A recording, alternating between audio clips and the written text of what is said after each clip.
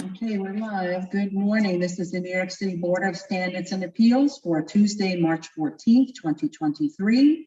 We'll begin with the BZ calendar, continued hearing items.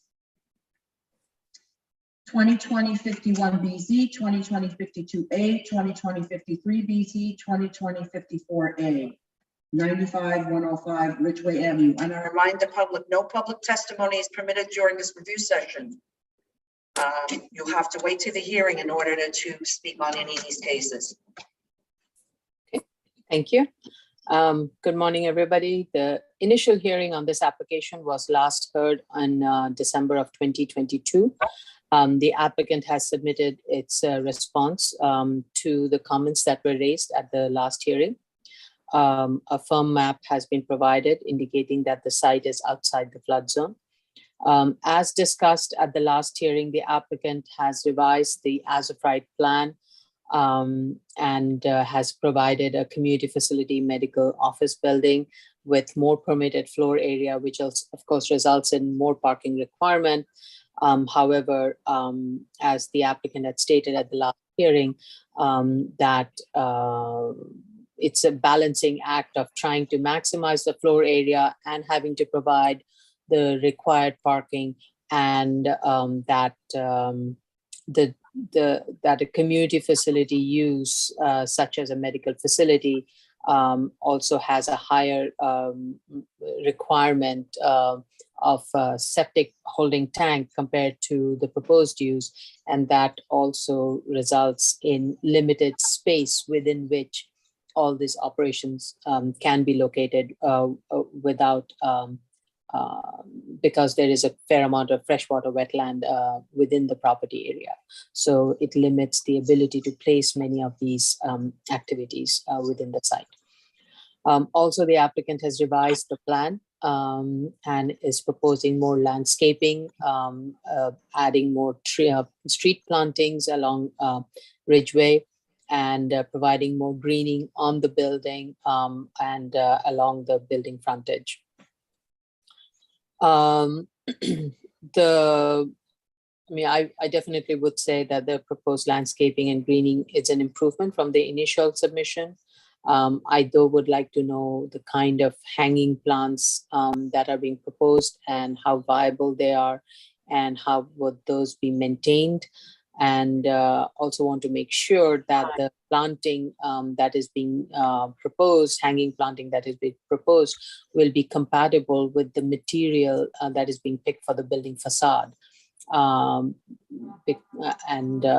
seen some of the storage facilities made out of a metal, have a metal finish, and just want to make sure the planting will not in any way affect or corrode that kind of finish. So those need to be all thought through together so that there is less wear and tear, and maintenance is easy to be done, and does not make the building look shabby in a very short period of time.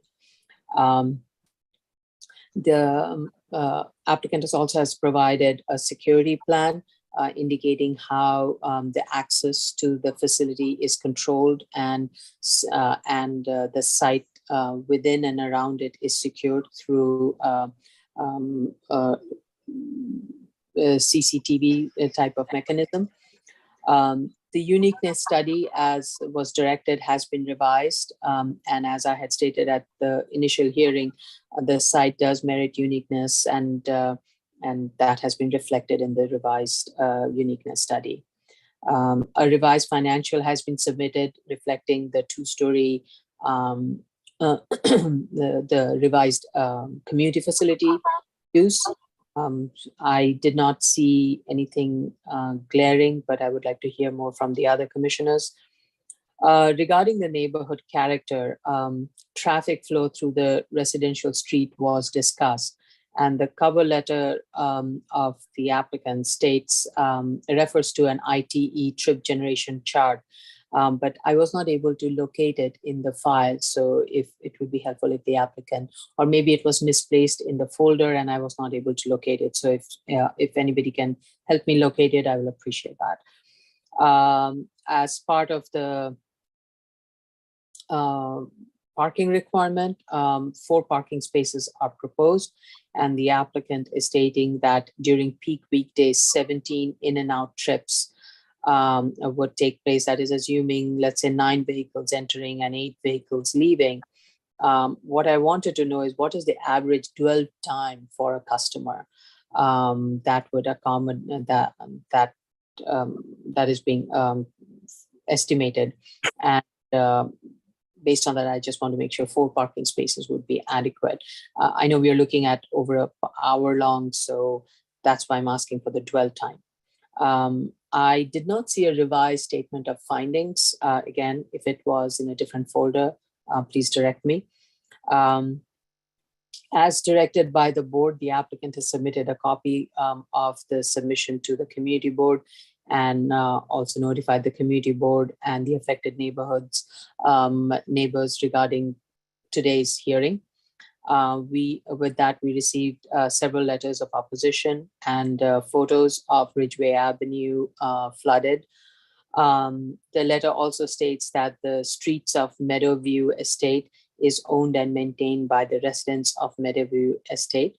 I would like the applicant to clarify if there is any agreement the property owner of the subject site has to abide by regarding street maintenance. It would be helpful if the applicant can also clarify,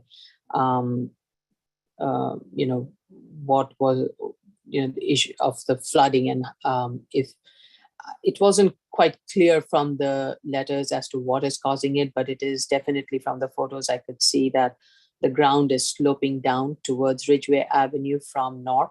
So if the drainage along the way is, it's natural for water to slope down to go towards lower end. So if the applicant can provide some clarity, that would be helpful. Fire department has issued a sign-off on this application. We still have an open secra. Unless there's an update on this, Ms. Benke.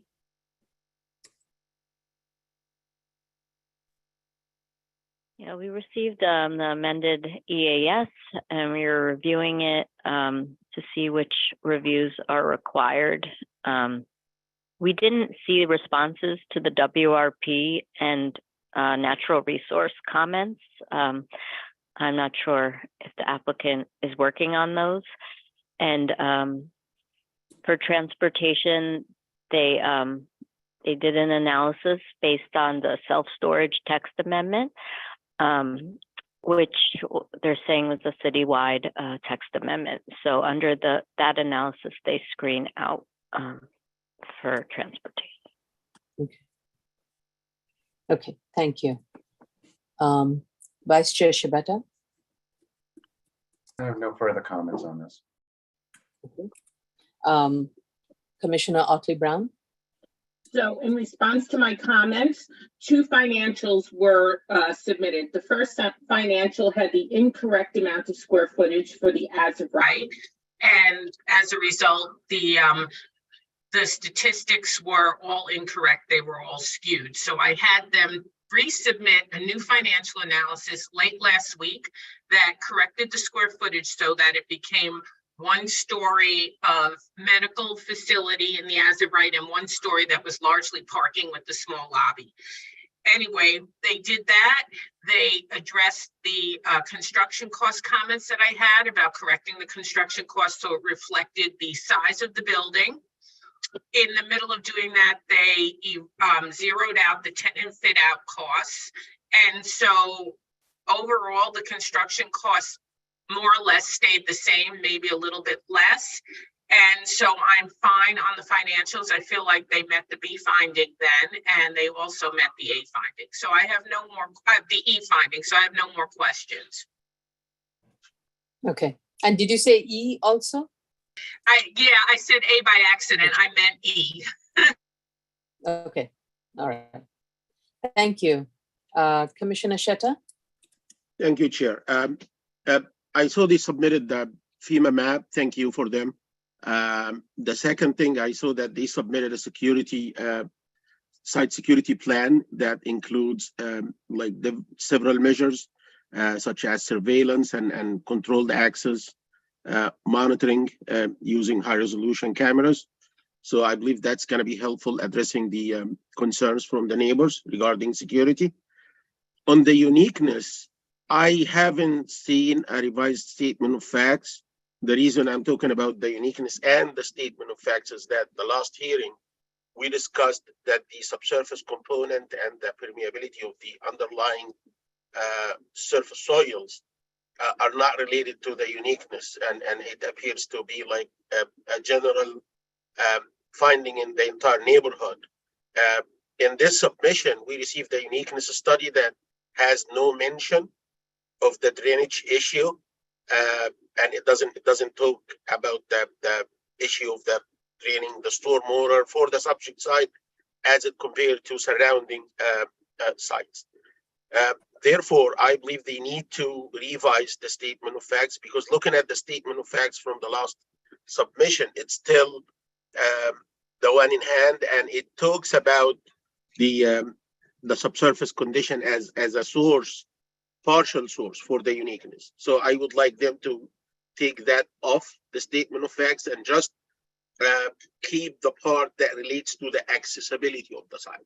And I believe this by itself is enough to look at the site as a unique site. I'm convinced of the uniqueness, but I want to just exclude the subsurface and the subsurface conditions and the drainage because they are not relevant to this specific piece of land. So finding A, I'm fine with it. The next point I want to talk at is looking at the as of right proposal, the community facility that is submitted.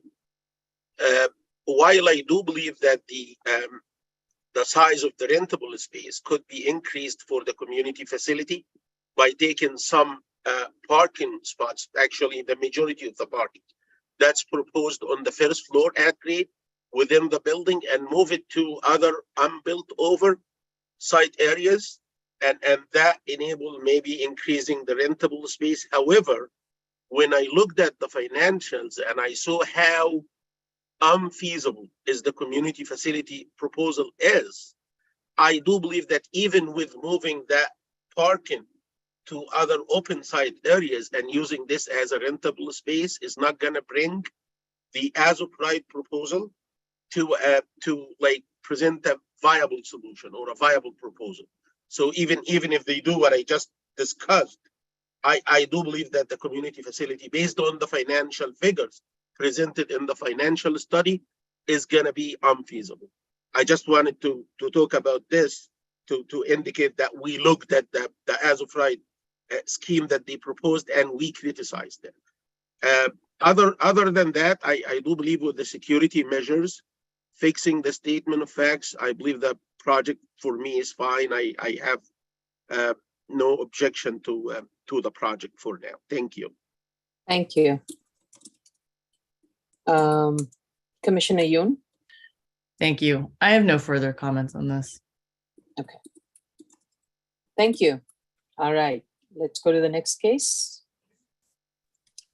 Item number 30, 2021 50BZ, 50 Lawrence Avenue, Brooklyn. Okay. Just scrolling through my notes. The application was last heard in December of 2022. Applicant has provided its response to the comments that were raised at the last hearing. The statement has been provided regarding the site search criteria, site consideration, the sites that were considered for both purchase and lease, and the sites for lease and purchase were identified in the as of right zoning districts. And most of the sites, they were in the as of right zoning districts, were outside the catchment area for the school. It provided a narrative of why each one of these sites were not viable or was not possible to meet the programmatic, the basic site search criteria of first of all being the criteria, the catchment area, then the size, and the availability and the rent of the space.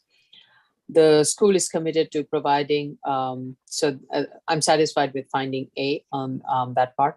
With regards to, at the last hearing, the board asked the applicant to provide school crossing guard, and we have a letter where the school is committed to providing a school crossing guard for the safety of the students at the arrival and at dismissal. I would like the applicant to clarify the location of the school safety guard.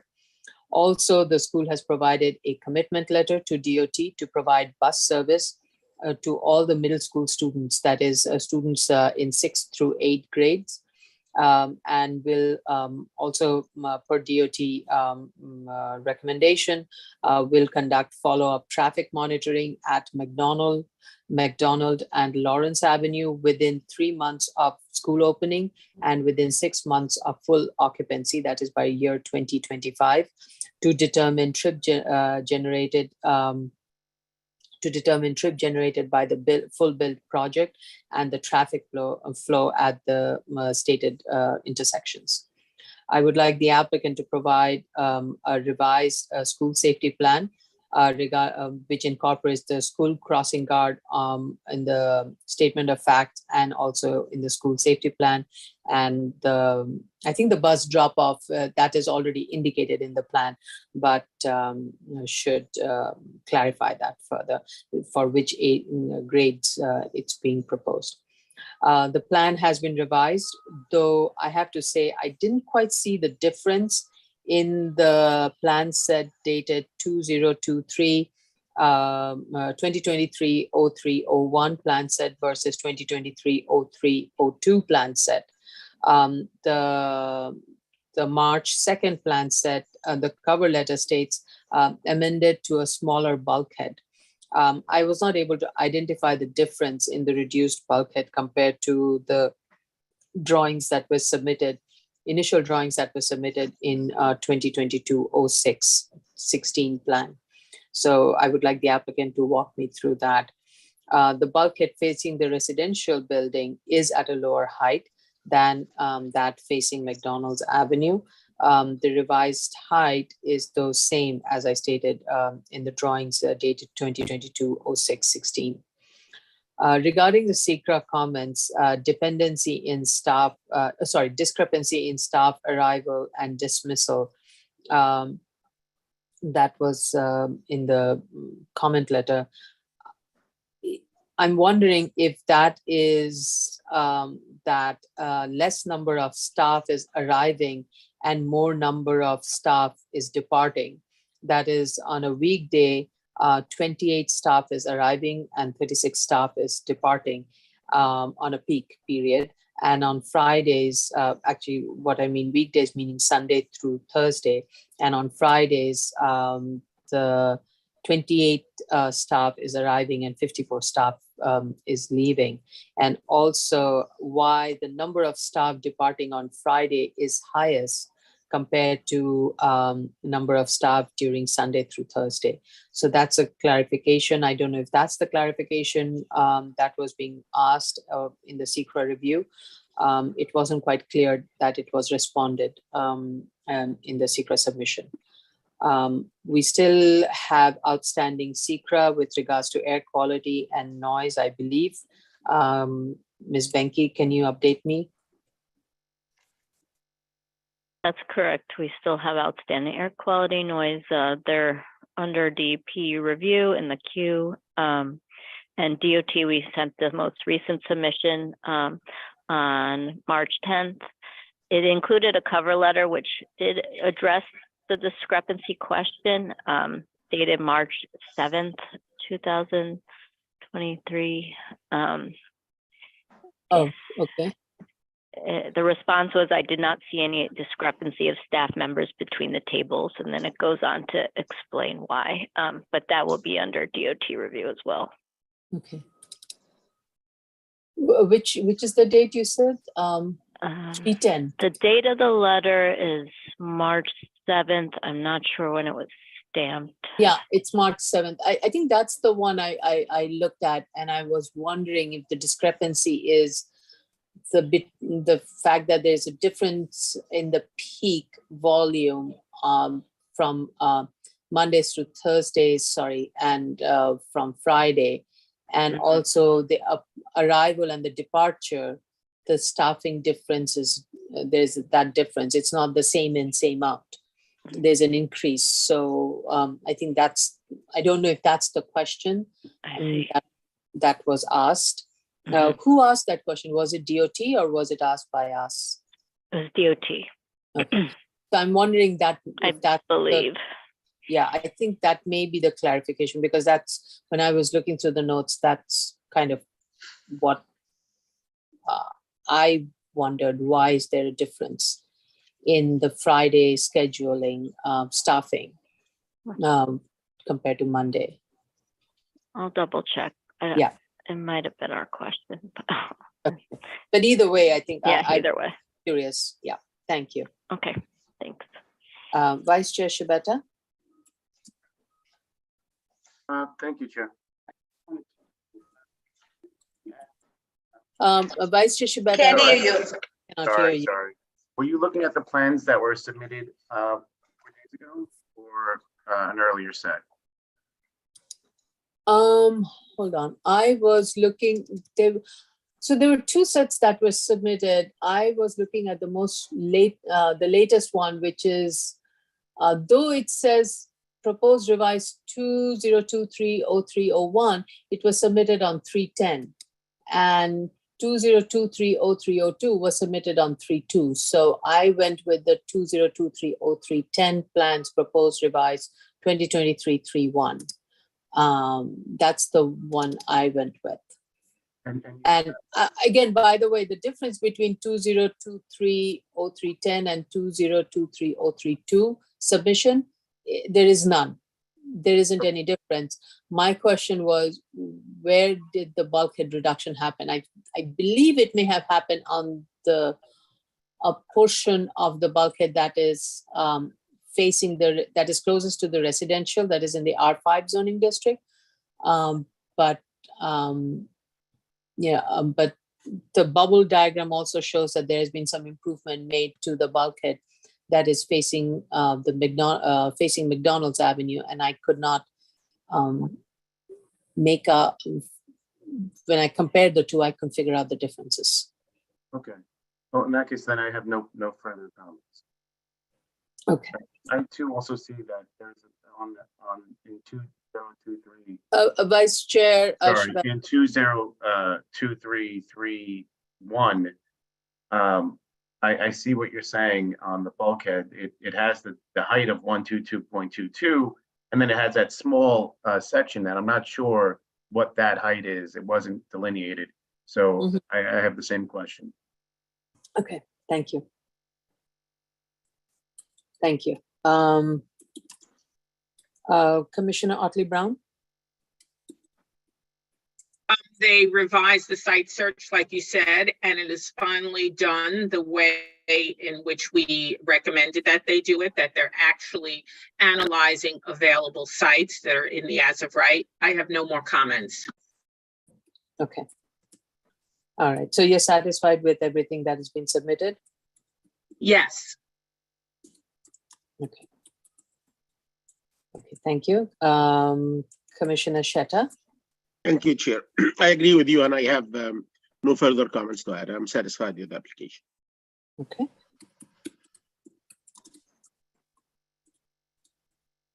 Okay, Commissioner Yoon, thank you. Thank you. I also didn't see any difference between the 310 and the 32 plans, but those plans do show on page 21 that there's no longer a stair B extending up to the height of the elevator machine room. So that is one notable change since any of the plans that were submitted in 2022. Other than that, I don't have any further comments. Right. Yeah, only thing, I think few more machineries have now been placed next to the stair bulkhead A, and there is a screen that has been put, which also will be a noise attenuated screen to prevent any noise generation from that affecting the residential neighbors. That's on page 20. But that's on all of the, or at least that's on the November 2022 plans. Oh, it is also on the November 20, okay. As far as I can see, the boundary of the fence has shifted slightly. Because they used to have what looked like exterior stairs going up to the top of the elevator machine room, but that's become a ladder on the wall. And so there's some minor, not substantive changes to the bounds of the fence, but that seems to have been there since last fall. Okay. I only have one question with regards to, as I'm looking at the plan, on the roof. So there are mechanical systems on both sides of the stair A, towards the front and towards the back. And the fence that is being proposed, it's proposed mostly to shield the mechanicals that are located towards the back of the building. The question I have for the architect, applicant, and Commissioner Yoon, you can also help me understand this. Would a fence be required along the front portion of the building towards the residential to provide some buffer, noise and visual buffer? I don't think the visual buffer is an issue. It's mostly the noise buffer from that little bit of the mechanical unit that is located in front of stair A, facing Lawrence Avenue, towards Lawrence Avenue.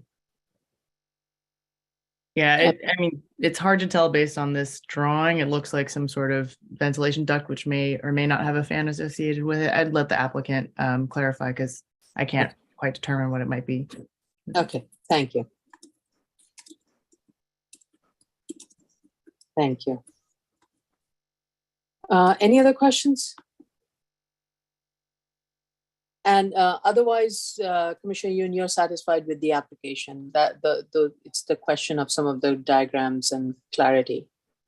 That's correct. Yes. Right. And Vice Chair Shibata, you're also otherwise satisfied with the application? I am. Yeah.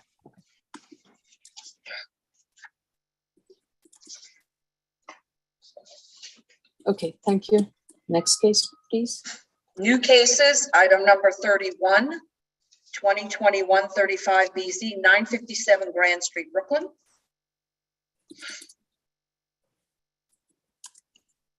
All right. We have received proof of service of initial filing and proof of hearing notice. Community board has voted to disapprove the application. The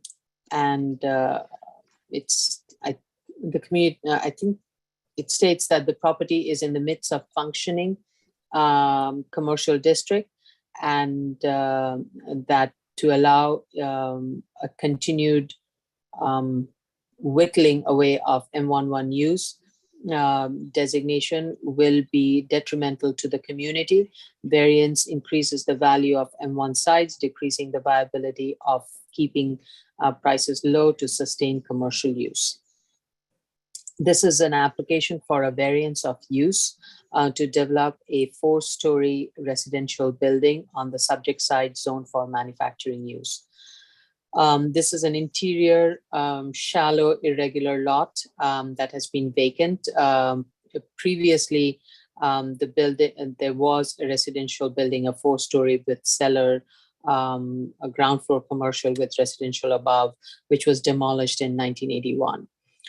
The applicant is proposing a 4-story walk-up with cellar, residential from ground floor all the way to 4th floor, consisting of total of 8 dwelling units.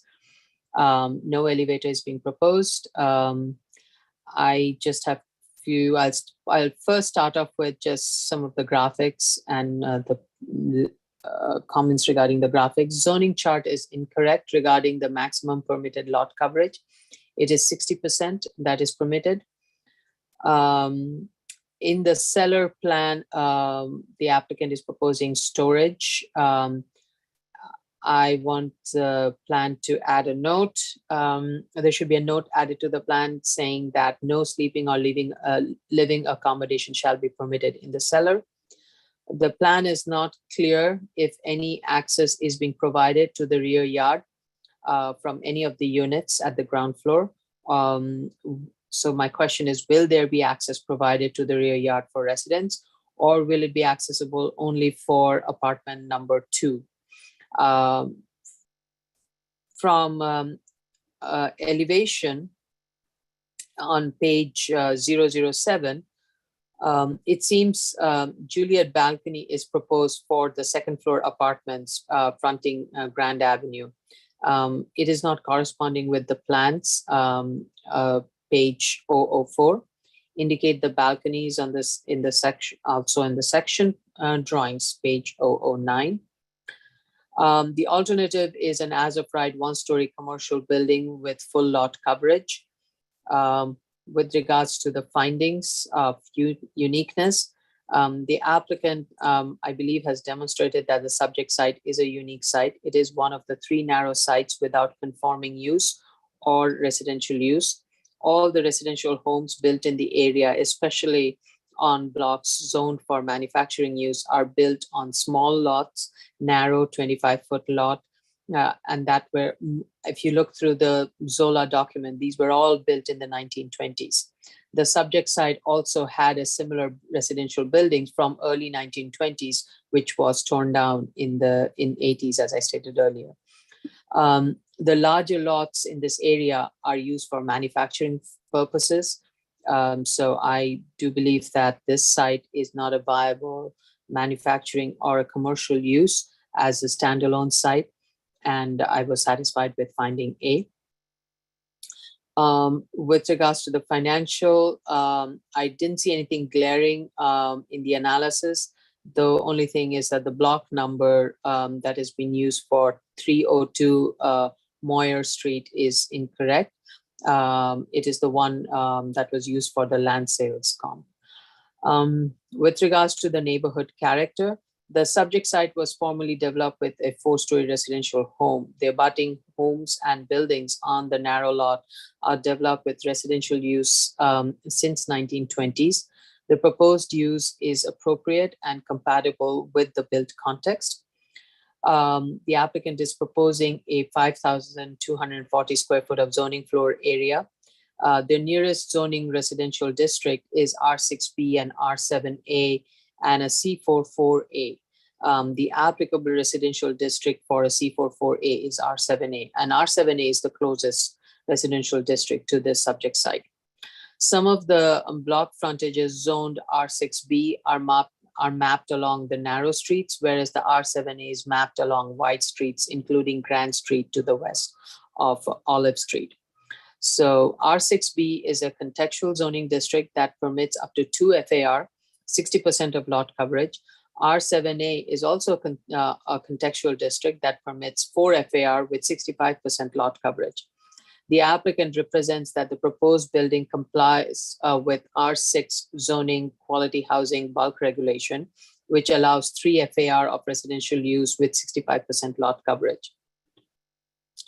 The proposed 2.5 FAR is less than that would be permitted in an R7A district and R6 district bulk.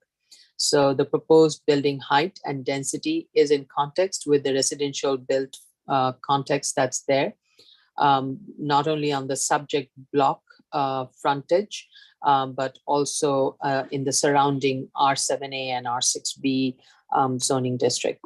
The applicant needs to provide a trash storage in front of the building or within the building, which I think given that this is not an elevator building and it's such a narrow site, it would be difficult to provide. So at a minimum, the applicant needs to incorporate a good trash storage plan that would be located in front of the building and will be nicely buffered. And it's more of those structures I've seen. These are like already built-in boxes with a lid on top of it. So it prevents these individual trash bins stacked in front and moved around and becoming an impediment for the pedestrian and an eyesore, of course. So the applicant needs to provide a sample spec of the kind of trash container that is being considered. Any comments? I do have comment about the the layout of the 0 bedroom. So there is one studio that is being proposed on the ground floor, and that is a designated handicap unit. It is the smallest unit with no closet space provided, and it will be, while it will front Grand Avenue, I am concerned about the unit layout and it being not adequate to provide some basic services. So some improvements should be conducted, should be made to the studio space. I also have a question as to why a ground floor commercial use was not considered on the subject's lot. There is a commercial use along the subject block front, and there was a BSA application that was granted for 951 Grand Street, which included a ground floor commercial use. So the statement of fact should provide narrative as to why it is not a viable use on the ground floor. With regards to self-created, the subject lot and the abutting 2 lots, lots 16 and 47, were in common ownership between 1989 to 2013. These 3 sites were purchased and sold at different times to different entities. During common ownership, the subject site had remained vacant, while the other 2 lots were developed with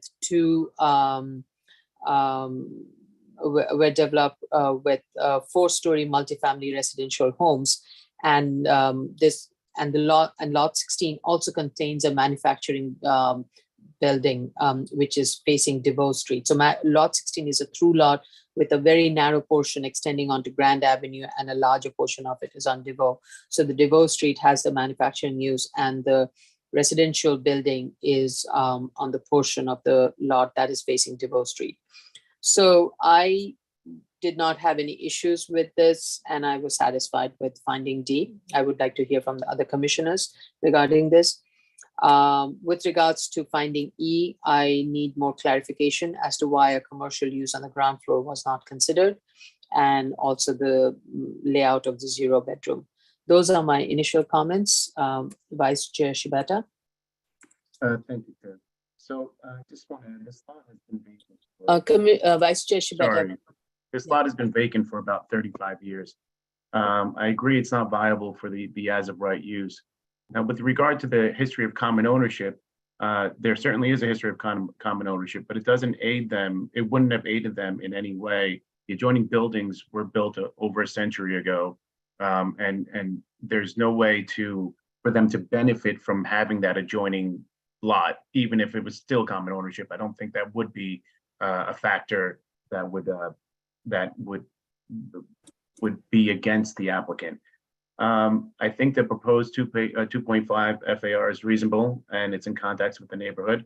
I agree with your statement with regard to the first floor and potential commercial use. I think they should discuss that, and I have no further comments with regard to this. Thank you. Yes, the other thing with regards to the hardship, there are 2 residential buildings, and these residential buildings, they look like they're in good conditions. So it's not like they're boarded up.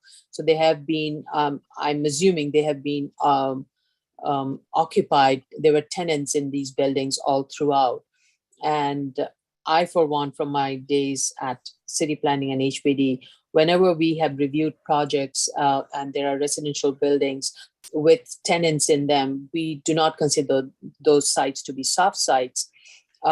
Because it is very difficult to vacate an occupied building and then make those viable development sites. So even if there was common ownership, possibility of combining all of that and developing is a long-term goal, if anything. Not to mention the cost. And cost, yes. Okay, Commissioner Otley Brown. I'm convinced of the uniqueness of this site, and I thought that the uniqueness report that was done, the analysis was done well. So I don't have any questions as to uniqueness. And actually, as to the B finding, I found that their financials were very reasonable, and I actually do not have any questions. For the first time in 16 years. Bravo to the applicant. Yeah, I find that the development actually fits in well in this area. I don't think an as of right use would be viable in between two residential buildings. And while the chair and vice chair have questions as to having retail on the first floor, I actually have no preference one way or the other, because one of the buildings on one side has no retail on the first floor and the other one does. So it shows that either option would fit in fine in the character in my position. I did note that the common ownership between the years of roughly like 1983 and 2019, it's actually shifts for each lot.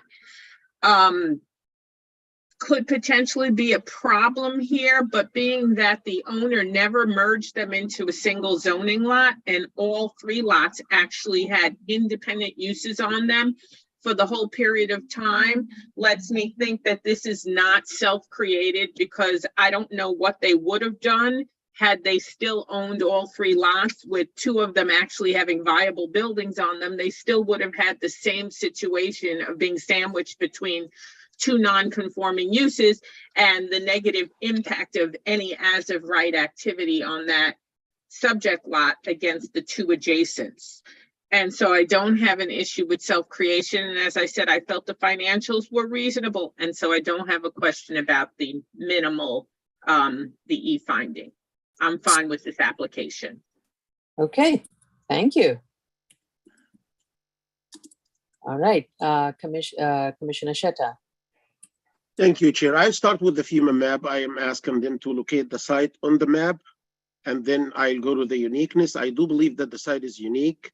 However, I believe that uniqueness relates to the size, not to the irregularity of the site. I don't believe that irregularity is contributing to creating hardship for the site. However, based on the size of the property, I do believe that it cannot be viably used for a manufacturing use or a commercial use. So this is one thing. On the size of the building, I believe the size of the building proposed is very reasonable. 1.5 FAR jives with the neighborhood character. Regarding the self-created hardship, I can see that going back to 1890, or even maybe 125 years ago, that two adjacent lots have existing buildings, meaning that the current owner of that property could have not benefited from merging his property with one of the adjacent lots. So I don't think this is a self-created hardship. And I do agree with you, Chair, regarding the commercial use on the first floor. I believe it's possible, but I'm willing to listen to the applicant why they don't want to go with that proposal. Thank you. Okay, thank you. Commissioner Yoon. Okay, at the risk of being repetitive, I had a number of notes, and so I'm going to just go through them quickly. As far as the equivalent, I also thought R6 didn't make sense, but I thought an R6B made more sense than the R7A, but I don't know that it has a material impact on the bulk that's being proposed. It's just the R6B is the most directly adjacent district. Again, I don't know if that really makes a difference in the proposed design. A couple of smaller notes. The rear yard, they note in the statement of facts, is 40'2" deep, but it's actually, because it's a triangulated back rear yard, they should be clear that the shallowest depth is actually 34.17 to 40'2", so that it's clear that it's not a consistent depth. Obviously, it still meets the requirements for a 30-foot rear yard.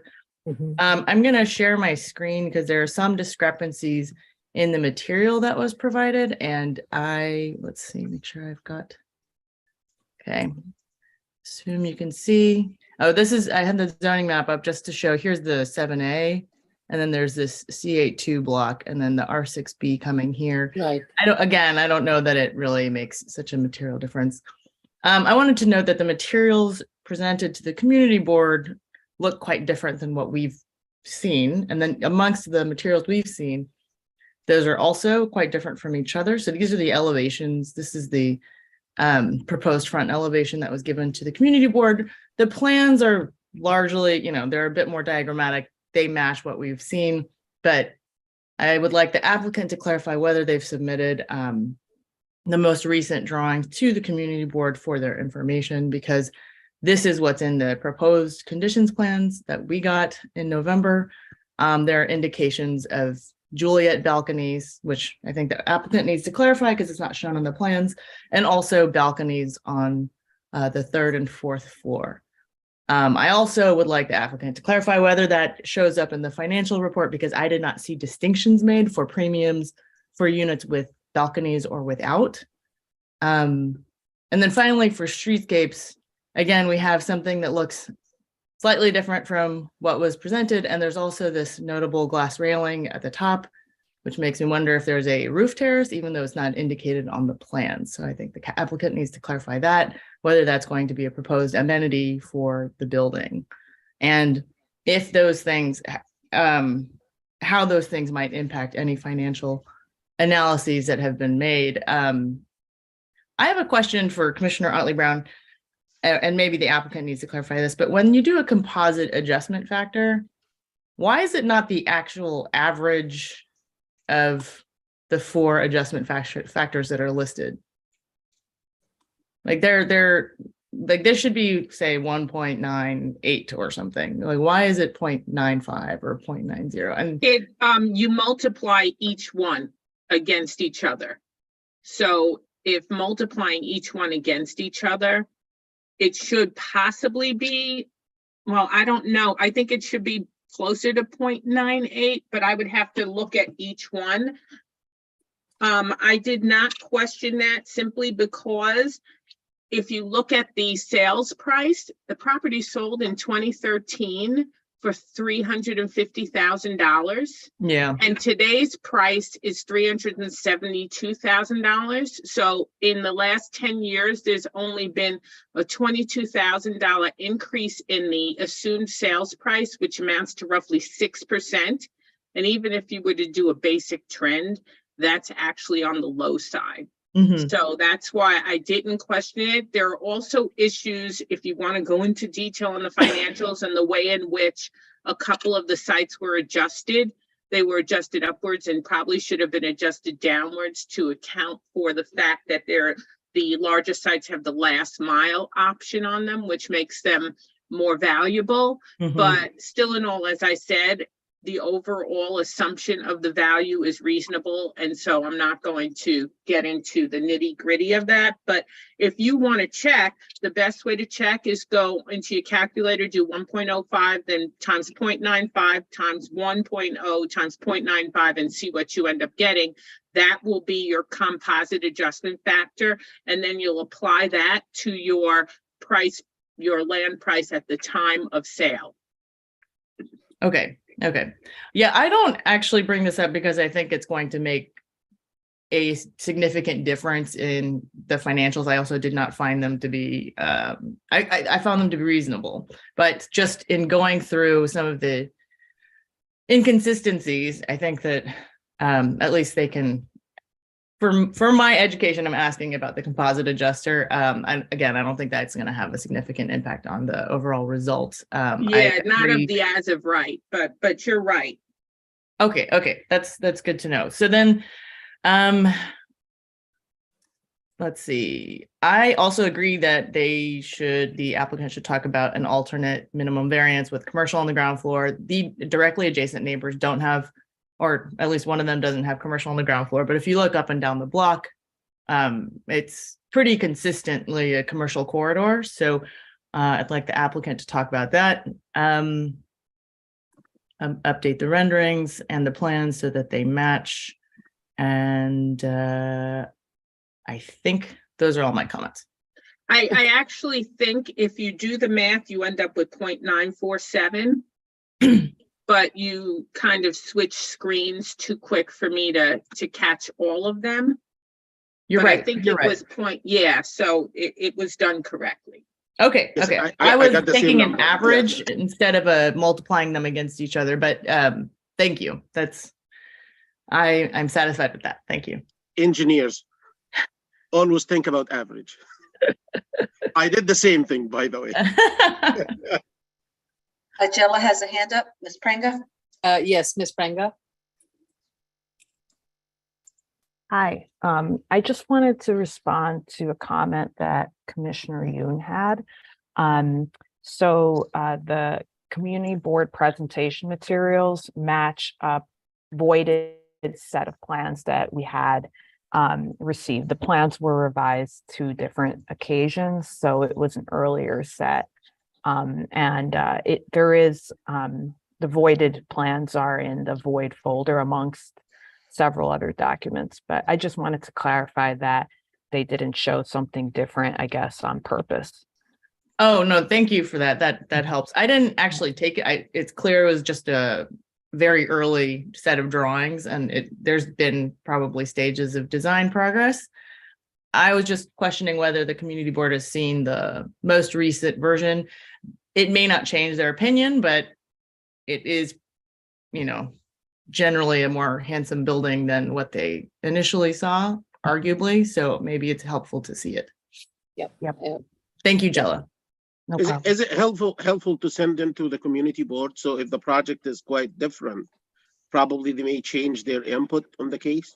I think in this case, the community is just totally against residential development. So I don't think a better looking residential building is going to change their viewpoint.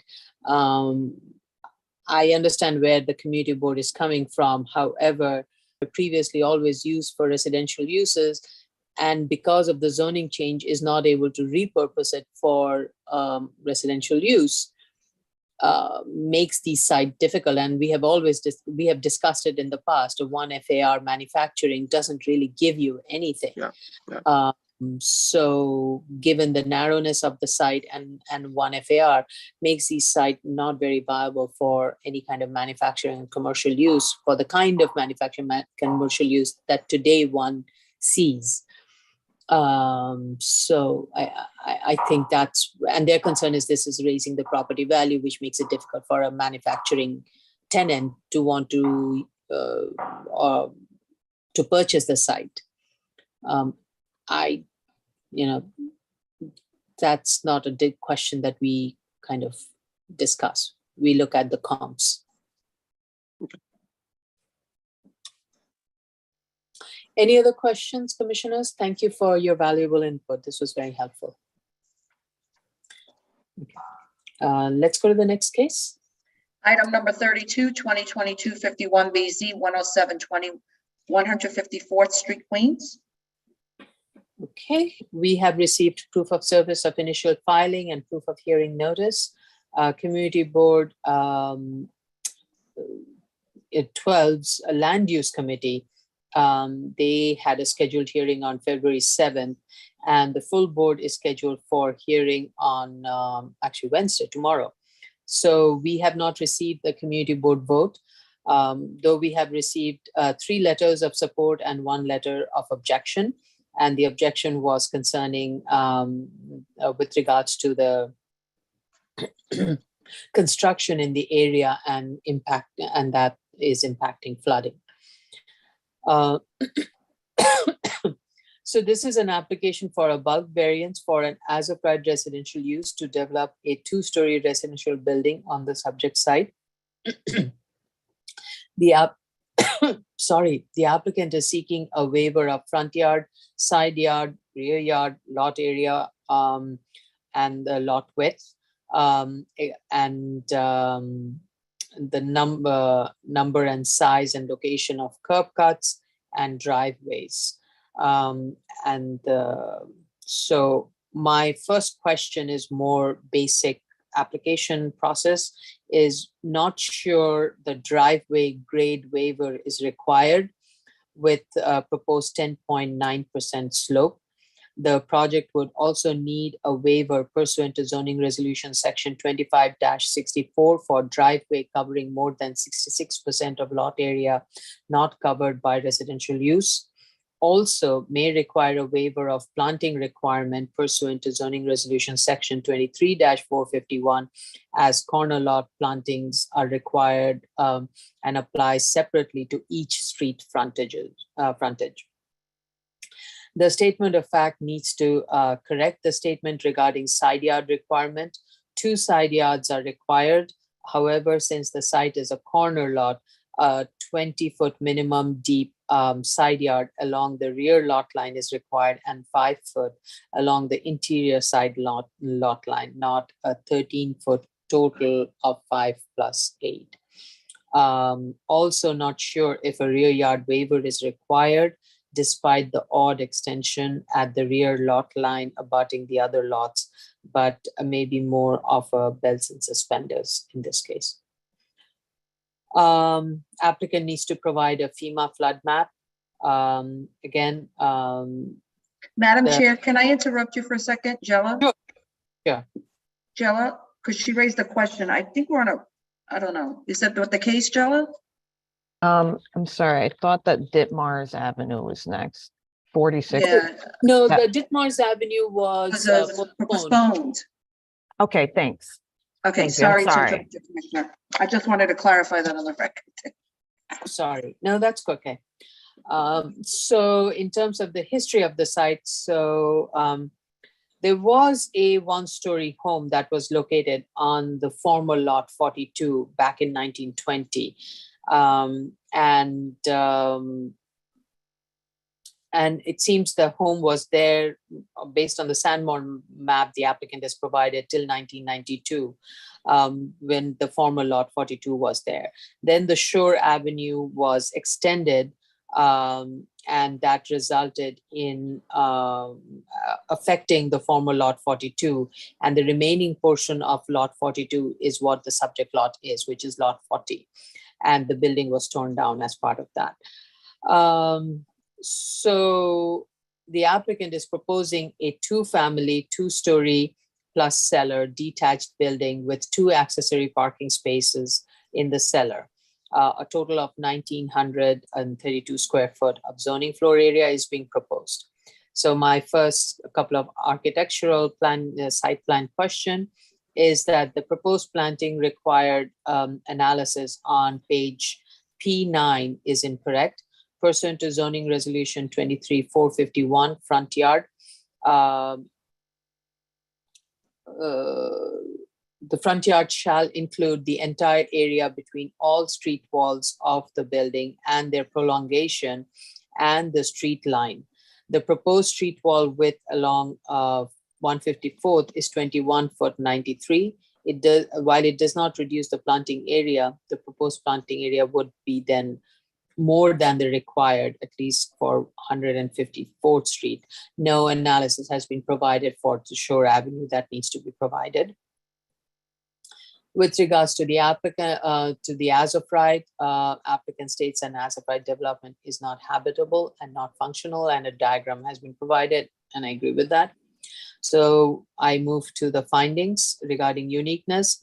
The applicant states that the uniqueness of the site stems from the way the site was created to allow for the extension of Shore Avenue to 15th Street. I think I have the street number wrong. Maybe it's 150th Street. In 1990s. Historic map was provided showing that former lot 42 developed with a bungalow was divided up to allow for the Shore Road extension and the creation of subject lot 32. The narrow extension in the rear of the lot was former lot 29 and a creek per 1920 tax map. So it is the only lot that remains vacant and undeveloped. In addition to the history and of the creation of the site, the applicant should provide a study of corner lots abutting Shore Avenue regarding the uniqueness. A financial analysis is not required for this site.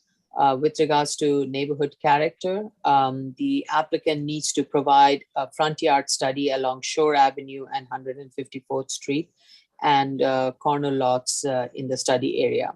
The front yard along Shore Road is 10 foot deep. My question is, would it be worth considering to locate the building towards the southern lot line to allow for a deeper front yard along Shore Road? I would like the commissioners to give me their thoughts on that. Does the site qualify as a predominantly built up area to require an 18-foot deep front yard along 154th Street? Also, if the front yard is reduced to 10-foot depth, the building can be moved by 8 foot to the front, and this may allow for a more gentle driveway grade. I am concerned about the line of sight of approaching vehicles on Shore Road and for vehicles backing out of the curved driveway. With regards to self-created, it meets the findings. With regards to minimal, the site is encumbered and is not developable. The proposed variance is reasonable, though want clarification on the front yard driveway location, and an additional variance that may be required regarding driveway and planting requirement. So those are my initial comments. Vice Chair Shibata. Thank you, Vice Chair. Thank you. My question, can you restate what you were suggesting with regard to the front yard?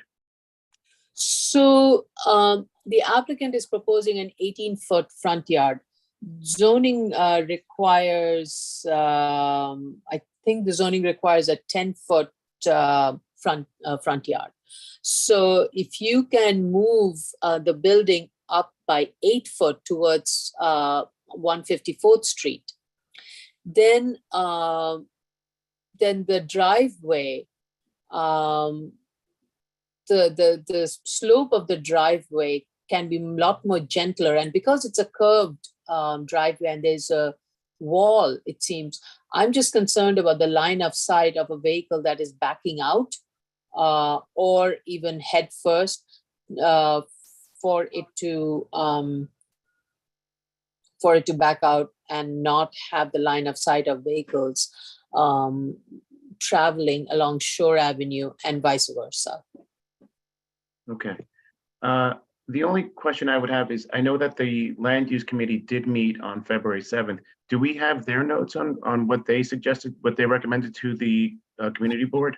I did not see that. Community board. There's a community board recommendation letter. How did I miss that? Oh, no, this is for a different application. I'm sorry. I am looking at the wrong set of application, 2021-50. No, for this one, I didn't see a community board. We Ella, don't do you have have, any information? we don't know have a that- community board, a full board. The full board will be after this hearing. I'm sorry about that, but they did go to the land use committee. As you see, the agenda was provided and they made a presentation in February. And I think the land use committee asked them to contact the neighbors next door. But this is just based on what I was told verbally. I don't have anything written from the land use committee. Thank you. Okay. Yeah, I don't see anything in the file. Thank you. Thank you, Jilla, for confirming that. Okay. I have no further comments. I have to say my statement about the curved driveway, I'm not a very good driver, so I'm thinking of myself trying to back out of it, and I'm projecting my concerns. So, and I think here in the panel, I have much more seasoned drivers who can probably navigate this with their eyes closed. But I just had to throw that out of my abundance of concern, my lack of ability to drive properly. Well, no, I think the slope, I think you make a very good point with the slope, in that going up a high slope can, depending on your car, make the front bumper scrape. But other than that, I don't, I just want to hear it out and think it through. Okay, thank you. Commissioner Otley Brown. So I have just one question on the uniqueness finding, and it had to do with the ACRIS analysis. They gave us an ACRIS document listing to show that lots 30, 35, and 27 are currently owned separately and apart from each other. But the question is, what about 1961? I think they need to just put that to bed as well. Then Can you clarify? Can you clarify? I mean, what has that got to do with uniqueness? To ensure, because it's saying that it's a deep, narrow triangular lot. So you want to make sure it wasn't part of a lot. So it's part unique and part self-created, basically. But the self-created is resulting from the construction of the Shore Avenue. Yes, I know it is construction Okay. of the Shore Avenue, but you want to make sure it wasn't, you just want to dot your I's and cross your T's and make sure it Got it. wasn't owned in conjunction with the lots on the other two sides of it. And Got in it. all probability, it wasn't in 1961, just like it isn't now, but they didn't give it to us. And frankly, with all the reading we had to do, I didn't have time to do a deep dive on the ACRIS analysis myself. Usually we don't get just a bunch of listings. Usually we get a nice title report that actually gives us year by year when the deeds change ownership. It'd be nice if we had that. As for the character finding, I find that they needed a front yard and a side yard study just to confirm that what they're doing is within the range of what's occurring in that neighborhood. And for the E finding, while the front and side yard studies would also be helpful here, a building width study would also be helpful, just to determine that a building width of 22 feet at its widest is in keeping with everything else in the neighborhood. And that's it. Okay. With regards to the width, I mean, it narrows out to 10 feet. So this is the widest portion of the site, right? So you just want to Yes. see I the, just want to make sure that it's in keeping with everything else in the neighborhood, because when there is no financial, there's no other way to determine whether or not you're at the minimum variance, rather than to check with other developments of a similar type to make sure that you're within the range. okay. All right. Thank you for that clarification and the tie-in. I'm just putting the notes. Commissioner Shetta. Thank you, Chair. I find the site is unique. I also believe that the proposal is reasonable. I didn't see a FEMA map, so I'm asking them to provide one. I didn't see the self-created hardship addressed in the statement. Maybe I missed it, but if it's not provided, I am asking them to provide some like statement or two on that thing.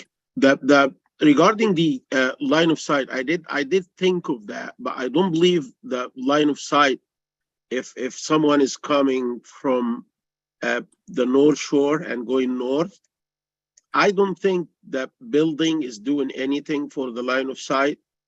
However, I'm gonna explain why I share your concerns, Chair, regarding that issue.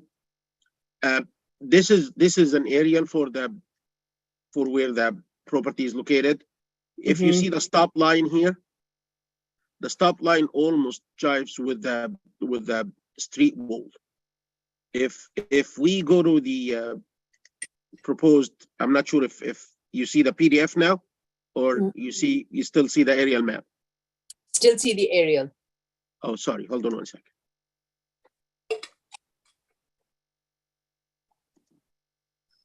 You see the PDF now, right? Yes. And this is the aerial map, correct? Right. Okay. So if you look at the stop line again here, it's with more or less it's with the street line. But if we look at the PDF, the street line is here. So that Right. the stop line for the for the stopping, the car to stop is almost here, more or less, maybe Right. here. Right. So the line of sight starting this point and going that way is not obstructed by the building. Oh, I'm not talking about that. I'm sorry. If you moved, my line of sight was from the driveway, and the driveway is towards the back of the building. Oh, okay. Yeah. But the concern I looked at and I thought about is the line of sight actually from a car driving here. Hmm. And I do believe this is gonna be obstructed by either the proposed entrance stairs, these things. So the architect might need to like limit if they're gonna put a handrail here. Make sure that if the car is stopping here, this thing is not gonna obstruct the line of sight. And in addition, I if it's possible, I'm not sure if it is, but if we can like limit the planting in the front yard to just lawn, that would be helpful, knowing that we do have two big trees right here, Right. these two. So I'm not sure if a car is stopping like that, the driver would need to be like extra careful before proceeding or making that turn. That's the concern I thought it need to be discussed. Yeah, But and I don't think it's. Can you go to the? Can you put the person, the yellow person, on the street at the corner? The PDF? No, can you on the map, on the Google map? Can you put the yellow person on the street? The yellow person. Yeah. Okay. So it's this is a one-way street, which will be making eastern. That's what I'm trying to figure out, which way. I believe it's two. I thought this car is going that way, and this car is going. If you have a stop line here, you have cars coming out, and this is a stop sign too. It's a two-way street, according to I see. Okay. the view. Okay. If it's one way, I wouldn't be concerned about that. But if it's two, and you have a car coming that way and making a turn, they need to be really careful. Okay. Okay. Okay, that's what I have for now. Thank you. Okay. Thank you. Commissioner Yoon? Thank you. I agree. We need the front yard study and the side yard studies. I went to the site. I'm also going to share my screen quickly. On the line of sight, just my initial thought is that they have this 6-foot high fence on the perimeter right now, and it doesn't seem to be hindering. I mean, because you have cars parked on all of the streets. I don't know how much plantings in the front yard would be worse than what they have now. And it seemed okay. It's not like a hugely trafficked street. In my, I was there for like 10 minutes, but I did meet a neighbor out there who expressed some concerns that maybe they'll be on the call today. So what I wanted to actually show is just something housekeeping. A section of the fence has fallen down, and that needs to be repaired immediately. And if the fence wasn't down, I wouldn't have seen that there's some debris and garbage on the site. But the fence is a security and safety issue, so that needs to be addressed soon. Right. I had a question on the shore road elevation. Of course, this is a corner lot, and so we effectively see the side elevation of the building, but it is quite long and very sparse. And so I would like to see some effort to make this a bit more residential or friendly looking to the rest of the shore avenue elevation or streetscape. Yes, it is very bare. Yeah. And it can be improved. And actually, interestingly enough, I mean, if you look at the plan, I mean, this is where the bedrooms are, and and it's getting the northern light, so maybe that's why. But northern lights are very good, uniform, and also western light. It will get also the western light. So yeah, I agree. It can be improved. It can do with improvement. I agree with you. Okay, great. Yeah, because it's a very long elevation for the neighborhood. So I think it Mhm. could be, there could be some effort. I also think it's an interesting proposal to shift the building southward. I think that, you know, whether you think you're a good driver or a bad driver, parking in tandem with 2 units in this curved, sloped, you know, ramp down to a cellar, and then having to back out of it does seem challenging. But if pushing, Thank you. I yeah. don't feel bad. Well, I mean, it's a tough. I mean, imagine if you're the guy who lives upstairs and you need to pull your car out, and there's 2. I don't know. It just seems like it's a lot of. Anyway, if it helps with maneuverability, that seems great. But it also may slightly help with the request on the front yard, because if you push it down, you'll just get a little bit more room, a little bit more offset from the property line. So I'd be interested to see what the architect thinks about that. And I think that those are my only questions. And you know, it may also make the building a little bit wider at the end, and especially the cellar space can be a little bit bigger, which allows for a little bit more maneuverability for the vehicle. That's like, one has to be really good at parking that last car without scraping the walls. Yeah. It doesn't look like from the photos of Commissioner Yoon that with the car in the back there that they may have that capability of driving. Okay. All right. Thank you. Thank you very much. Okay. Next case, please. Item number 33, 2022-96 BZ, and 2016-4249 BZ, 2420 Amsterdam Avenue, Manhattan. Okay, we have received proof of service of initial filing and proof of hearing notice. Applicant has met with the community board, though the board has not, I don't think it has scheduled a hearing date, and we do not have a community board vote. We did receive one opposition letter, and the opposition letter states that the site is in close proximity to 2 methadone clinics. This is an application for a special permit pursuant to zoning resolution section 73-19 and to amend the previously approved variance to convert a portion of the newly constructed commercial building for a charter school use group 3, which is not an as of right use on this in the zoning district. As you may recall, most of the commissioners that I think Commissioner Shetta and I think only Commissioner Otley Brown and I were there when it was brought before the board in 2017. The board had granted a variance on this application in 2017, and the variance was mostly with regards to use, density, and bulk regulation. A portion of the site is located in an R8 zoning district, and the remaining portion of it is in a C8 zoning district, sorry, R7 and a C8 zoning district.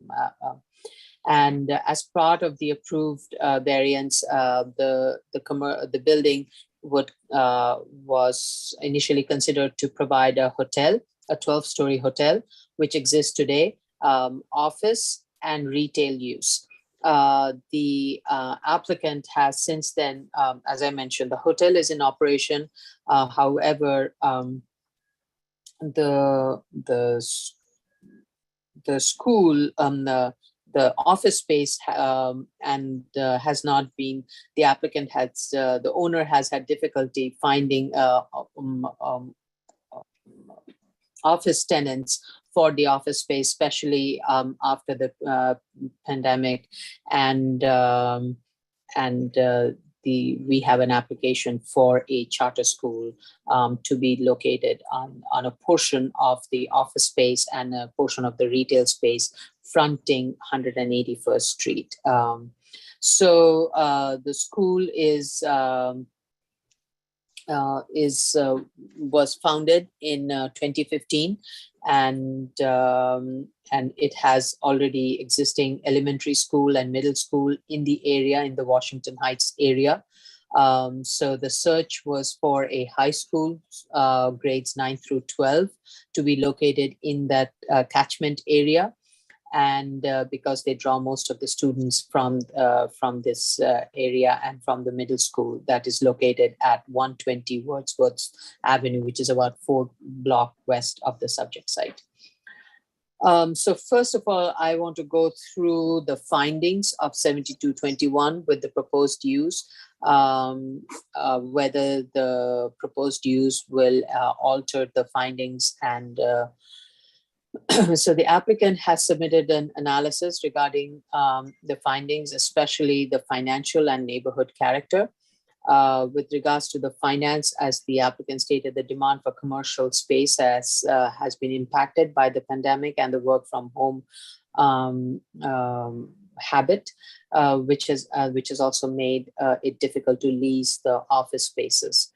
The applicant has revised the financial analysis, and due to the reduced per square foot rent for community facility, than the previously approved, the project value therefore reduces, but it still is what the applicant is considering. So I would like the commissioners, I would like to hear from the commissioners. With regards to the neighborhood character, the proposed school use would not be out of character. That's my opinion. There is a mix of use in this immediate area, including residential and commercial use in the residential zoning district that abuts the C8. The applicant states that the middle school is located 4 blocks from the subject site, and most of the students coming to the high school would be coming from the middle school program. So I believe from a neighborhood character, the building is already built. It's just going to occupy a portion of the retail and the office space.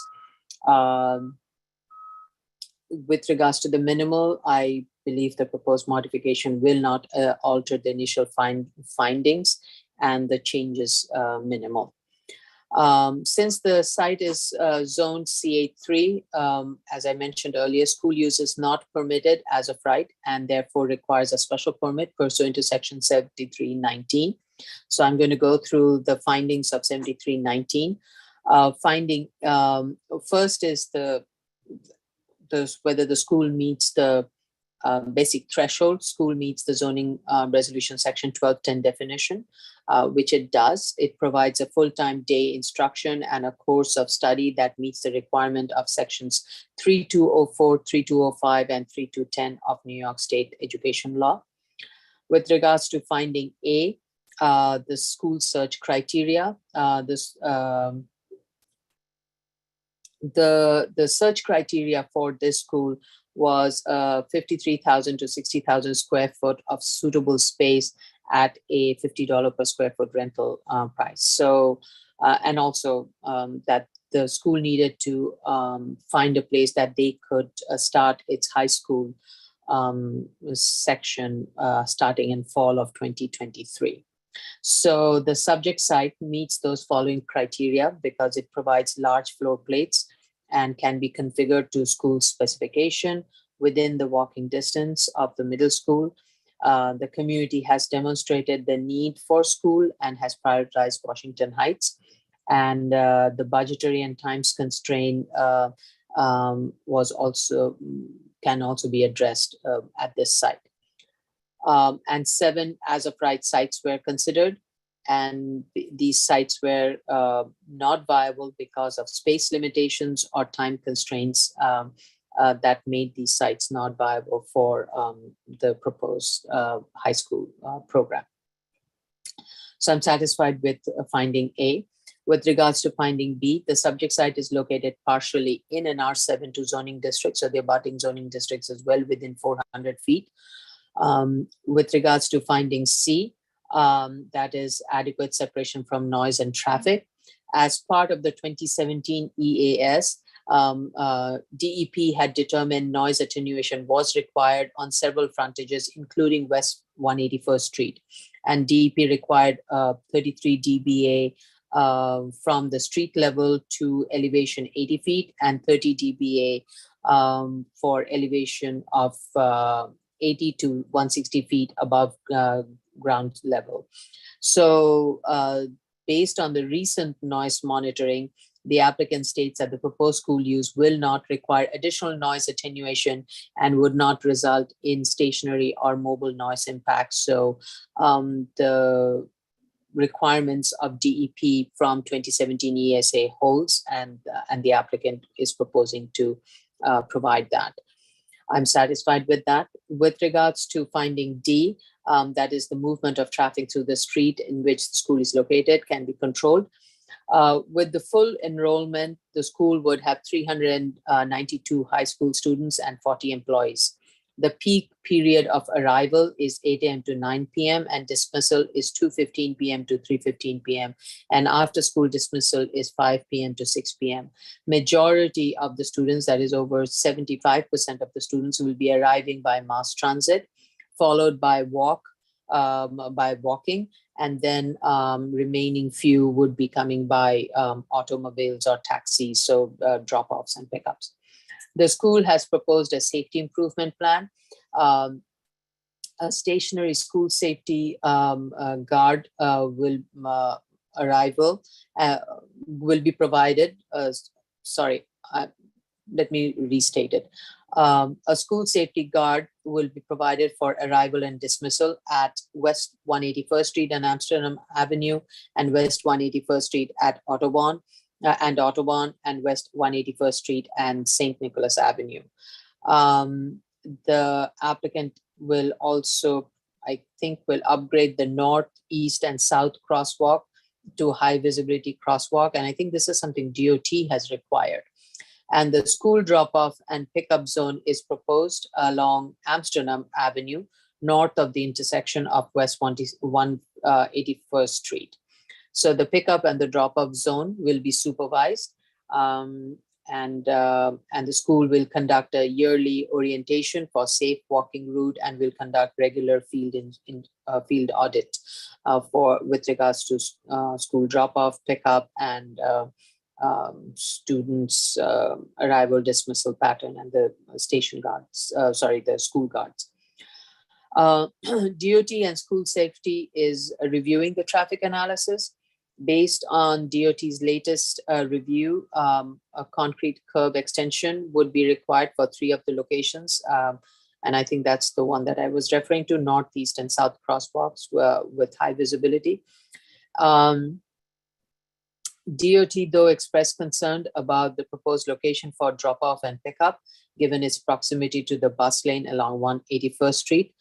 The applicant, I would say, we did see, first of all, this is a site that went through a variance and went through a rigorous environmental analysis with regards to traffic, noise, air quality, everything.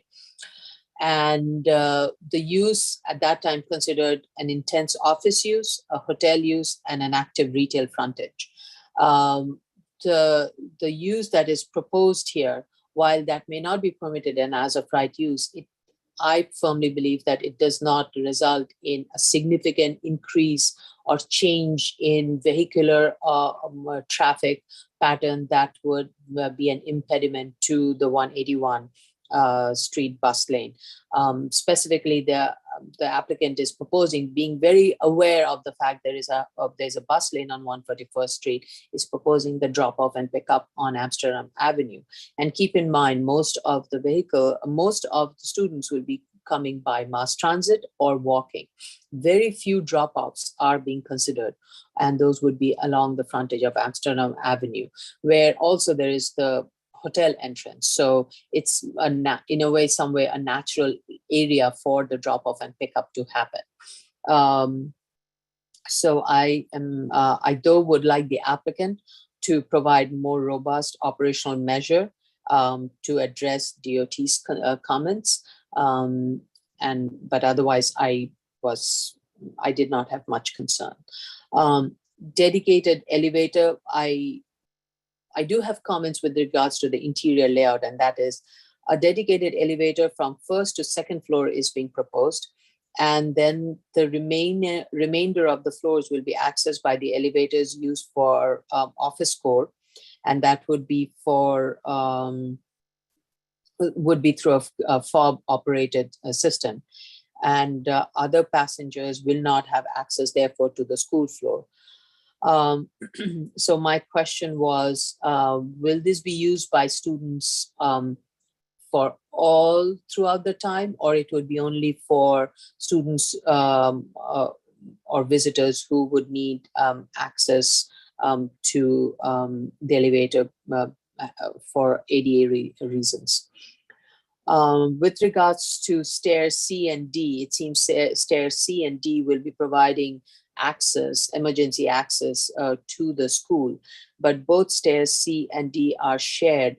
Stairs C would be shared by the hotel and stairs D by the office. So my question is, will both the stairs be used by the students to traverse vertically from one floor to the other? And it seems there are gates that are alarm gates would be located within the staircase to prevent office tenants from accessing the school space. So I would like the applicant to clarify regarding the access within the school floors, and will the students be using the internal stairs and the elevators to go to different floors? And applicant needs to provide a security plan indicating on the plan where the alarm gates will be located, and indicate the fob access and any security camera that would be located at the stairs on the elevator core, and any additional operational elements that we need to know regarding the separation of the school from the hotel and the office space. So those are my comments. Vice Chair Shibata. Thank you, Chair. I agree with your comments. I think the proposed modifications do not upset the original variance finding, especially when we consider that a school would receive deference. I was also satisfied with the site search and the remaining provisions of the special permit findings. I wait to hear what the community board votes, and as well as the applicant's response to the DOT. I believe we still have FDNY and DEP still outstanding. Yeah, Vice Chair, Ms. Prenga has her hand up. I think she hasn't mentioned about the community board. Okay, go ahead, Ms. Prenga. We received the community board recommendation on Friday. Oh, I hope that you all, I guess it wasn't seen, but it was in favor of the application. It was 33 in favor, 1 opposed, 0 abstentions, and 1 not voting. We did get it very late before the hearing, so I just wanted to let you know it was in favor. And there are a lot of recitals, but the end conclusion states Community Board 12 Manhattan supports the application submitted to the Board of Standards and Appeals on behalf of the school in the square, requesting a special permit to allow the school to occupy office space in the radio tower, with the understanding that the school meets with the youth and education, traffic and transportation, and housing and human services committees to discuss matters under their purview. So sorry, I just wanted to give you that since you mentioned it. Oh, thank you. Yes, now I see it. Yes, thank you. It did arrive very late, so that's why I didn't catch it. Thank you. Yes, go ahead. In which case, I have no further comments. Thank you, Chair. Okay. All right. Commissioner Otley Brown.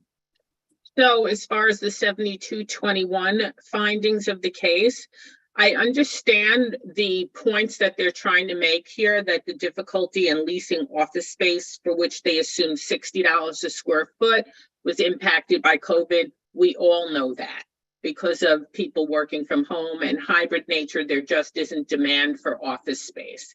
And then, of course, it makes sense that if you're replacing $60 a square foot in rent with $50 a square foot in rent, then you're certainly not impacting the findings in a way that would suggest that this isn't the minimal variance.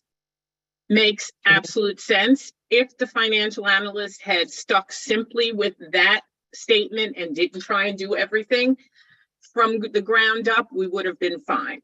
But however, when I look at the financials, there are a couple of errors, some of which are really minor, some of which implicate their whole argument. So I'll just go through with them. The minor ones have to do with, and I'm talking specifically about page 6 and 7, the way in which the development costs are listed and the components that make up the total development costs. Between pages 6 and 7, there are several different numbers that keep changing, and I'm not sure why. So for instance, on page 6, original development costs are listed as 161,102,000. When I add up the different components, I get 161,588,000. The new development costs on page 6 are absolutely correct between what's listed and what I get. When you go to page 7 and you look at the original development costs, once again, it's listed at 161,102,000. When I add up the components, I get 157,124,000. And as for the new development costs, it's listed as 161,490,000. And when I do the math, I get 154,094,000.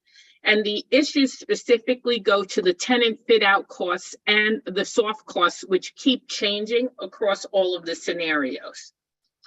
Anyway, based on their argument about having to replace the office income and the retail income with the school income, you would expect that the overall gross income should go down. However, the total gross income and the net operating income is actually higher in the new proposed, not due to the situation with the office income, but because the hotel income is increased.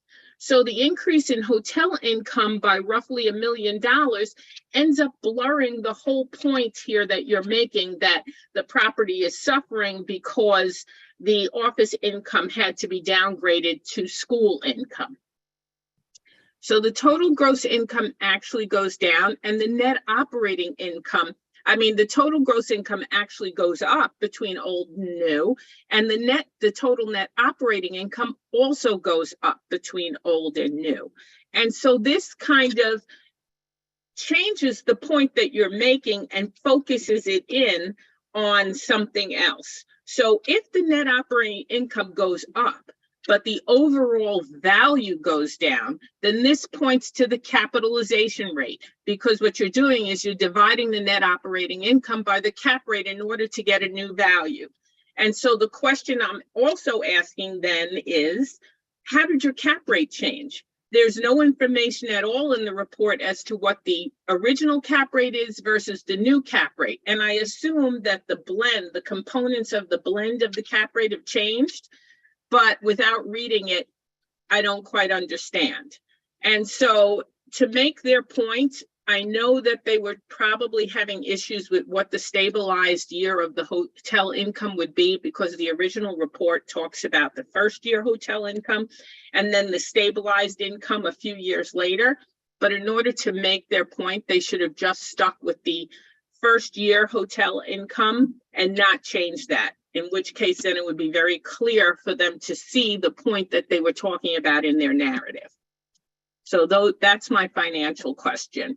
And that does impact the E findings. So if they could just straighten all of that out, that would be fine. As for the 7319 findings, I'm absolutely fine with the A finding. I thought that they clearly spoke about what they needed and how the different as of right sites didn't meet that. The B finding is, well, they're basically halfway through the R7, so that's fine. I was fine with the C finding, and also I felt that being that this was a high school and the young people are of a higher age, I think that they wouldn't have much problem dealing with the different vehicular risks in that area, even though it is very busy in terms of car traffic and bus traffic and express bus traffic. I felt that the operational plan that the school is going to put in place is going to make the place far safer for the young people traversing to and from school. So I don't have any other comments. So you're fine with finding D also? Yes, 7319, I don't have any questions. 7221, they need to refine things. Okay, they just need to revise it, and if I understand it, what you're saying is that if they applied the first year hotel income, that would change the financing and it would speak to what they are making the argument for. I believe so. I haven't seen the original report because they didn't submit the original report. They just submitted the new report, but I have a feeling that's what was going on in their heads, but it just ends up blurring the whole argument. And I believe in the argument. So if they can just stick to the narrative and just point that out financially, they're good to go. Mm-hmm. Okay. All right. Okay, thank you. Commissioner Shetta. Thank you, Chair. I don't have much to add after all what has been said. Regarding the 7221, I do believe that they did a good job on the site search. They proved it to us that the place might be the only available space around for them to take and open the school. So I'm fine with finding A. I'm sorry, this is the special permit. Special permit, right? Yes. So for the variance side, I'm not sure about the financials. I tried actually to navigate through them, but it's just one thing that I would raise. I wasn't around when this variance was granted. My understanding from the statement facts is that the variance was granted on ground contamination basis. So a will component of the construction cost was directed to the site cleanup. I haven't seen any feedback on that. I'm not sure even if we need it, but I leave that to Commissioner Brown to look at it if it's needed.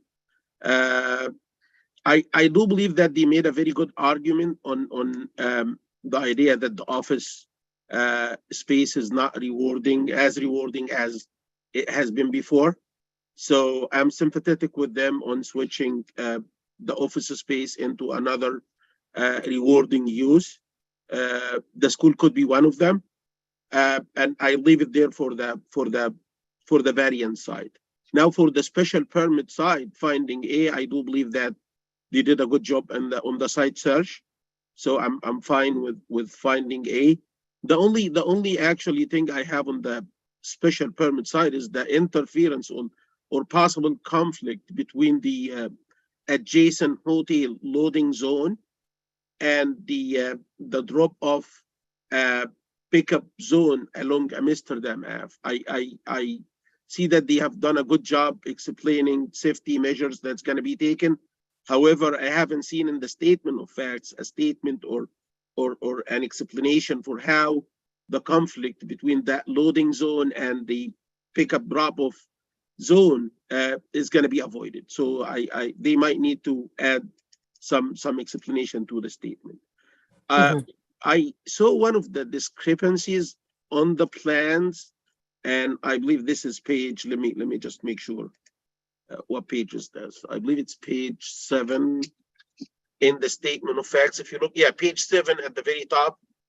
If you look at the chart, if you want me to show it on my screen, I could do that. No, it's okay. I can see it here. Yeah. When you add up these numbers and these numbers, my understanding is that they should be the same. This is the total floor area on the first floor. If I am correct and I'm not missing anything, these numbers are identical for the hotel. So my question is why these two numbers, the summation of these two numbers is not the same as these two. These are like 10,851 square feet, but this is almost 8,200 or so. So where the difference is coming from? And that's what I have for now. Thank you. Okay. Thank you. Commissioner Yoon? Thank you. I basically agree with everything that's been stated. The only finding that I may slightly disagree with is the traffic impact and DOT's concern about drop-offs on 181st Street versus Amsterdam. Obviously, the lobby for the school is located on 181st Street, and there's bustling there. And it seems like unless there's a clear strategy for having people wait on Amsterdam, it will be the easiest thing for people to come right to the lobby of the school on 181st Street. And when I was there, that bus stop, there's 5 buses that pick up and drop off there. And it was an incredibly busy corner and intersection. So if the applicant could clarify measures to actually make the Amsterdam location for drop-offs and pickups effective, that would be helpful. I also had a question about the elevator use, because the statement of facts, and I think Chair, you also mentioned that there's a dedicated elevator for the school, which is here in green. You have this one elevator that goes, it looks like it just goes from the 1st and 2nd floor. And then there's the office elevators. There's also one elevator here that's dedicated for school use that appears to go from floors, well, it would serve the school from floors 2 through 8. Okay, that wasn't clear to me. If there is a dedicated elevator in the office core that would be used for elevator dedicated. Oh, okay, it says, but it's pointing into the corridor, so I wasn't sure if all the it's not clear. And then this elevator here that's located in the school lobby drops off by the time you get to the 3rd floor. So you are relying on one of these elevators here for in the office core. And then of course, as you go up, I guess just operationally, how does that work in the office core as you go up to the office floors above the school, and then ultimately to the event space and to the restaurant that's at the very top? So that I'd like the applicant to clarify how the elevators are actually going to operate. And those are my only 2 questions. Right. Yeah. Yeah, I think now, especially with the fob technology, it does limit your ability to move around within the building. So every fob card will be programmed for a specific floor. So that definitely makes it possible for someone who is not going to the school to be able to access a school floor. But still needs some clarification, and that needs to be stated in the documents. Ms. Prenga has a hand up. Yes, Ms. Prenga. I just wanted to tell the board one more thing. We did refer the application to school safety, which is a division of DOT. And I just want to let the board know that they communicated with us and via email, which is in the file, and said that their comments, they would not issue separate comments. Their comments are part of the DOT letter. So I just want to clarify that the DOT letter is all the comments together. Right. Yeah. Yeah, thank you. And this is just something for, I think most of the commissioners were here. There was another application that was filed for a middle school, I think, for a property that is like one door away from this subject site. And that building had only frontage on 181st Street. And the applicant finally withdrew the application because of the timing issue. And during the review of that, there was concern raised on 180 about the drop-off pickup on 181st Street, and there were alternate sites identified. However, in that case, those alternate drop-off pickups were a little further away, whereas in this case, it's right around the corner. So I think, and the applicant is pretty mindful of those comments that the DOT had provided for that project, because it's the same council, and so are we. But I think this solution is a much better and a different solution, as also Commissioner Otley Brown pointed out. This is a group of high school students, and whereas I think previous one was for middle school and elementary school maybe.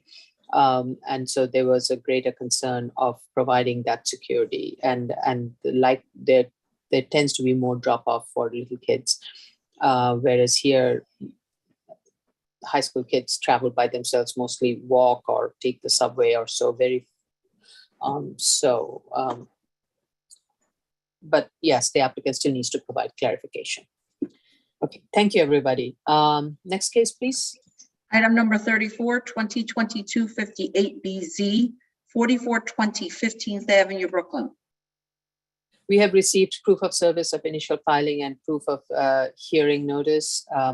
We have not received a community board vote on this, though we have received 2 letters of support. This is an application for a bulk variance for an as-of-right community facility use to enlarge an existing 4-story school building to provide 2 additional floors to be used for dormitory on top of the existing school building that is located on the subject site. I have a question, a basic question in terms of the application, and that is, the question is regarding the DOB objection. Why does it refer to BSA calendar number 900BZ case? The grant was not exercised and has expired. In my opinion, the DOB objection is incorrect and needs to be revised. This is a new application with a new variance. Also need a clarification why prior BSA case required a zoning FAR waiver. The subject site has an as-of-right school, and the proposed enlargement is for a college dormitory. And pursuant to zoning resolution 24-111, reduction in FAR is for philanthropic or nonprofit institutions with sleeping accommodation in R6 district. It does not refer to college or dormitory located in R6 district. So the applicant needs to clarify. I think it's a carryover for an FAR waiver from the previous case.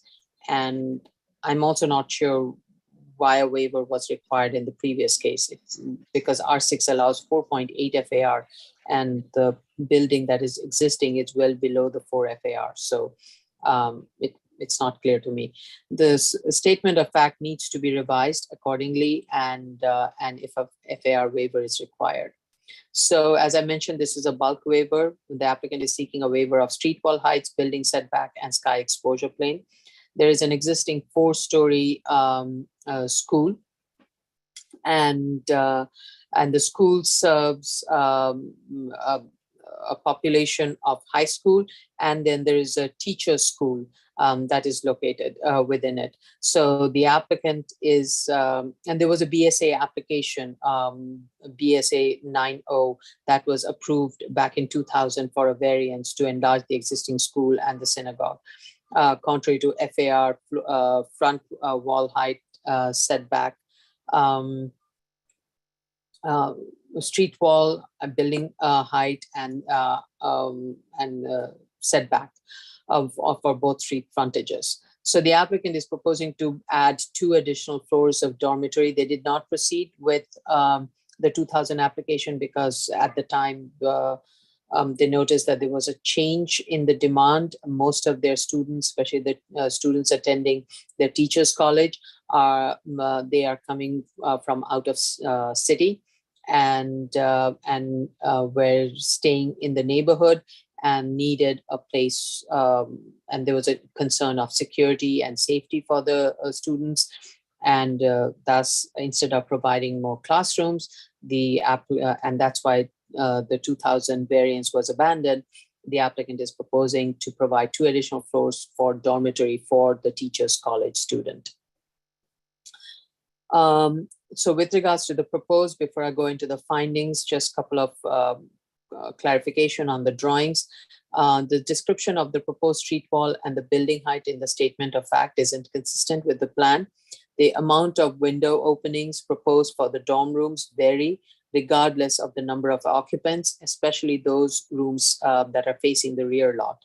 I would strongly recommend that the applicant consider providing more windows in the rooms that are facing the rear lot. With regards to the as of right, with reduced, the applicant said the as of right does not work.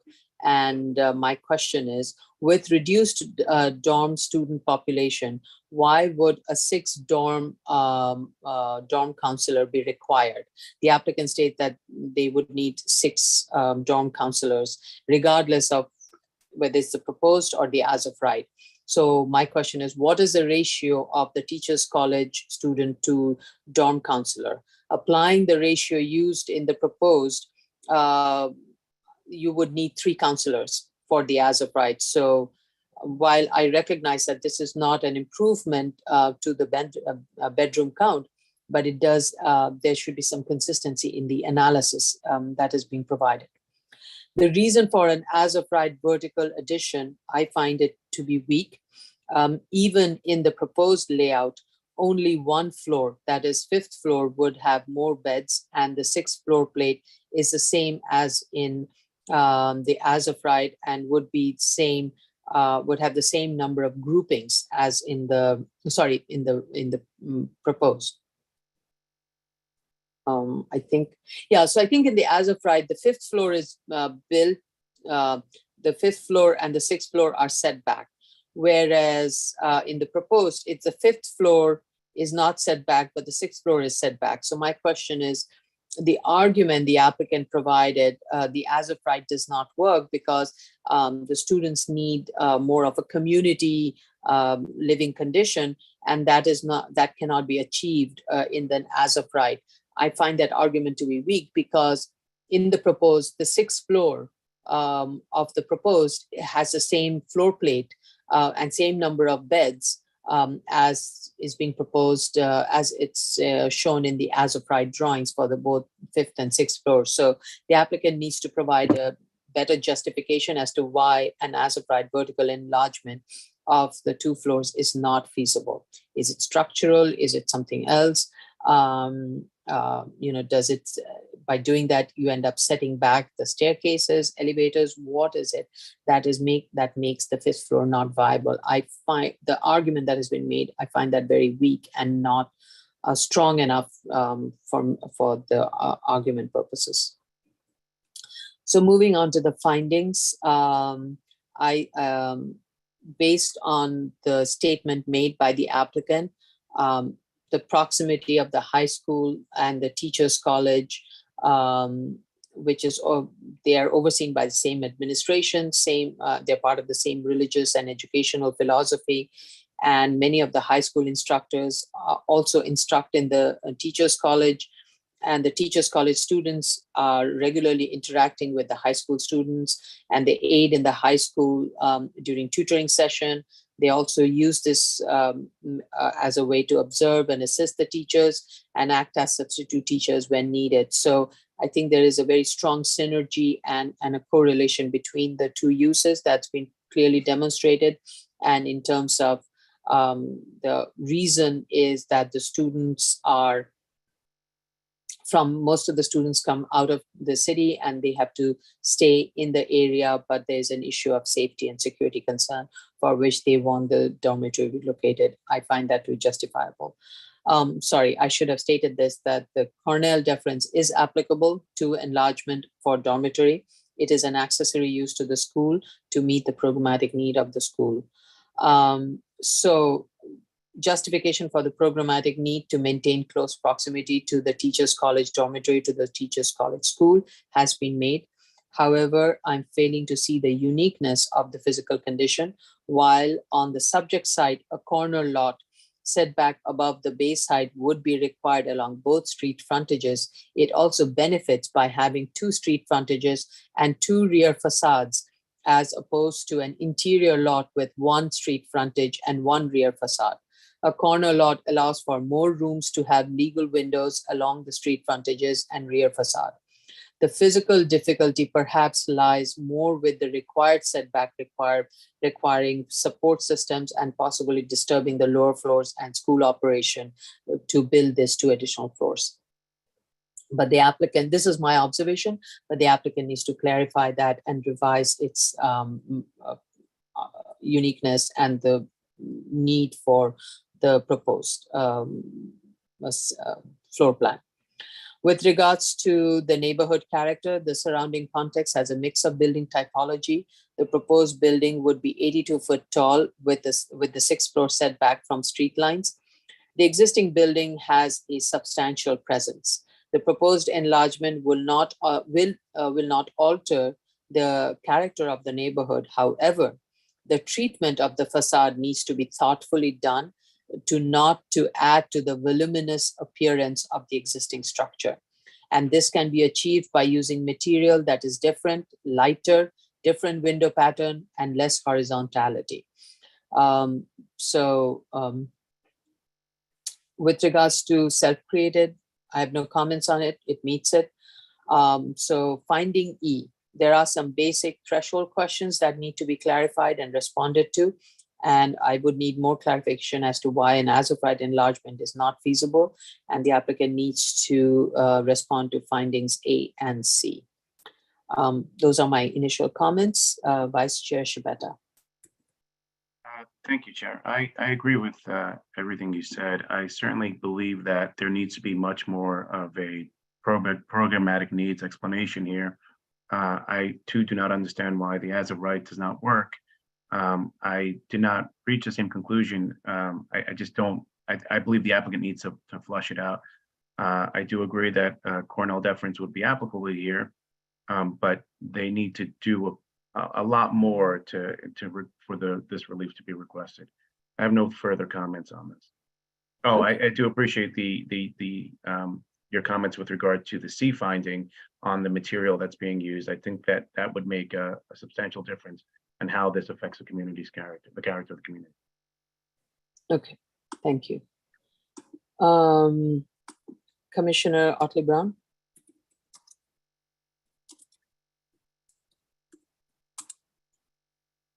Oh, what happened to Commissioner Otley Brown?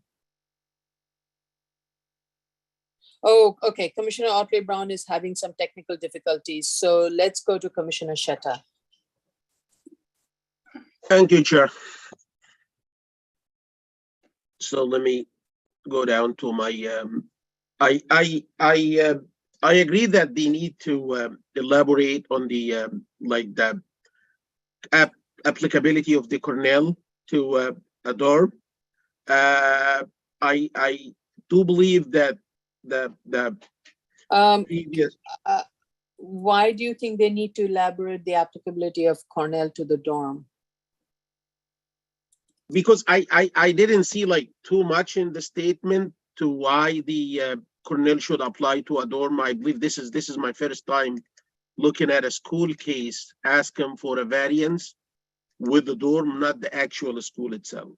So maybe some more explanation in the statement would be helpful to me. Okay. And generally, I need them to add section IDs to the plans, indicate portions of the building that require waivers on the plans, elevations, and sectional views.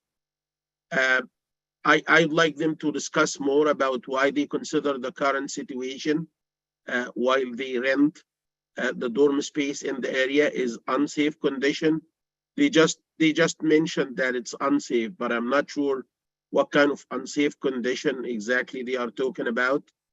And the reason I'm asking for this, because I believe this is one of the main issues that's triggering the need for that variance. I would like them to also provide some explanation to why not an as-of-right building is suitable to accommodate. The reason I'm talking about that is if you look at the proposed building, it's 82 and 3 inches, 82 feet and 3 inches tall. The as-of-right one is 60 feet tall. And I'm looking at the aerial map, and if this building goes up to that height, I believe it's going to be one of the tallest, unless it's the tallest building in the neighborhood. Thank you. Yeah, I think the applicant in its statement said that while they could add few more floors to make up from the room, it's not what they desire. And again, making the argument that it doesn't lend itself to a community feeling. And I question that because the same floor plate is being proposed on the 6th floor of the proposed building. So why is it acceptable on the proposed, but is not viable on the as of right? So there has to be some reason. I believe the idea of setting back the building on the final floor, the 6th floor, is helping kind of mitigating the typology of the building. It's kind of giving the feeling that the building is not really 6-story building. It's not really 82 and change feet tall. But if an as of right can work, I need them to explain why it is not. Right. Yeah. Thank you. Thank you. I think Commissioner Otley Brown is still having some difficulty with the network. Let me go to Commissioner Yoon. Thank you. I also agree. I agree with you, Chair. And the building is quite imposing as it stands. And so having setbacks from the street wall, I think, are important in order to help soften any increased volume that's given to the building. So I don't want to repeat anything else that was said. I do think that there is a concern with the proposal for the 7-foot-high acoustic fences that are being proposed on top of the parapets, both on the 2nd floor and on the roof. I think fire department may have some opinions about it too, but it seems like this is the fence on the existing wall. They're proposing a fence on the existing wall on the 2nd floor outdoor space. So a 7-foot acoustic fence addition on top. And then on top of the 6th floor, where you do have the setback on the street wall, they want to continue with a 7-foot-high guardrail. So making the overall wall height 10 feet. So a couple of questions. First is fire department access to the roof. I think that's going to be problematic. But secondly, at that point, isn't it considered floor area when you have a 10-foot high, even if it's partially a guardrail? Wouldn't all of this terrace area then become zoning floor area? It doesn't have a roof. Doesn't it need to have a roof for it to be a zoning floor area? No. We have seen noise barriers up to a height of 10 foot. So we have, and I haven't brought this up before, but floor area, so in the definition of floor area, it includes floor space in exterior balconies or in open or roofed terraces if more than 67% of the perimeter of such balcony or terrace is enclosed, and provided that a parapet not higher than 3 foot 8 inches or railing not less than 50% open and not higher than 4 foot 6 inches shall not constitute an enclosure. So in my experience, you do not need a roof. You need to be careful of the height of your fences, your perimeter walls. So in this case, that would we would have a floor area waiver also, because I think that would bring us up to above the max permitted on the site. okay. So anyway, that's a clarification I would like for the applicant or its architect to make. And also in general, I think that it's problematic to have a 10-foot-high fence on the street wall when you're already increasing the height of the max permitted street wall in a lower rise neighborhood.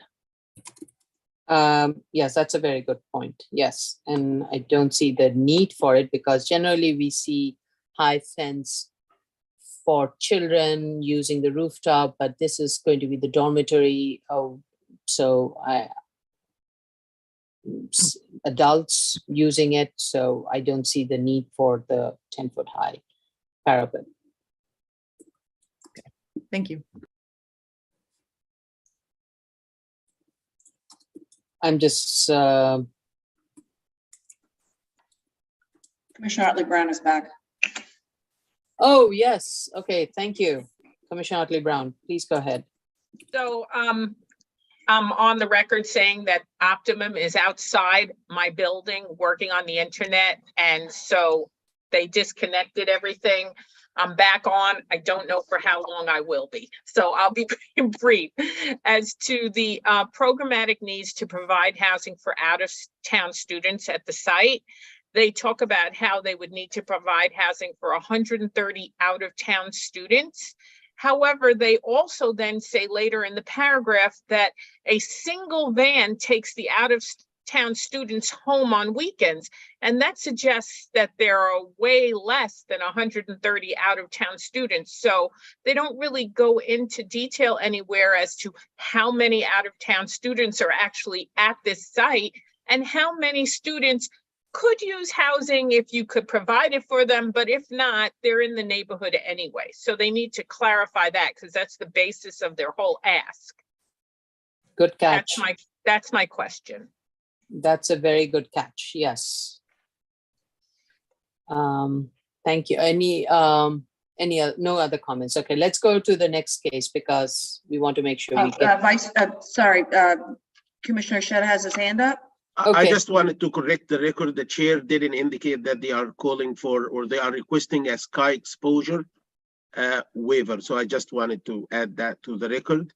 Okay. And yeah, and regarding the accessibility of the terrace from the dorms on the 6th floor, is that something that's triggering the need for the acoustical fence on top of the parapet wall, the 7 feet tall one? And if there is no accessibility, would that mitigate the noise and hence eliminate the need for that 7 foot on top of the 3 foot tall parapet? Just a thought. Well, so far on the plans, based on the plans, it's not clear if there is any accessibility to the setback area of the roof.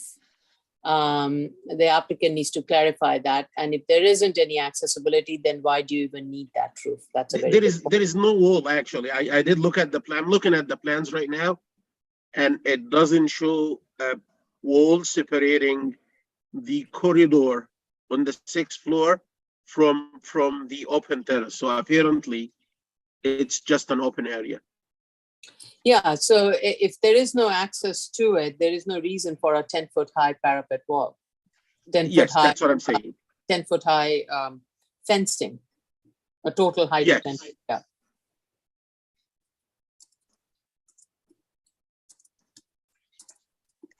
Thank you. Thank you. Okay, move on. Yes. Item number 35, 2022-61BZ, 1002 Avenue N, Brooklyn. Okay. We have received proof of service of initial filing and proof of hearing notice. Community board has not held a hearing on this application. It was filed though in August of 2022. So I would like our project manager to reach out to the community board as to the status of the hearing. We did receive a letter of support for this application. This is an application for a bulk variance to allow an as of right use a house of worship on the subject site. This is a corner lot and there's an existing building, a residential building that is proposed to be demolished. So before I get into the findings, I have questions regarding the plans, the drawings that have been submitted. The rendering shows floor to ceiling transparent windows from grade to the 3rd floor at East 10th Street. Is this realistic? Also, are there trees proposed to be planted along the rear lot line? Because that's what the rendering is showing. Will the treatment of the front yard be hard, impermeable surface, or will it be planted? Because it's not consistent with the way the plan has been shown. But I want to be on record by stating that there shall be no hardscaping along the front and along the rear.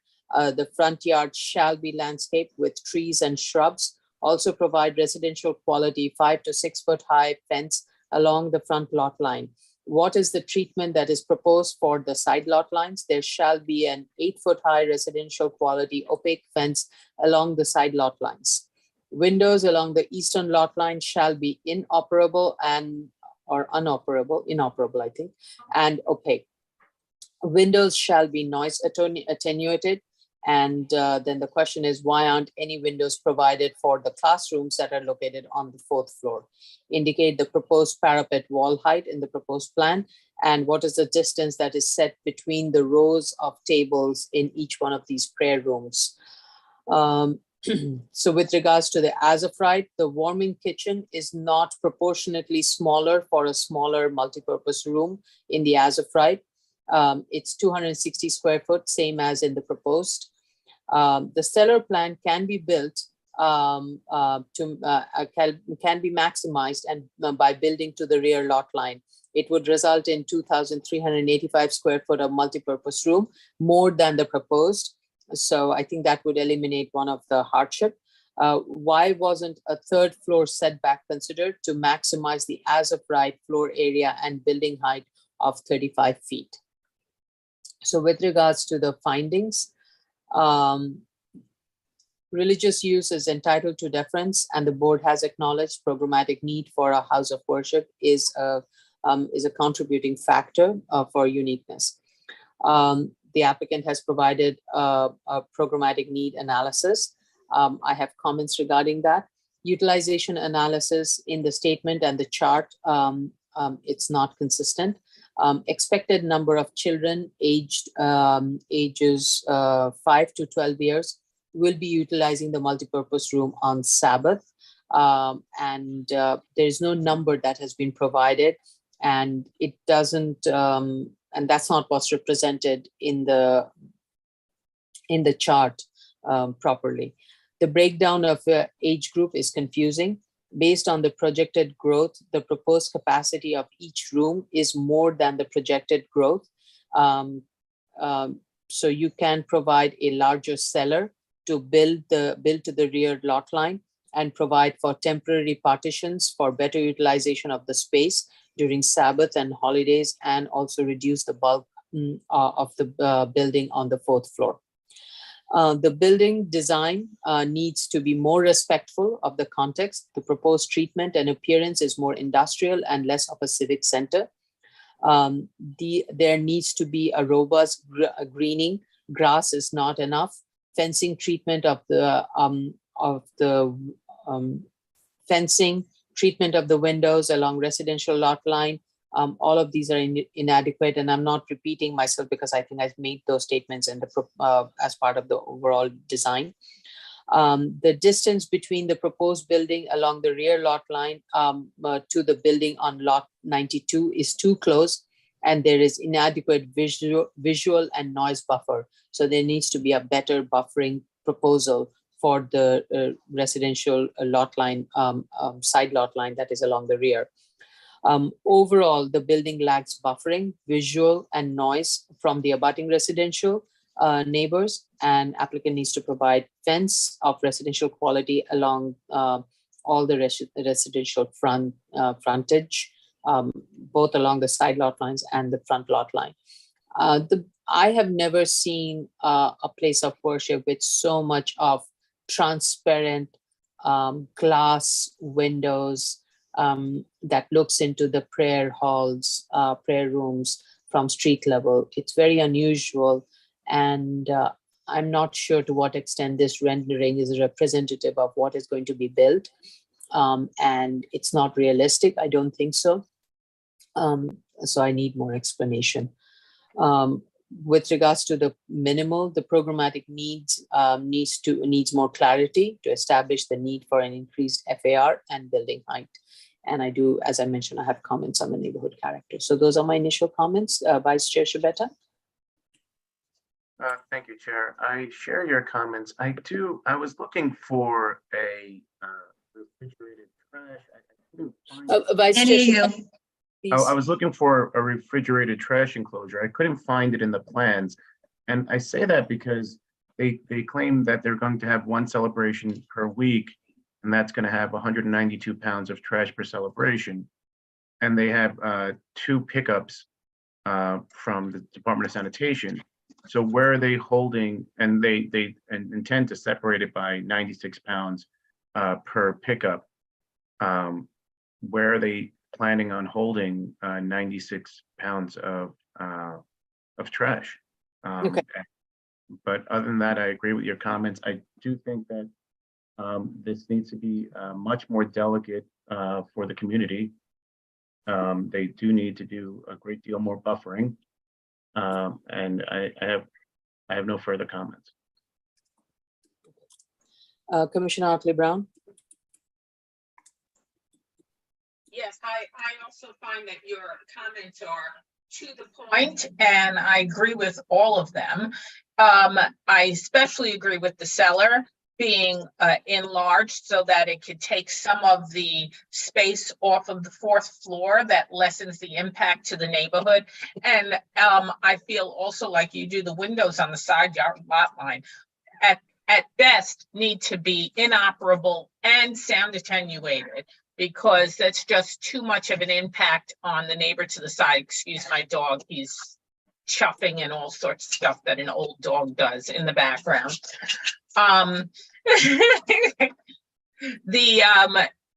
As to the E-finding, I'm talking about the room utilization chart. I agree with you as well in that it's a mistake for them to just talk about the room utilization for prayer services only, because it does show that the multipurpose room and the fourth floor classrooms are empty when in reality they are not. And so it should just be room utilization for the peak Sabbath morning period, no matter what the use is, so that they can show usage in all of the rooms, so that this way we don't then ask the question, well, why can't you collapse your uses into those vacant rooms that really aren't vacant? And those are my questions. Okay, thank you. Commissioner Shetta. Thank you, Chair. I don't want to be repetitive, but I agree with all what's been said.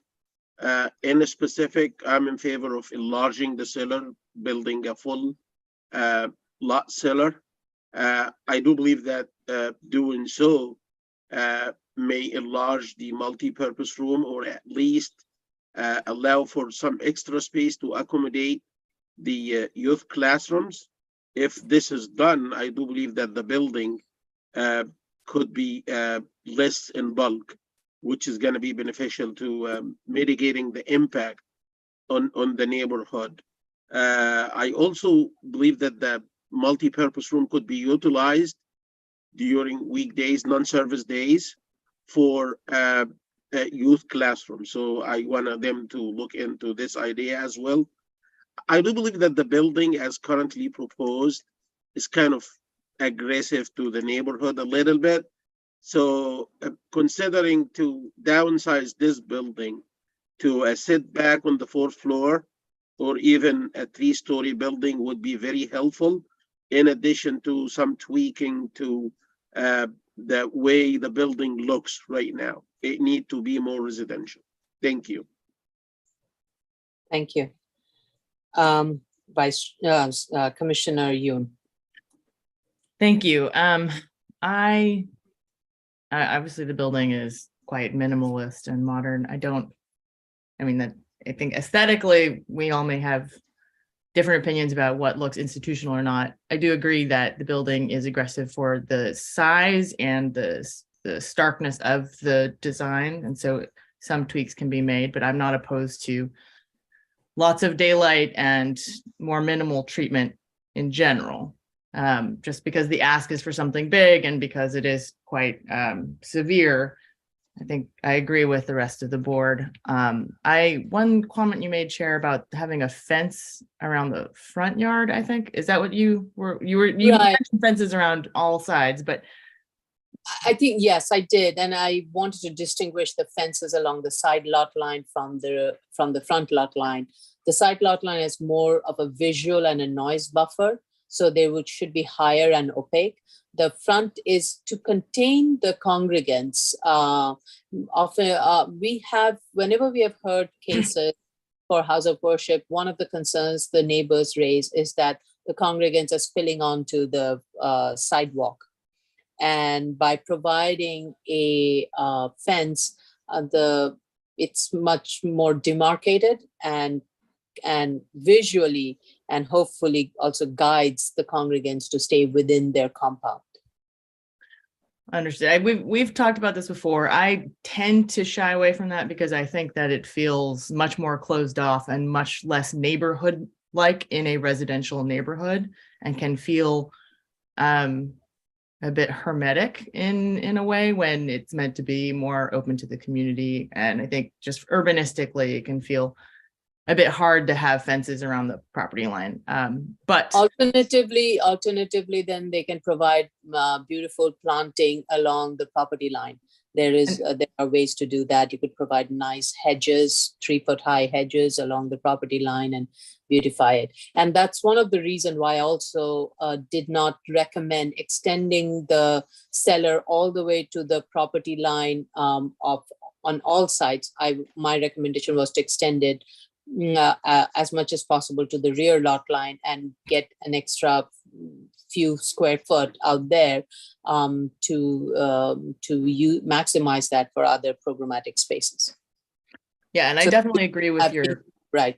Yeah, the buffering and the greening, and I think showing or somehow showing more information about what those planting strips will look like or what will be inside of them, I think will help us. But yes, if there's another proposal alternative to a fence where planting can be used in a way to demarcate the bounds of the lot, I think that might be better for the neighborhood aesthetically. That's in my opinion. That's the only comment. I agree with you. I agree with you. It's just, I want to give the option because sometimes the planting becomes an issue if they want to build cellar to the lot line, and then it becomes difficult to irrigate. So, but in this case, they're not proposing it, so then they can do in-ground planting. Yeah, right. And otherwise, I agree with all of your comments about buffering and distance to the property lines, et cetera. So that's all I have. Thank you. Thank you very much. Very helpful. Next case, please. Okay, the final case is item number 36, 2022 80BZ, 1258 East 29th Street, Brooklyn. Okay, we have received the proof of service of initial filing and proof of hearing. Community board has voted to approve this project, though there were 3 in opposition and 4 abstain. This is an application for an enlargement of an existing residential home pursuant to zoning resolution section 73-622 located in Commuter District 14 in Brooklyn in an R2 zoning district. The applicant is seeking a waiver of the floor area, lot coverage, side yard, and rear yard. The proposed enlargement would increase the existing building, which is a legally non-complying. The existing building is already at 0.1 FAR. Permitted is 0.5 FAR in the zoning district, and the applicant is proposing to enlarge it to 1.02 FAR. And proposing to maintain the legally non-conforming front yard, the side yards that exist. The proposed, so before I get into the findings, the proposed planting requirement analysis, I do not believe is complying with zoning resolution section 23-451. Planting area D is located within the parking space and does not qualify towards the planting requirement. So as the zoning resolution section 23-451 states, the front yard shall include the entire area between all street walls of the building and their prolongations and the street line. Planted area shall be comprised of any combination of grass, ground covers, shrubs, trees, or other living plant material, and shall have a minimum dimension of 1 foot exclusively of any bounding walls. Any planted area within a driveway or parking space shall not qualify towards meeting the minimum planting requirement of this section. So please correct it. With regards to demolition, 50% retention, more than 50% of existing street walls on each floor is proposed to be retained. So it meets that other threshold.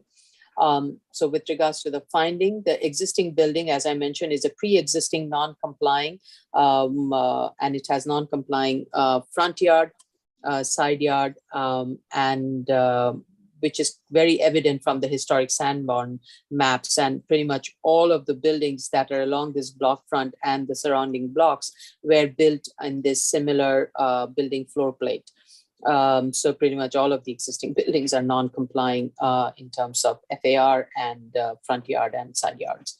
The first story enlargement in the front yard and the side yard is pre-existing, and all the homes, as I mentioned, are also similarly built. The proposed enlargement is within the built context, though the proposed FAR is more than the typical built FAR. Mostly they range between 0.8 FAR and 0.99 FAR. The building is already at 0.8 FAR. The proposed density can be reduced, I believe, by setting the attic back from the rear yard by 5 foot. The rear yard depth on the social block is more uniform. Alternatively, set the attic floor back from the front yard. So those are my recommendations. Vice Chair Shibata. Thank you, Chair. I have no further. Okay, thank you. Commissioner Otley Brown. I have no additional questions. Okay. Commissioner Shetta. Thank you, Chair. I agree with you. The only thing I'm confused with is when they mentioned that the standard minimum width for the lot is 40 feet, and they run some calculations based on that to justify the floor area. I would ask them to give me feedback or some explanation on for where from the 40 foot is coming. That's all what I have. Thank you. Okay, I didn't quite see that. Okay, all right. Yeah, I think the minimum requirement, lot size requirement is 40. So also in terms of the minimum lot area and lot width requirement, the lot is non-complying.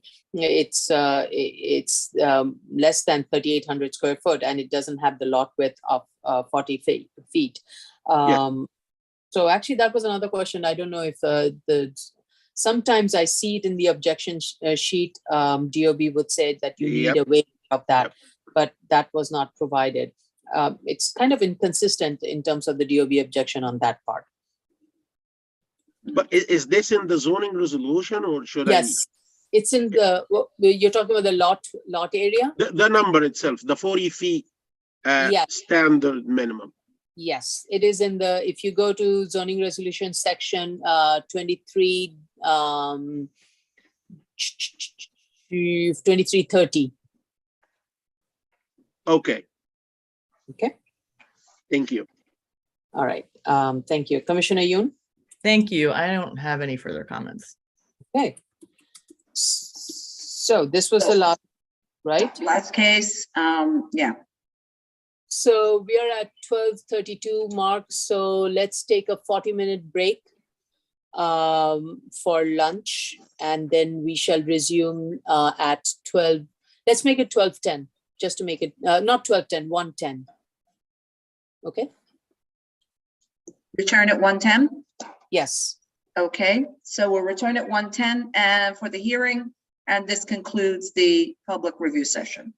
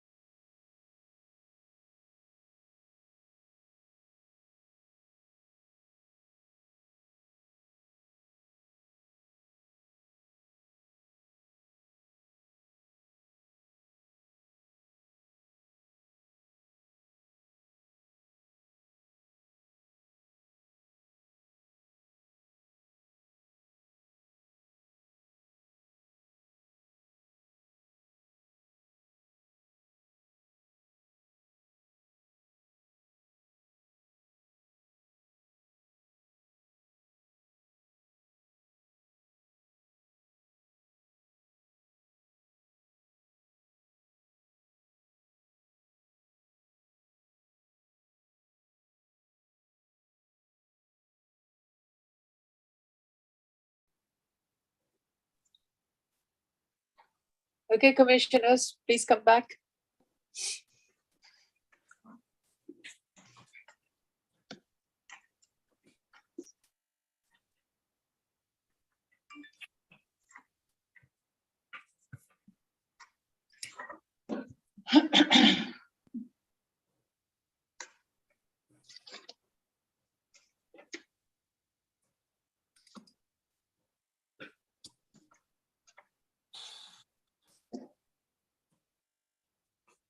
Steve, do you want to put the screen up, please?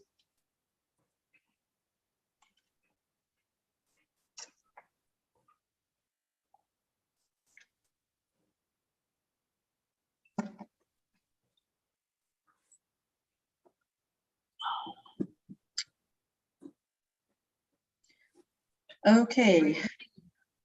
Good. We're live, right? Okay.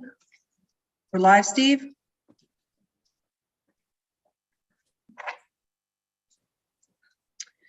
Okay, this is we're back on the record. This is Board of Standards and Appeals public hearing for March 14th, 2023. We'll begin with wait, Steve, are we live? Yes, Tony, we're live, I believe. Oh, well, oh, I'm sorry, I see it up there. Yeah, we're live. Yeah, okay, I just want to make sure, because I didn't see that light there for a second. Okay, the first item is the zoning calendar, continued hearing items, item 29, 2020-51BZ, 2020-52A, 2020-53BZ, and 2020-54A. This is 95 and 105 Ridgeway Avenue, Staten Island.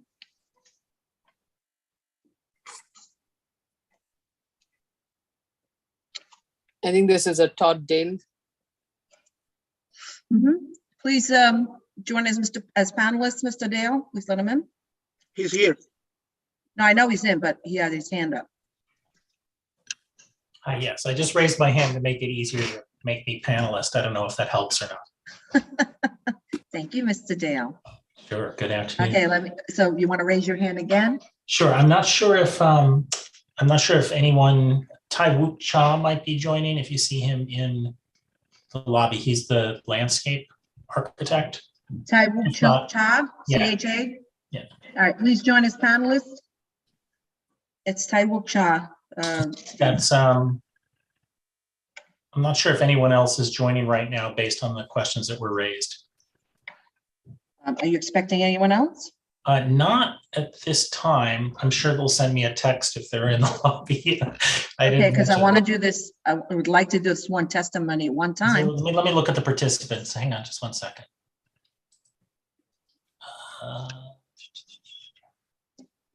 Cha is in the room. Yes, Tai Wook is. Can you unmute? Yeah, he's there. Yeah. Hi, everyone. Tai Wook is the only person from the party, our team right now. I think everybody else, any other questions are raised, we'll be able to address either now or in submission. Okay, Okay. fine. Doesn't matter. All right, raise your right hand, sir. Mr. Wook, Mr. Cha. Thank you. Do you affirm to tell the truth, the whole truth, and nothing but the truth in your testimony before this board and to respond honestly to board member questions? I do affirm. Please state your name and proceed. Sure. My name is Todd Dale, and I'm here on behalf of the Ridgeway applications. We did listen in to the review session and heard the questions that were raised. We'll seek to address as many of them as possible as we can right now at hearing. Hopefully be able to address them all, and if not, we can provide any follow-up information later in submission. I think the first thing, well, we might as well start with landscaping since Tai Wook is here. Chair, you had raised some questions about the ease of the maintenance and the proposed roof boxes and questions with respect to effect on the building. Everything has been designed so it'll be easy to maintain and not affect the building. But Tai Wook, if you could just speak to that a little bit, maybe we can answer some of the chair's questions or be available for any follow-up questions. Of course. So the planter boxes for the vines are designed to be mounted on the roof, and they are coming down from the roof instead of growing up from the bottom. And we don't expect the vines would damage the metal surfaces. The primary reason is this is north-facing facade, So we expect the growth not to be too rigorous compared to the south or more sunny side facing building facade. So our expectation is the vines will grow down along the better facade, but not in a super rigorous way. Therefore, will not interfere with the integrity of the building facade.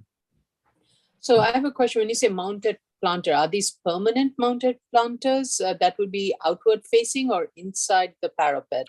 They're inside. They're inside, behind the parapet, along the edges of the roof. Okay. Okay. And what about irrigation? All that, are these how would that be done? So we propose a Baltic ivy, which has the most tolerance for the winter weather in New York City climate, and they're very resilient plants. So during the initial establishment, they would need manual irrigation by the owner's team. Once they're established, they should be pretty self-sufficient, and will only need irrigation on like extreme drought or occasional dry weather. Okay. So in your plan, can you please indicate a little bit more detail of the landscaping within the site? I do not see any details on that on the roof plan or in the elevation or sections. So if you can add those and add a note, the kind of planting that is being proposed within the site.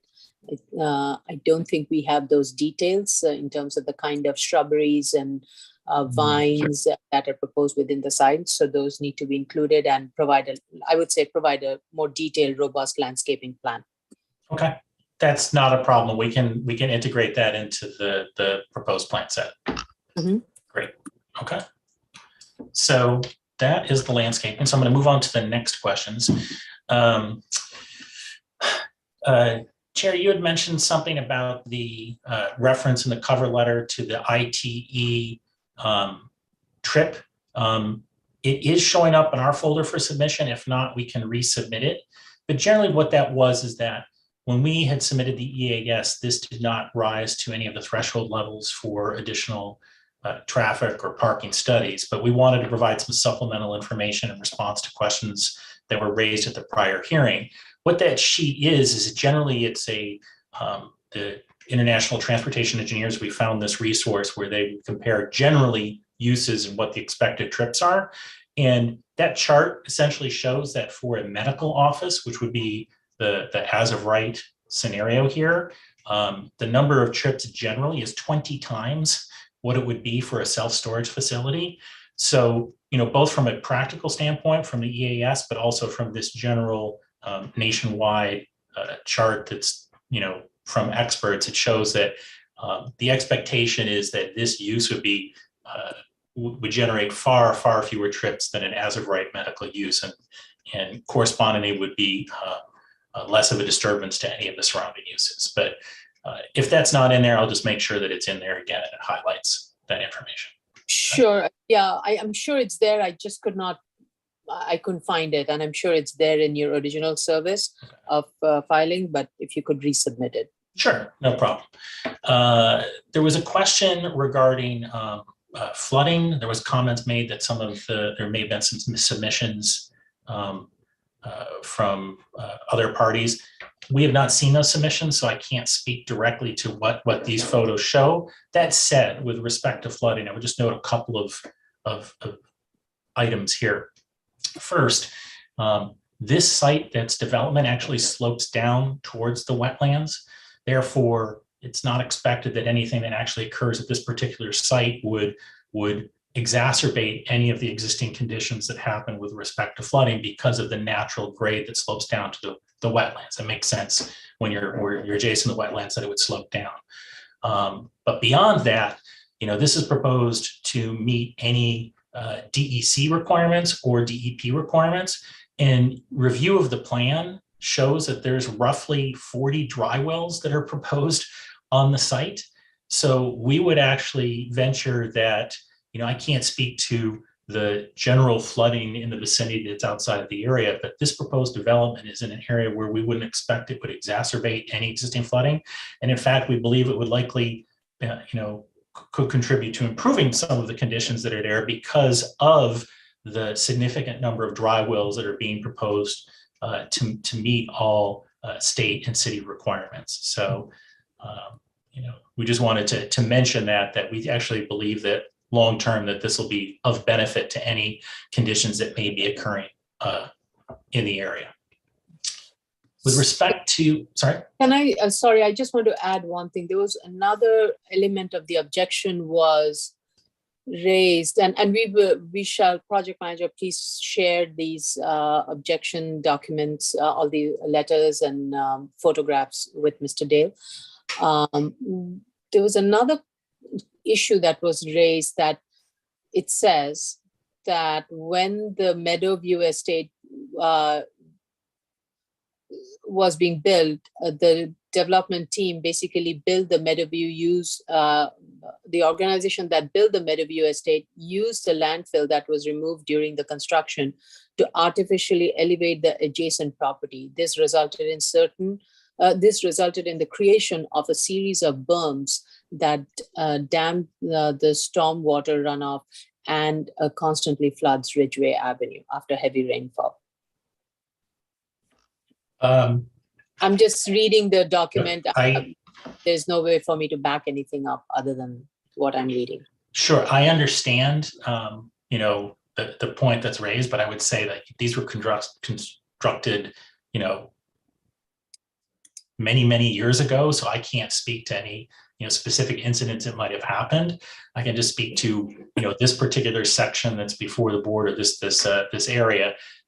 We truly believe that what's being proposed, as I said, by meeting the requirements, is also likely to improve conditions just because of the significant number of dry wells that are there. This kind of slides into another comment that was raised. If I may, before you move on from this point, I did get the same comments, and my understanding was that it sounds like that based on the feedback that we got from the neighbors, that the site elevations were somehow raised in the past.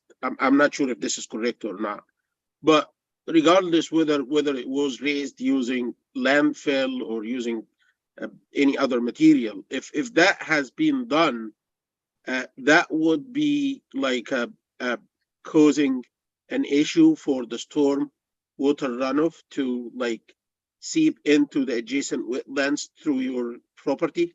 Would you agree on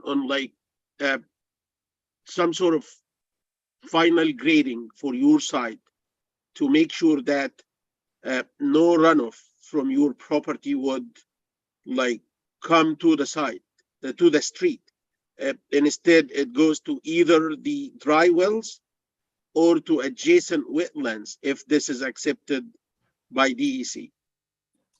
Would you agree to some sort of a condition like that? Sure, I think that's a very just reasonable to show condition. Good faith, I'm trying to help here to show good faith to the neighborhood that you're accommodating whatever runoff is coming on top of your property and not throwing any to the adjacent street. I think that's a very reasonable condition, and I think it's something that may be already planned, in fact, as we said, because of the wetlands and the dry wells. So I will note that. And if you can convey it even further to your site civil engineer, if he can think of any solution that could help mitigate the flooding issue on the street in the front, that would be even more helpful to the neighborhood.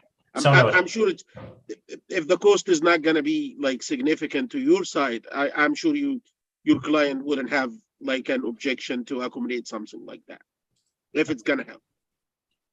So noted. We'll make sure that the property, we can definitely make sure that the property is graded away from the residents. And as I said, it may already be planned, but we'll note that clearly, and we'd agree to that condition. Sure. Okay. Thank you. Sure. Thank you.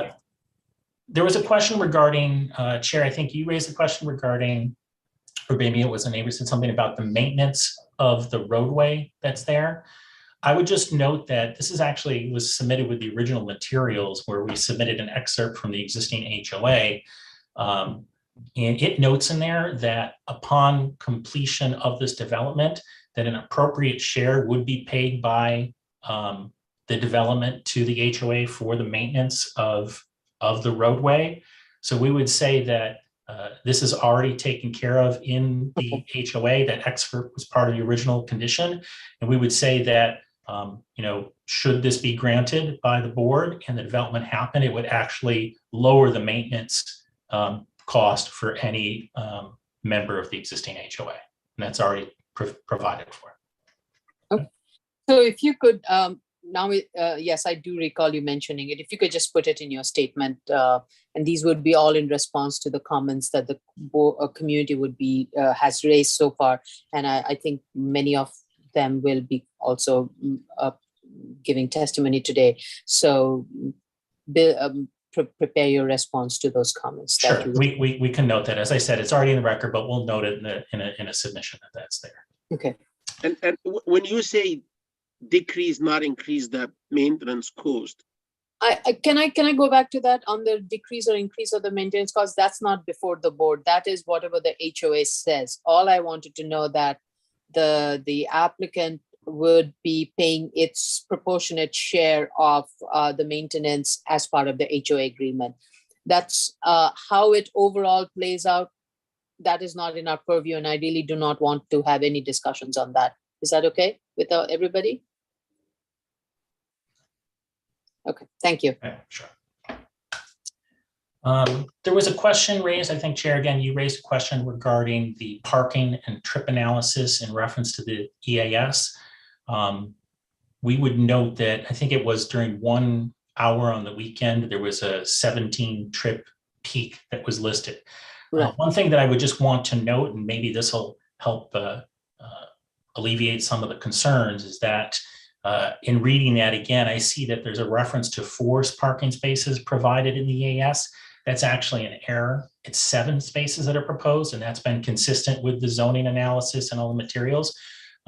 Reading back, what happened is that when we provided the original zoning analysis, we have one for the full zoning lot that includes both of the proposed buildings, but each individual building, one has 4 spaces and one has 3 spaces. And I think the single zoning analysis is what was referenced there.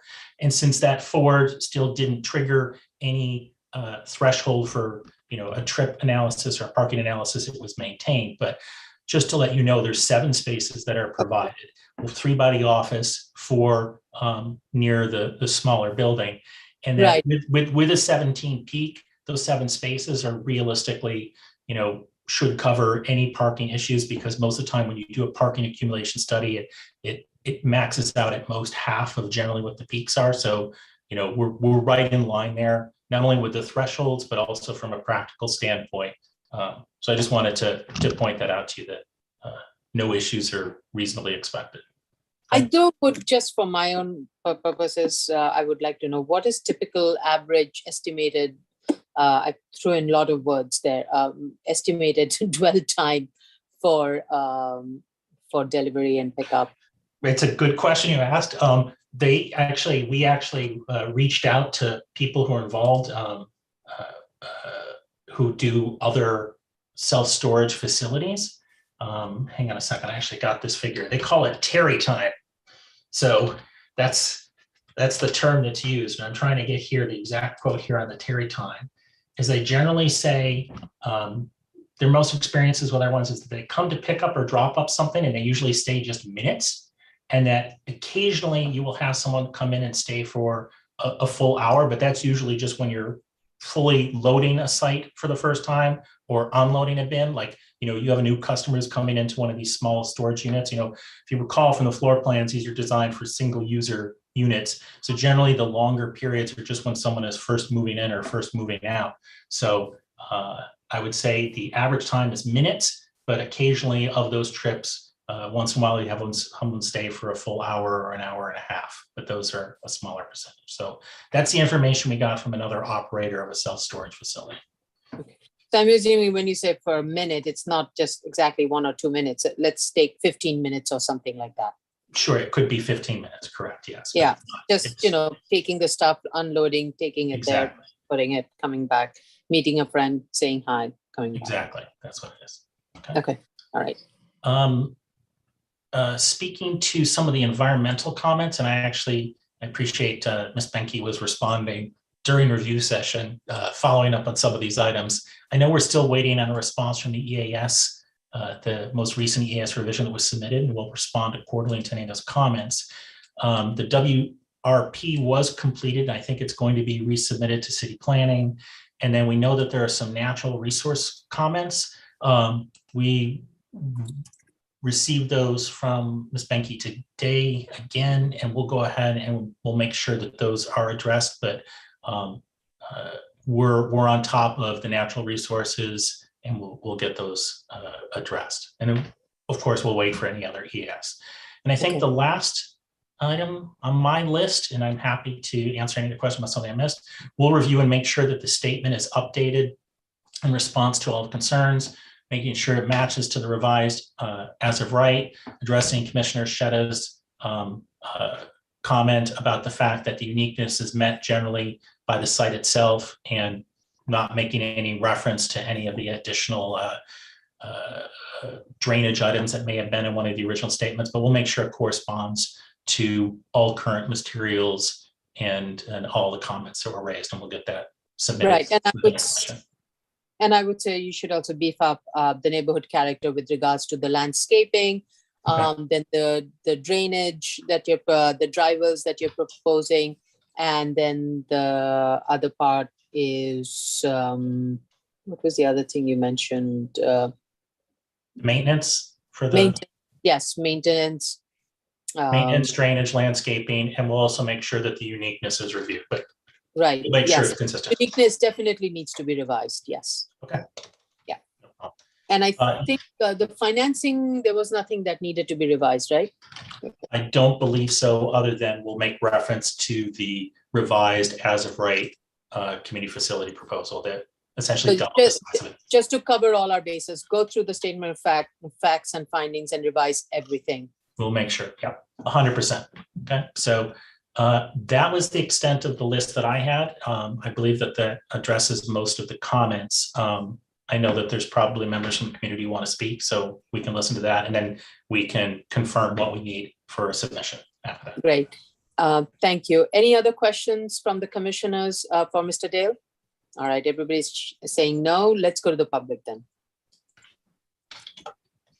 Okay, the case that we're currently discussing is 2020-51BZ to 2020-54A, Route 95 and 105 Ridgeway Avenue, Staten Island.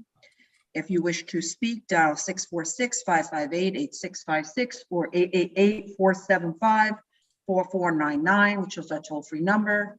You will enter webinar ID number 817-2544-1769 and press the pound sign.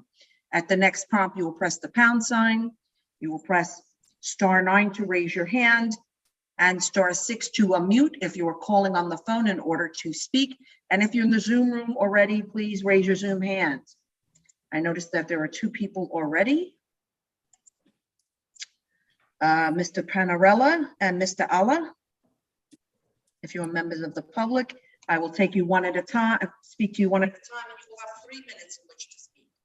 So Steve, you want to go back to the screen and let them in? Or you want to wait for the minute to go up? It's up to you. Steve?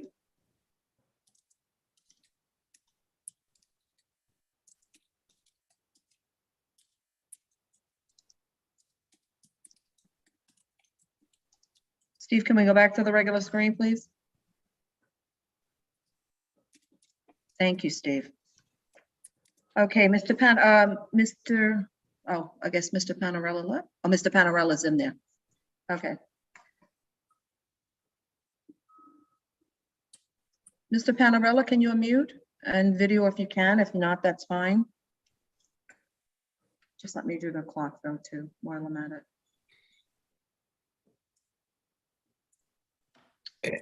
And to go on video, I'm sorry, I'm not, That's okay, that's fine. Please just state your name for the record and that you're a neighbor or whatever. Okay, good afternoon. My name is Louis Panarella. I reside in Meadowview Estates. And I'd like to thank the board for allowing me to speak at this moment. I have a few points. I understand I have 3 minutes. Yes, sir. Okay, so I'm going to try and be quick. I'm going to bring up the issue of the flooding again that exists on Ridgeway Avenue and the condition of the situation with the berms that were mentioned. It's clear anyone standing there, you can see the natural contours of the land are interrupted by these artificial berms, which in fact created this flooding condition. To the point, it's been getting worse due to climate change over the past 10 years or so. In fact, during any type of severe prediction of severe rain, the neighbors here, myself included, have to move our cars to higher ground. The second point I'm going to bring up is regarding the entrance and exit street to our community. Once again, you really need to be on the ground to appreciate how small our community is. There's one street that allows people to enter and exit this community. We've had in the past issues with delivery trucks. We've had a few near misses with children. We've had to install 5-mile-an-hour children playing signs, and also we put in speed bumps. I can't see where the addition, it's clear the addition of traffic to this area, it's going to present a clear and present danger to children playing. I know the response to that is tell your kids not to play in the street, but this is New York City and kids have been playing in the streets for hundreds of years. My third point is there are, within a mile of here, there are 6 self-storage facilities. You need only go by them to see the amount of commercial traffic parked outside. Our concerns here are, is Ridgeway Avenue now going to become a site where trucks are parked overnight? Home repair guys, plumbers, HVAC people. You go to Arden Avenue, which is less than a mile from here, and you could see that at any given time. The second problem with storage facilities that I've observed is that people, when they empty their facilities out, they often dump their unwanted items in the areas adjacent to the storage facility. Is the policing for parking and cleanup going to fall on us? Last thing I want to bring up is Mr. Dale. Last time he was here, he had a Mr. Frank Cedito speak on behalf of this project. And frankly, I didn't know who that person was. I'm a lifelong registered Democrat. I found out this guy is the head of the Brooklyn Democratic Party. Shame on me, I didn't know that. So when I Googled the guy, a couple of things I found that, number one, for the sake of transparency, I think it should be noted that Mr. Dale's firm, Rothkrug, has been a financial contributor to Mr. Cedito's political campaigns. Also, I found a New York Post article of August 9th, 2022, where Mr. Cedito's captured on videotape threatening someone. What I am is an effing Sicilian who will take your effing heart out. Mr. Panarella, your time is up. Please wrap up and please stick to the issues. Well, that is the issue, because this man's speaking on behalf of Nord LLC. And I don't have any confidence these people are going to operate in good faith. I mean, Okay. Do you want to allow him to continue, Madam Chair? No. It's 3 minutes. Thank you. Thank you. We Okay. have many speakers. Thank you very much. Thank you, Mr. Panarella. you're welcome. You Mr. Ala, could always submit in writing. in writing, yeah. Thank you. Mr. Ala, I hope I'm pronouncing that right. Hi, good afternoon, everyone. Can you hear me? Yes, Yes. sir. Okay, so I'm the owner of 57 Ridgeway Avenue. And me and my wife decided to buy this home since October 2020. And the main reason that we have a disabled kid. My son, he was born with spina bifida and he is a wheelchair user. So he's using wheelchair to move around. And the main reason that we bought this house because it's a private community, which is safe for him to go out and live his life as any other kid, which is you can see in any other streets, on the public streets and, like two-way streets and stuff like that. But it's like, like it's a private community. We found that there is bumps on the street and he can move his chair safely around. And then after that, I was shocked when I heard that everything might be changed and might be open for public. And how come my son can't live his life with that? How come he can safely go out on the street? And the gentleman mentioned, like, we in New York, he cannot even go to the park. And I can provide all the medical reports that are needed. You can ask, he's in Marsh Avenue School. He is 11 years old and he's a wheelchair user. So how come you just, like, take this, like, advantage from him? You want him to stay home because of these guys? They just decided to have a storage there. That's unfair. That's really unfair. I don't know, like, if this is for the money or for whatever. But I'm sorry, like, we did all that for my son, and then now you want to take this away from us? That's really unfair. That's all I want to say. Thank you. Thank you for your testimony, sir. Anyone else who wishes to speak on this matter? Ridgeway Avenue, Staten Island? Anyone else? Sal? Is it Sal? Okay. Please unmute. I'm unmuted. Can you hear me? Yes, sir. Okay, sorry if I got background noise. Okay. Just give me 1 sec. I'm gonna step. Okay, so I'm a resident. I actually live on Calvanico Lane, which is part of the development. And I'm against the proposal, mainly because of everything all of my neighbors have said. At the end of the day, there's a lot of young children playing in the street. It's a quiet community. There's speed bumps everywhere. Put the speed bumps to keep everybody slow, essentially to keep everybody safe. At the end of the day, we also pay for the roadways. I understand they said that they're going to compensate us for it, but at the end of the day, I mean, are they going to maintain it when ultimately we do? We pay our dues to keep it basically safe for everybody. On top of that, what's to stop any crime from happening? At the end of the day, it's going to basically bring public into our private community. I mean, it doesn't make sense that they're going to have to come through a private lot, a private street to access the self-storage.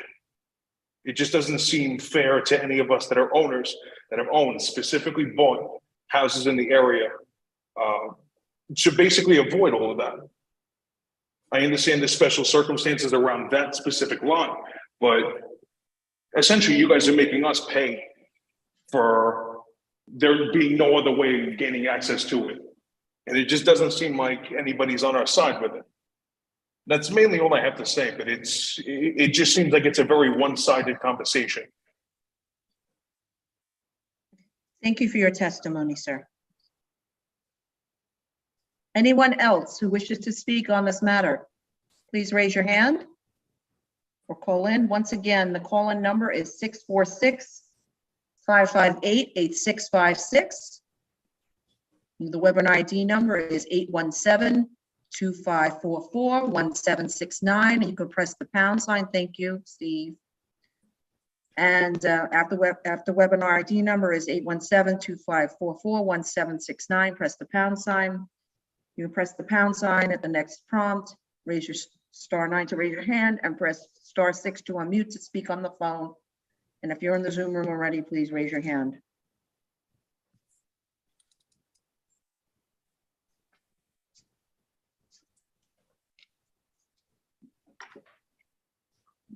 I don't see anyone else.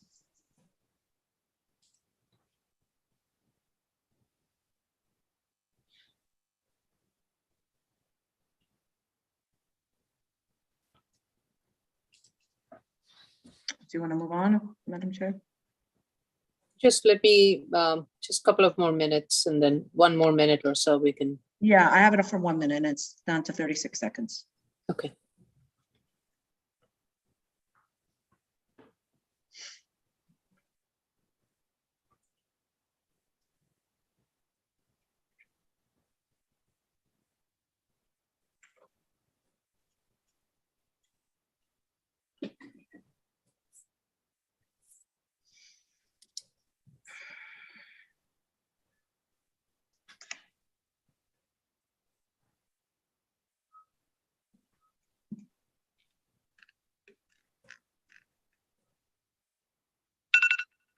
Okay.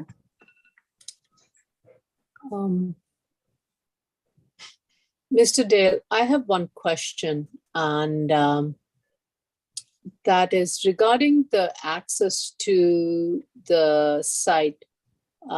As I'm looking at the Madam Chair, may I interrupt you? I'm sorry. Sure. There's a Hung Hugh? I don't know if that's a neighbor or is it a member of your team, Mr. Dale? That is not a name that I have. Okay, do you want to accept him in to speak, Ms. Vice Commissioner? Sorry. Hello. Okay. Okay, Mr. and Miss Yu, could you? Yes. Do you hear me? Yes, ma'am. Yes, I'm the owner of the 59 Ridgeway Avenue. I think this projection is very unfair to us because when I bought this property, we like the privacy in this property and then the safety for the children. But if you build the self-storage here, that's destroy the safety for us. So I think that's very unfair to us. Also, if they open to the public, they will decrease the house, the property value to us also. So I think it's so unfair. Okay, are you finished? Thank you for your testimony. Yes. Thank you. Thank you so much. Mr. Dale, I wanted to know one question, and that is access to the site would be, as I'm looking at the radius map, one would have to enter from Victory Boulevard to Ridgeway Avenue. And then one would come down Ridgeway Avenue all the way to the end of the property and then enter through the gate that is immediately there at the corner, or would make a right turn to continue on Ridgeway Avenue and enter from the gate that is at the other end of the loop of Ridgeway. Is that, and then returning would be the same way? It wouldn't be through the residential streets. Is that? That is correct. You would enter Ridgeway, accesses Riche Avenue. Ridgeway is actually an old record street, and it would be approaching the site on Ridgeway to the one entrance that you know that was left, or continuing on Ridgeway to the main entrance that's near Building B. So yes, you are accurate. Okay. So there would be no expected traffic either on Calvanico Lane or the furthest, I think it's the furthest Rich Avenue. Yeah, Ridgeway, the portion of Ridgeway over by the right. Rich Avenue is a dead end street anyway, so there's no benefit to accessing that anything. It would be just the loop of Ridgeway Avenue. I just wanted to know if Calvanico Lane would be affected also, but it seems most of your traversing would be through Ridgeway Avenue. Correct. Okay. I just kind of, for the record, I want to be very clear. What is before us is a variance, and variance is for the board to consider when the underlying zoning in ways does not effectuate does not allow for an as-of-right development on the site for various reasons, and the applicant has to justify those reasons. These are their court precedents, their legal documents that very much guide us, their findings in the zoning resolution that we have to go by. And the findings, as you have heard, everybody has heard in the discussion, are related to uniqueness of the site, the financial hardship that the applicant will bear for not being able to build it to the proposed project, and the alternative, which is an alternative to an as-of-right development, which in this case, the only as-of-right development that would be viable, that would be compatible even with the residential use, would be a community facility use, like a medical facility.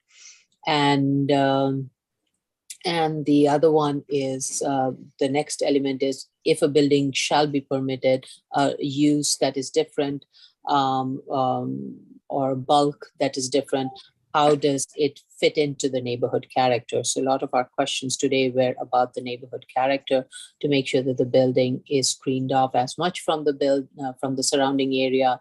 And as Mr. Dale pointed out today, there will be a lot of dry wells on the site, which would ensure that it wouldn't exacerbate the flooding on the existing flooding condition on the site. It may even help ameliorate the existing flooding issue that the neighbor faces. And providing various security measures on the site that would ensure that their vandalism and others are not rising. And to that point, somebody mentioned that sometimes public will, somebody would come would throw unwanted stuff into the public. I have never seen that in at least in the storage facility in my neighborhood, but I'm assuming in your neighborhood, in your facility, you would have bins and things like that where and if anybody has things that they don't want to and want to discard, they can use the bins to discard it, and it gets stored in the building, and then you I guess dispose it as part of your regular trash disposal process. I'm assuming also in your contracts that you have with your clients, with your customers, you have directives as to what you can or cannot do. And I would say putting a directive about not, using public way and roadways for dumping it, anything that should be either carried to their building or should be discarded on the site so that it can be kept. 100%. Yes. So if you could just beef up your statements with all of those elements, that would be very helpful. And can you tell me where the speed bump is? Do you know where the speed bump is on Ridgeway Avenue?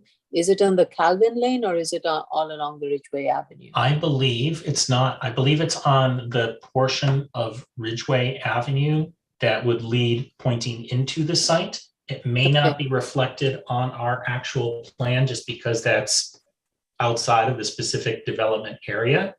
I'm trying to see if we have a photograph of it to show. You're not proposing to change it, right? No, there's no proposal at all to change or remove any of the existing speed bumps. Okay. There are 3 speed bumps on Ridgeway and on Ridgeway, yes, Okay. not just one. Yeah. Yes. And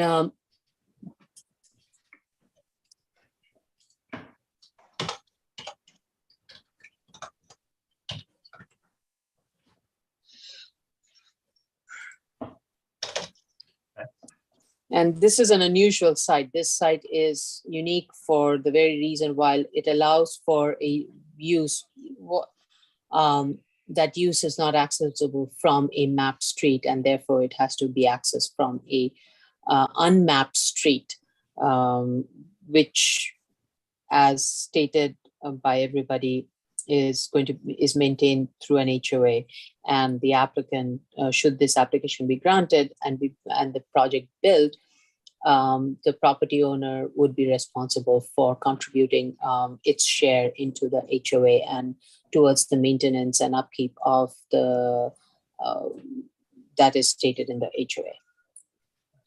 Yeah, I would just say, like, we understand the community concerns and appreciate the time that everybody's taken to speak today.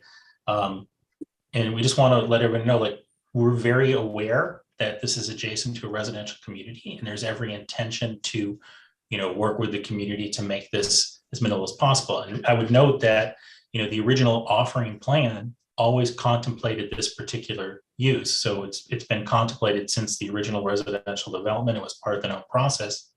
And the self-storage facility was actually the use that was contemplated specifically because the thought was that a medical office or a community facility building would generate far, far more trips, up and down Ridgeway Avenue. And this particular use is actually the lowest traffic, lowest volume use, and one that can be really secured within the site and actually provide the minimal impact upon the adjacent site. So there really was forethought and concern set forth when this was originally contemplated, because of the very unique situation of having this manufacturing zone that's inaccessible from a mapped street and only exists because of some 1960 extension of Victory Boulevard that was never built. So, we just say we understand and appreciate the concerns, and we just try to be very upfront about this from the beginning. The idea behind this use was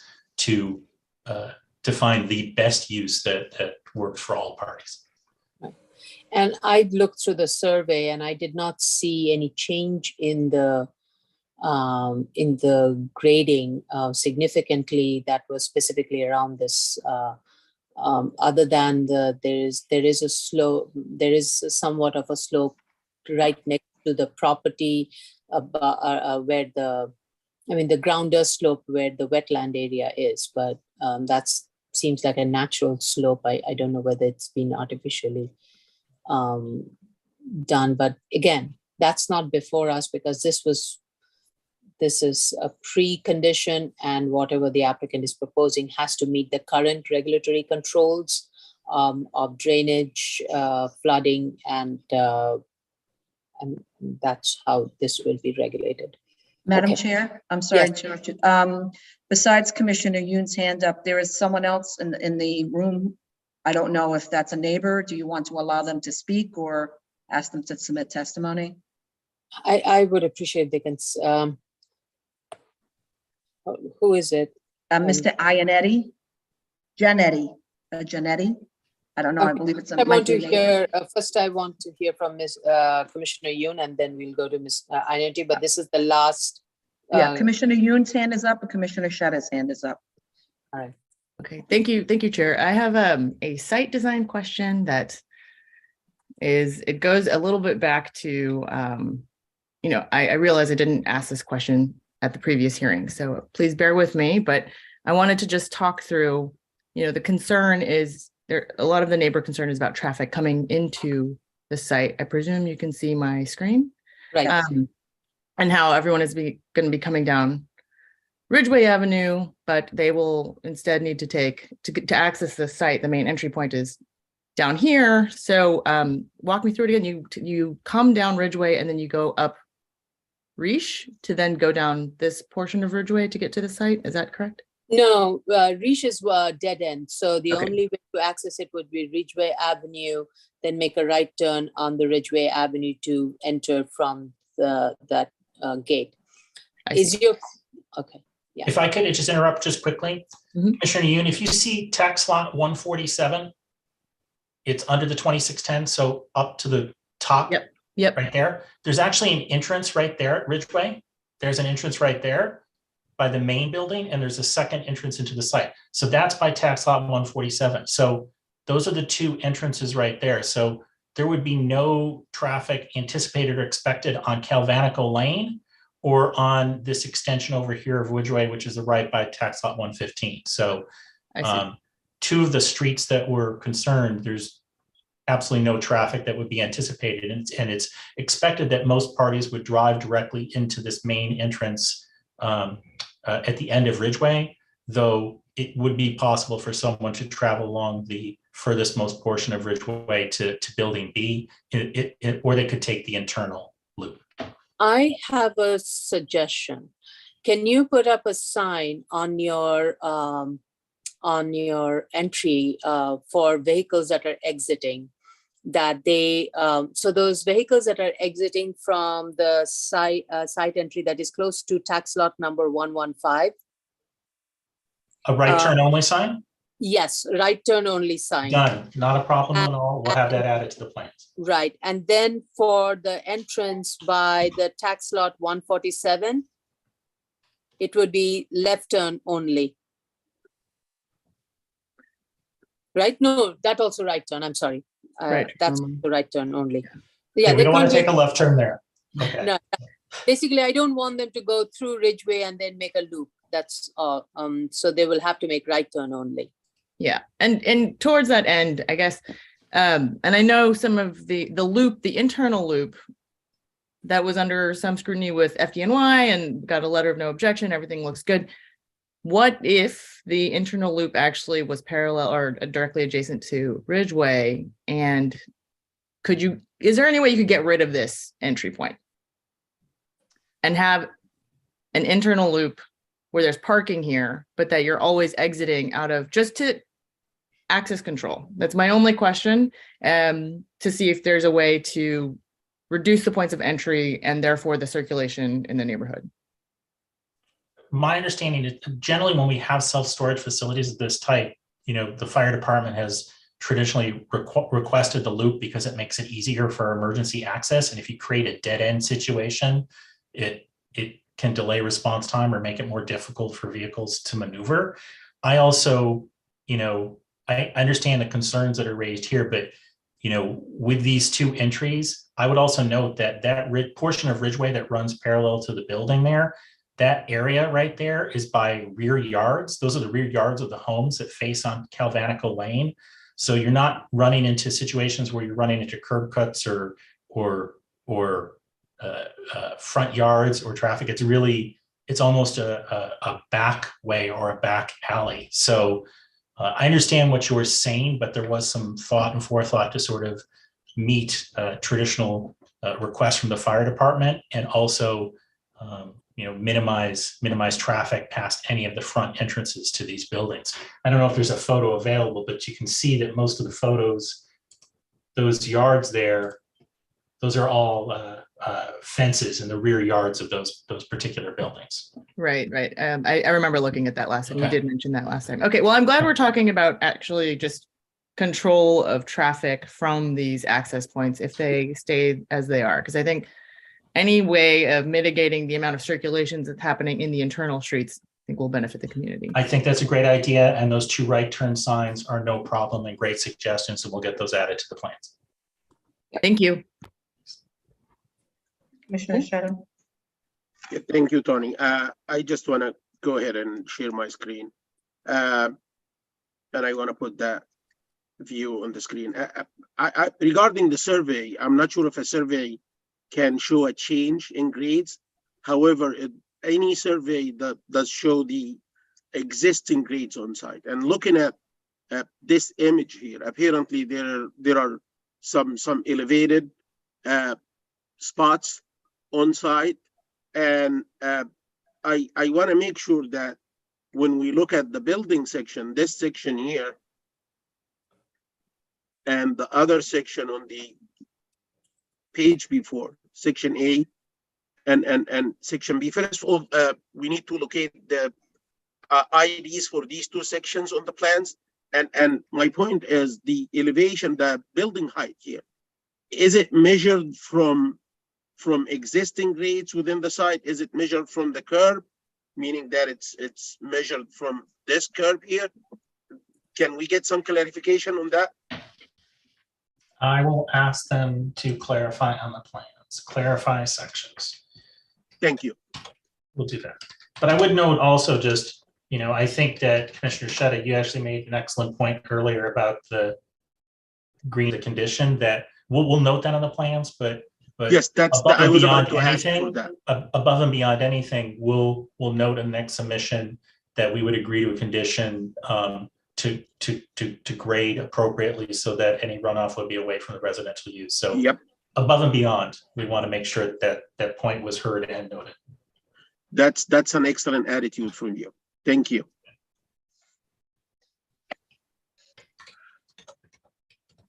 Thank you.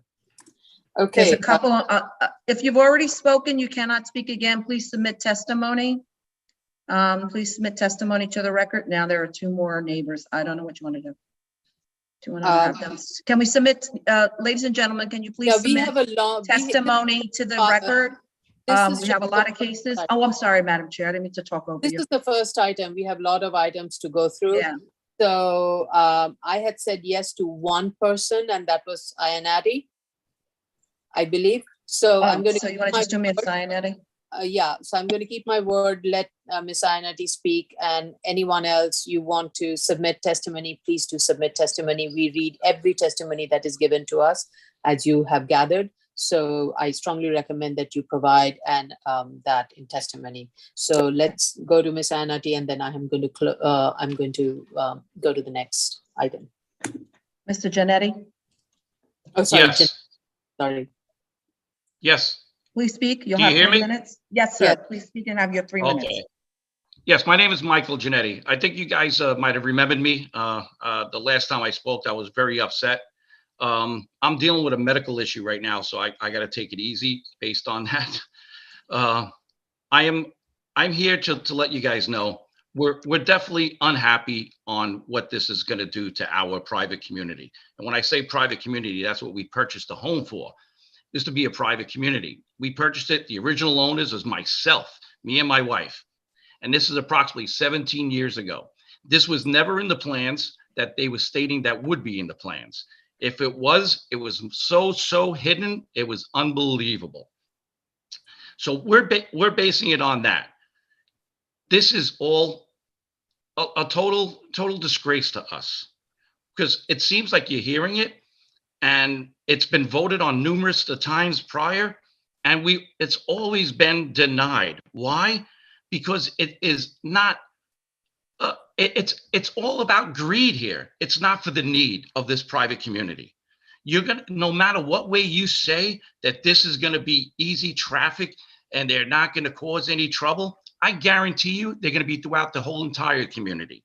That's what these areas do bring. They bring more vehicles. And then people are gonna just leave their vehicles, because now you're making it no longer a private community, you're making it a public access community. That means, why are we paying for everything? Why are we paying for the cleanup? We pay for everything ourselves. Sanitation, everything from the start. We pay for everything. Now you're just going to make it public access. We have enough crime as it is in this community. We don't need any more, because this does bring crime. If you don't believe me, I'm a retired New York City detective. 20 years, and I do know what these things do bring. I'm very upset. I don't want to get upset. I wanted to go off and read everything the way I wanted to read it, but it seems like this plan was already made, a decision against us. You're pushing all these 48 homeowners out of here. You're not listening to them. We have over 710 people signed a petition that we actually have given to you guys. I don't know how much more do you need to see and fight for us. They're only here about making money. This is nothing. Who's gonna take care of our community when it gets flooded? I don't care what anyone says, that they're gonna make sure that the floods don't happen. That's a lie. I'm not saying you're lying, but that's a lie. You can't say it's not gonna happen. It will. We've been flooded. Over 16 homes were flooded. We don't need this no more. Please, I beg you. I can't get upset. You don't know how this means so much to us. Please. Thank you, Don't Mr. let this happen. Thank you, Mr. Thank you. Janetti. Please take care of yourself. Thank you. Thank you. Okay, anyone else, you should just please submit a written testimony. We do review all of them. Okay. All right. Thank you, Mr. Dale. You heard what has been stated, and I will keep repeating it. And this is a private site, and we do not have the right to take on anybody's property. If the community wishes to, they can purchase it and use it for their purpose. Until then, it's a private site, and the private owner has the right to make a reasonable return, and that's why this variance is there. But the applicant has to meet the findings, and until the finding is made, there's no decision that is being made. Okay.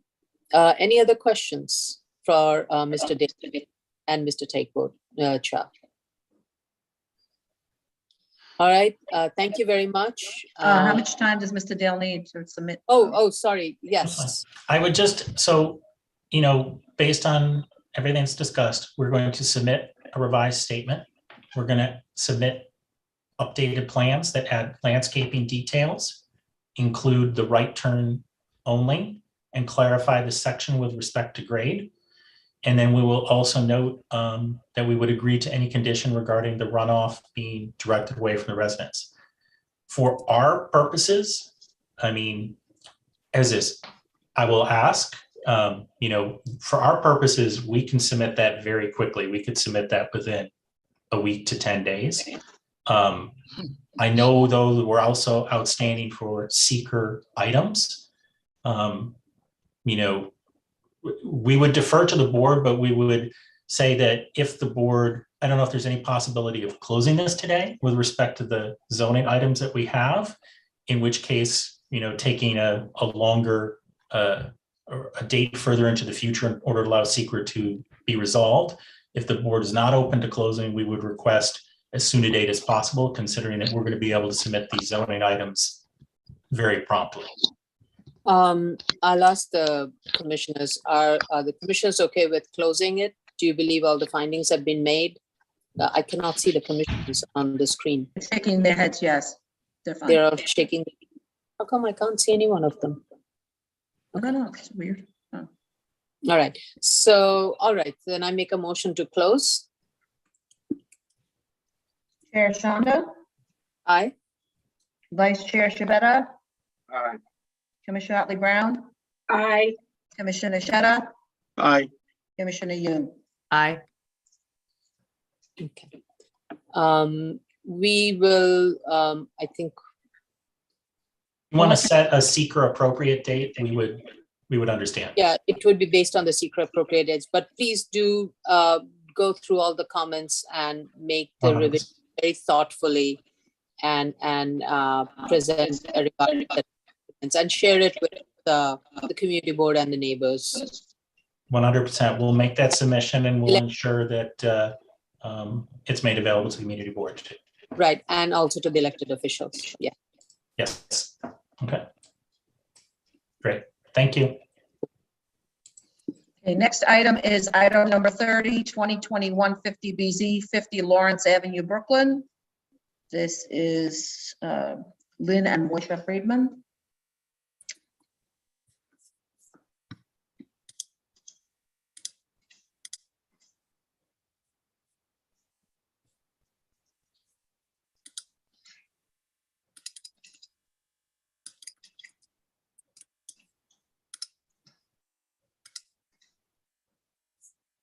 All right. You want to unmute Mr. or Mrs. Friedman? Hello. Yeah. Hi. Yeah. Mr. Friedman? Ms. Moisha. Join as panelists, Cecile? Oh, I'm still muted. Got it? Still muted. Mute start video. There you go. There we go. Okay. Do you have anyone else with you? Hiram should be. Hiram, you joining in? Please join as panelist. Anyone else on the team, please join in. This is just the applicant and his team. Yep. So it's only Mr. Friedman and Mrs. Friedman and Hiram. Yeah. Good, I'm here. No, okay. Okay, everyone raise their hands, right hands, please, so we get this going. Do you affirm to tell the truth, the whole truth, and nothing but the truth in your testimony before this board is to respond on said board member questions? I do affirm. Okay, please state your name for the record and proceed to respond to the board members' questions. Okay, Moshe Maurice Friedman as applicant representing Hadron Academy. Okay. Please go ahead. You heard what we said. Okay, yes, I did. We were there. So first of all, with the school crossing guard, we'll add it into the school safety program, but the location we see at this point in time would be the corner of McDonald and Lawrence. And since we anyway have to do a warrant study in this location, we will add as needed when we do the study afterwards. Okay. Now, with the bulkhead, unfortunately, we have to do 2 submissions of plans, one in the beginning of March and then a couple of days later again in March, because DOT got back to us with the notes that they wanted. The only difference between the early March and the later March one is the addition of the notes, the DOT notes on page 9 on the bottom. And those were about a draft BPP shall be provided to DOT for review, and sidewalk improvements are for illustrative purposes only and will require DOT review. So that's the only difference between the early March one and the later March one. Both of them show the same smaller bulkhead, because what we had is the stair bulkhead also went on the manufacturing side, and that, if you look at page, I believe it's page 20, 20 and no, page 21 on the 2022 submission, page 21 had the stair bulkhead also going up to the roof and many more, and we now only have the elevated bulkhead with an exterior staircase. So that's the difference to the bulkhead. But really, the bulkhead on the residential side is the same. It just didn't belong on that page, on the upper bulkhead page, so it was removed. Okay, that's that. With the discrepancy in the staff arrival and dismissal, Friday is an unusual day. And Friday in the Orthodox community, all the schools end at 1 o'clock. Anybody who comes, any of the staff also would leave at 1 o'clock. So therefore you have many more people leaving at the same time on Friday than the rest of the weeks because of the Sabbath. So, during the rest of the week, you have people coming and going, staff at different times. On Friday, they all leave at the same time, about 1 o'clock, which is why you see that peak number over there. Okay. Okay, and the bulkhead, I believe Commissioner Ewan did see it. You can see on page 21 that the bulkhead is smaller on the manufacturing side, where only the elevator bulkhead is there. And the stair bulkhead doesn't go to the roof. I believe that's all. If you have any other questions, I'm here. Okay. Any questions or comments for Mr. Friedman? I just wanted to clarify the first thing about the crossing guard. You said that since you have to do the follow-up traffic monitoring after the school opening within 3 months, 3 to 6 months, you won't place a guard until you need one? No. We'll place a guard at McDonald and Lawrence. That's the major intersection. But once we do the study, we may need a second guard. We'll know then. Thank you. Just wanted to clarify. Thank you. 100%. You're right. You will add all of those notes into your safety plan. Yes, we will add those notes into the safety plan.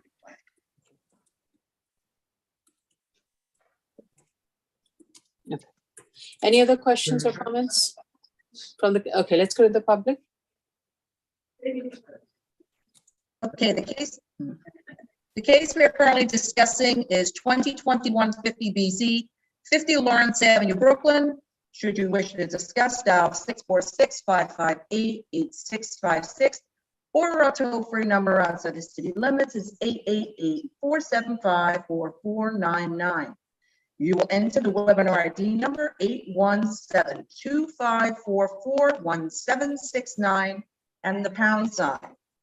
At the next prompt, you will press the pound sign only.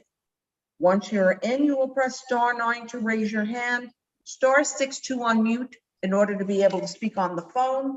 And if you're in the Zoom room already, please raise your Zoom hand, which is the little hand on the bottom of your screen. Once you are permitted in, you will have 3 minutes to speak. And this is only on 1550 Lawrence Avenue, Brooklyn.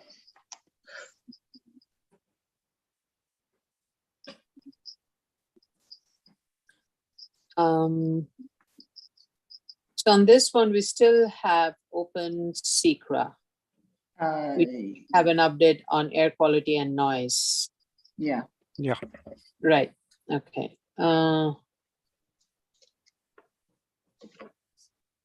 Just trying to see.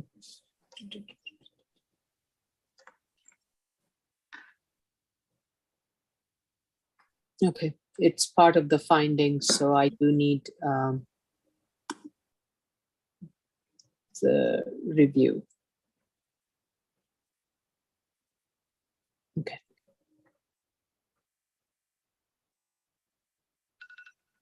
Okay. Okay, thank you. Since air quality and noise is part of the finding of the special permit and we do not have a sign off on it, I cannot close. We're also waiting for DOT. And we are waiting for DOT. That's also another part of the special permit findings. So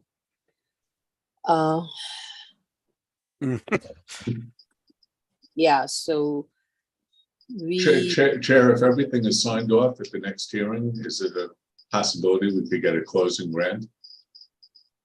no, that's what I'm saying. I cannot close until we have the sign off from DOT and DEP because that is one of the permit of findings of the special related to the special permit. No, correct. I'm saying at the next hearing, if everything is in and signed off, is it possible at that hearing to have a closing grant? We don't do close and grant, but we can definitely close. Yeah. Thank you. Okay, do we need how much time Mr. Friedman needs? How much, I mean, it's really going to be driven by the SECRA. It's the seeker. Yeah. And you have submitted everything that is needed for SECRA review? Yes. Yes. Yes, okay. So why don't you make all the necessary changes that we discussed and have it ready and we will coordinate to see how with the SECRA sign off so that we can have it closed. That would be good. It can be two. So to repeat, the only thing you need from us, and I'll work with Hiram on it, is the school safety plan. Everything else is there. Right. Okay. Yeah. I just want to make sure we get the right thing in. Yeah, and you can also add that to your statement of facts. Okay, fine. Add to your statement of facts as to the services that you're providing, the commitments that you have with DOT, all of that can be incorporated into your statement of facts and the school safety. And if there is any note that comes up as a result of the review from DEP, you would need to revise the drawings accordingly. Okay, not a problem. Okay. Okay. Okay. So we're waiting. That's yes. That's the bottom line. We'll let you know. We'll let you know the date. Okay. Fortunately, thank you very much. Appreciate it. Thank you very much, and have a great day. Okay. You too. Okay. New cases, item number 31, 2021, 35 BZ, 957 Grand Street, Brooklyn. Is this Sandy? Yes. The next two cases are Sandy's. Ms. Agnostu, please join us.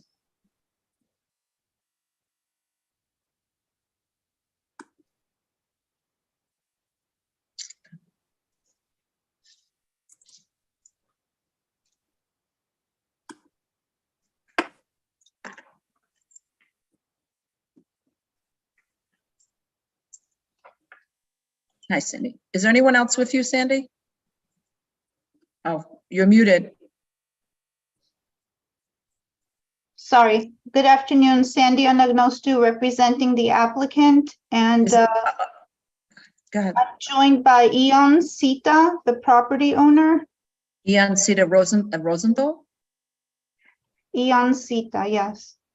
Okay, there's an Eon Sita Jeff Rosenthal.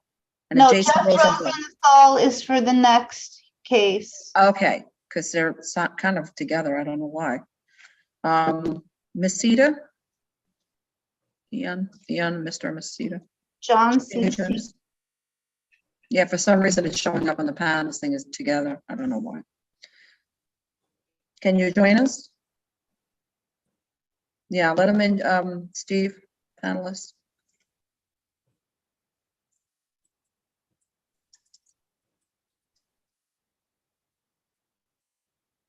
Could you join in, please? Thank you. Thank you.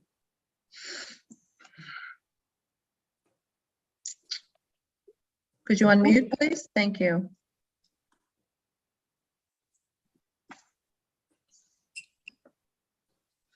Dun, dun, dun, dun, dun.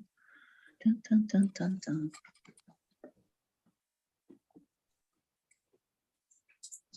Could you unmute, please?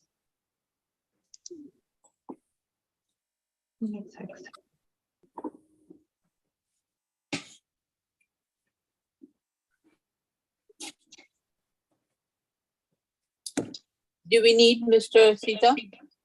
I mean, we can go on. I don't want to hold up the hearings. Yeah. Okay. Sorry about that. All right, let me, wait, I gotta say you in. Raise your right hand. Do you affirm to tell the truth, the whole truth, and nothing but the truth in your testimony before this board, and to respond only to the board member questions? Yes, I do. Okay, state your name for the record and proceed to respond to the commissioner's comments. Sandy Anagnostu, representing the applicant, and I see Mr. Sita has joined now. So, Mr. Sita, could you raise your right hand really quick? Could you raise your right hand? Let me swear you in case you want to say something. Do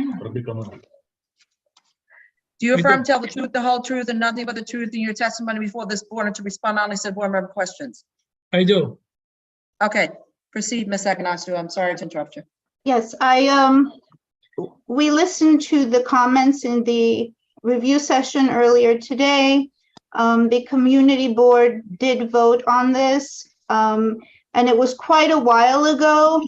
So they did receive the plans and held a hearing. And since then, that was more than a year ago. Since then, we did make some revisions, really aesthetically, to the rendering and the elevations. And I can reach out to them to see if they'd like to meet on this again. But that was the extent of the changes. And unfortunately, we weren't part of that dialogue when they did meet. There was a different applicant at the time, but we have always been the architect of record, but I can reach out to the community board if the board would like us to do that. We also did reach out to the council member. Okay. Okay. Yep, you can always share the revised set of drawings and okay, sure. It's never hurts to share information with them. Okay, in terms of the materials, the zoning chart will be corrected and the cellar plan will be revised to include the note that no sleeping or living accommodations permitted. Regarding the rear yard access, right now there is no access through the building to the rear yard other than through the cellar level. But we'll take a look at that as well. Regarding the balconies. So who will maintain that? The owner will have a person maintaining it. Why not provide access to it? It's only going to improve your amenity value for that apartment that's in the back. Well, the one unit could have access, but I don't know, like there's no access for all the other units other than through the cellar level. Like there's no access from the first floor. So let me ask you the question. Will there be access for all the residents to the rear yard through the cellar? John? Usually no, because it's very hard to get all 8 people to agree with what they want to do in the back. So usually there's no access. This is a rental property, right? Yes. Okay. I think it would never hurts to provide access to at least one resident so that it gets maintained and taken care of. we do have staff that maintains the building. We could accommodate the first floor rear to have access. That it worked much better to have one person accessing. Okay. Then just between the elevations and plans, we'll go through them to make sure everything corresponds to the rendering and elevations. I know there's some discrepancies there. So we'll revise that accordingly. Regarding the trash storage, Mr. Sita plans to install a box with a lid in front of the building, and we'll provide the spec for that. Okay. Regarding and indicate that in the plan also. Yes, we'll revise the plan to show that and also provide the specification. In terms of the layout for the unit on the first floor, which is ADA accessible, it's the smallest unit with no closet. That's the studio unit fronting Grand Street. So we'll look at ways to improve that and include that in our revised plan.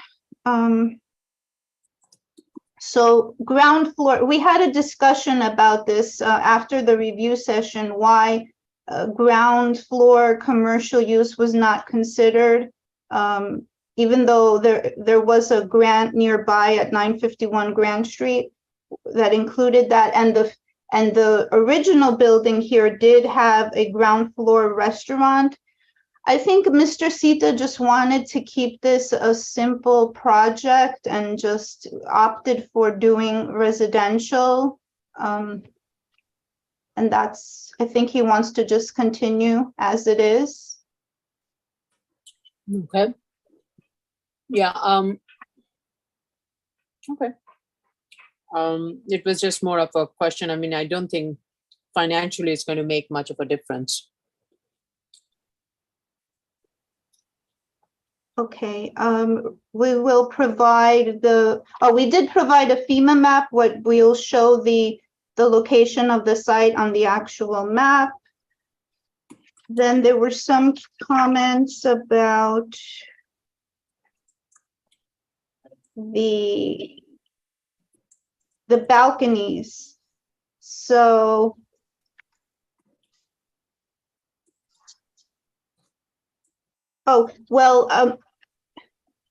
Barbara Cohen would like to relay her acknowledgement of her appreciation of Commissioner Otley Brown's acknowledgement of her work. So she appreciates that. And then regarding some of the comments regarding the financials, the balcony, really, it wouldn't have a significant impact, but we'll take a closer look at it. The fact that we're providing balconies would not really change the financials, but she'll take a look at it. And I believe we covered most of what was discussed in the review session. Okay. Can you clarify the roof terrace? Because there's that glass railing on the rendering, and so. I don't believe that we're proposing a roof terrace, unless that's something we may add, but we're not proposing that. Okay, so the render, I guess maybe when the plans and the elevations and the renderings are more closely aligned, there will be less confusion on my part about the programming. Okay, sure. We'll clarify all of that. And I would though say in the rendering, as I'm looking at it, I don't know what material is. Okay, you're proposing a brick facing material. Okay. Yes. Okay. Okay. All right. Any other questions or comments for the applicants? Commissioner saying no. Let's go to the public.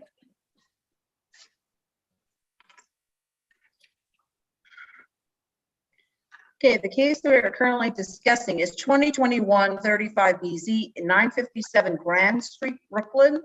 Should you wish to discuss, please dial 646-558-8656, or outside the city limits, our toll-free number is 888-475-4499.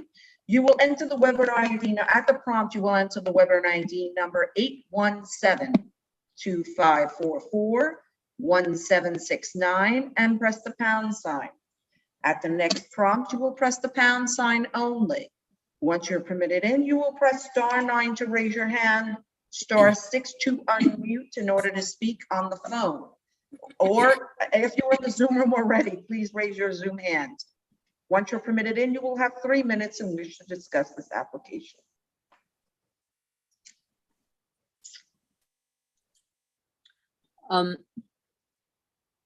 Ms. Anagnostos, sorry, Anagnostou, I'm sorry. That's something about. I do want to just go back to the commercial. Since you're not proposing a commercial use on the ground floor, I would suggest you provide a little bit more of a robust narrative in your statement as to why you're not considering it, because it is an as of right use, and providing that reduces the degree of variance. So, and there are commercial uses on that block front. So you need to provide a little stronger set of argument as to why you do not want to provide it. Maybe it's the fact that, I mean, are there existing commercial uses there that are not utilized? There, some of them are vacant, and it really is towards the tail end of the commercial corridor that it doesn't really lend itself as a commercial corridor. What are the reasons that makes this not such a viable commercial use to rule out as a use that which is granted as of right is not viable? You do have to make, it's not just I don't want to and therefore I'm asking for something else. That's Right. not how finding goes. So you need to make a stronger argument as to why a commercial use on this site is not possible, is not viable. Okay, we understand. We'll provide that. Mhm.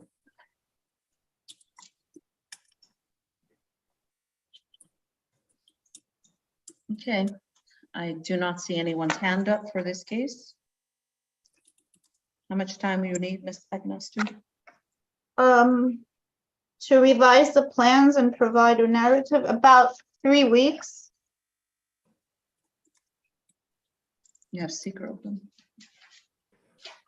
I think the only seeker is air quality. Air quality and noise. Yeah, equality. Noise. Which is under review by DEP, so we're waiting. We submitted all the material. Yes. All right. I think we'll make we'll have to wait for that and coordinate, correct, Madam Chair? Yes. Okay. Okay. So is everybody okay with if we close this because they meet all the findings? Okay. All the commissioners, I don't see any, but Commissioner Sheta? Commissioner Yoon, okay, because they weren't shaking your head. I didn't see head shaking, okay. So I want to make a recommendation to close because while the finding has been made, however, we do have outstanding SECRA, and and that is not directly related to the finding. So we will be wait for the SECRA closing, and if any changes are required as part of the SECRA review, all the drawings and statement documents would have to be revised and reflected accordingly. So you're making a motion? Yes, motion to close. Sorry, thank you. Chair Chanda? Aye. Vice Chair Shibata? Aye. Commissioner Otley Brown? Aye. Thank you. Commissioner Sheta, Aye. Commissioner Yoon. Aye. Okay, So we are Yep. keeping the record open, just so that everybody's clear. Thank you. Thank you. okay. Next item is item number 32, 2022-51 BZ, 107-20 154th Street, Queens. Sandy, is anyone with you? I'm sorry, Ms. Agnoster. Yes, that's okay. Mr. Rosenthal, right? Yes, Mr. Rosenthal. Mr. Rosenthal, would you join us, please? Join as panelists, please. Thank you. And unmute.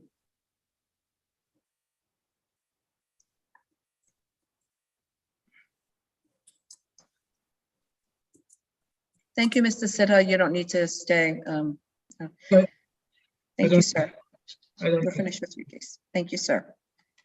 Mr. Rosenthal, could you unmute, please, once you are ready? We'd like to. Hi, sorry. Oh, what are we doing? Okay. Okay, good. Sandy, unmute. Raise your right hand. Do you affirm to tell the truth, the whole truth, and nothing but the truth in your testimony before this board, and to respond honestly to board member questions? I do. I do. Okay, Ms. Agnostu, please proceed. So we listened to the comments during the review session, and first off, regarding Community Board 12, we met on February 7th. A land use zoning committee meeting was held, and we discussed the project. And at that time, they decided that they wanted to continue the discussion and put us on the calendar for a continued meeting for March 7th. However, that was actually a Jewish holiday. So in observance of that, Mr. Rosenthal could not attend, and I felt it was important for him to be there to continue the discussion. So I discussed that with the district manager, and she decided that it was best to just put this off until their next committee meeting, which we're scheduled to attend on April 4th. And then the public hearing will be held on April 19th. So originally the public hearing was scheduled for tomorrow, but that's postponed. And so we won't be meeting till next month. And so when we did meet with the community board, they had a couple of issues, which I have here. Mainly, first of all, they asked Mr. Rosenthal to reach out to his immediate neighbors, which he did, and he obtained letters of support from both of them, which we submitted, and that was for lot 27, which fronts Shore Avenue, and lot 30, where is that? 35, which fronts 154th Street. We submitted those letters of support. So also the community board asked us to consider a one family as opposed to the proposed two family, which we looked at, but in our analysis, and I can share that because we haven't submitted this yet, if you'll allow me to, in our study that we did, if I can share my screen, the majority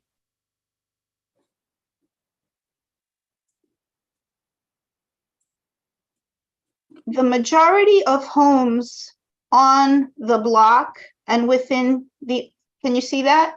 Yes. And within the R5 zoning district are actually two-family homes, and that's in the darker yellow.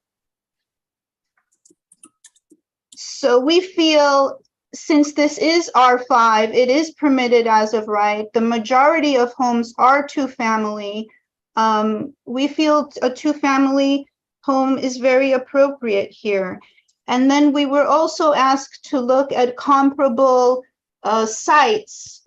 And we're doing that. We're not only looking at other vacant lots within the 1,000-foot radius, looking at sites that are detached 2 families or 1 families that have complying or non-complying yards. And we're doing that analysis here, and we'll be submitting this to the board. But even within the subject block, whatever is here in the pink, shaded in pink, those are all detached homes, which are 2 family, most of them, and they do not, it seems they do not have complying side yards.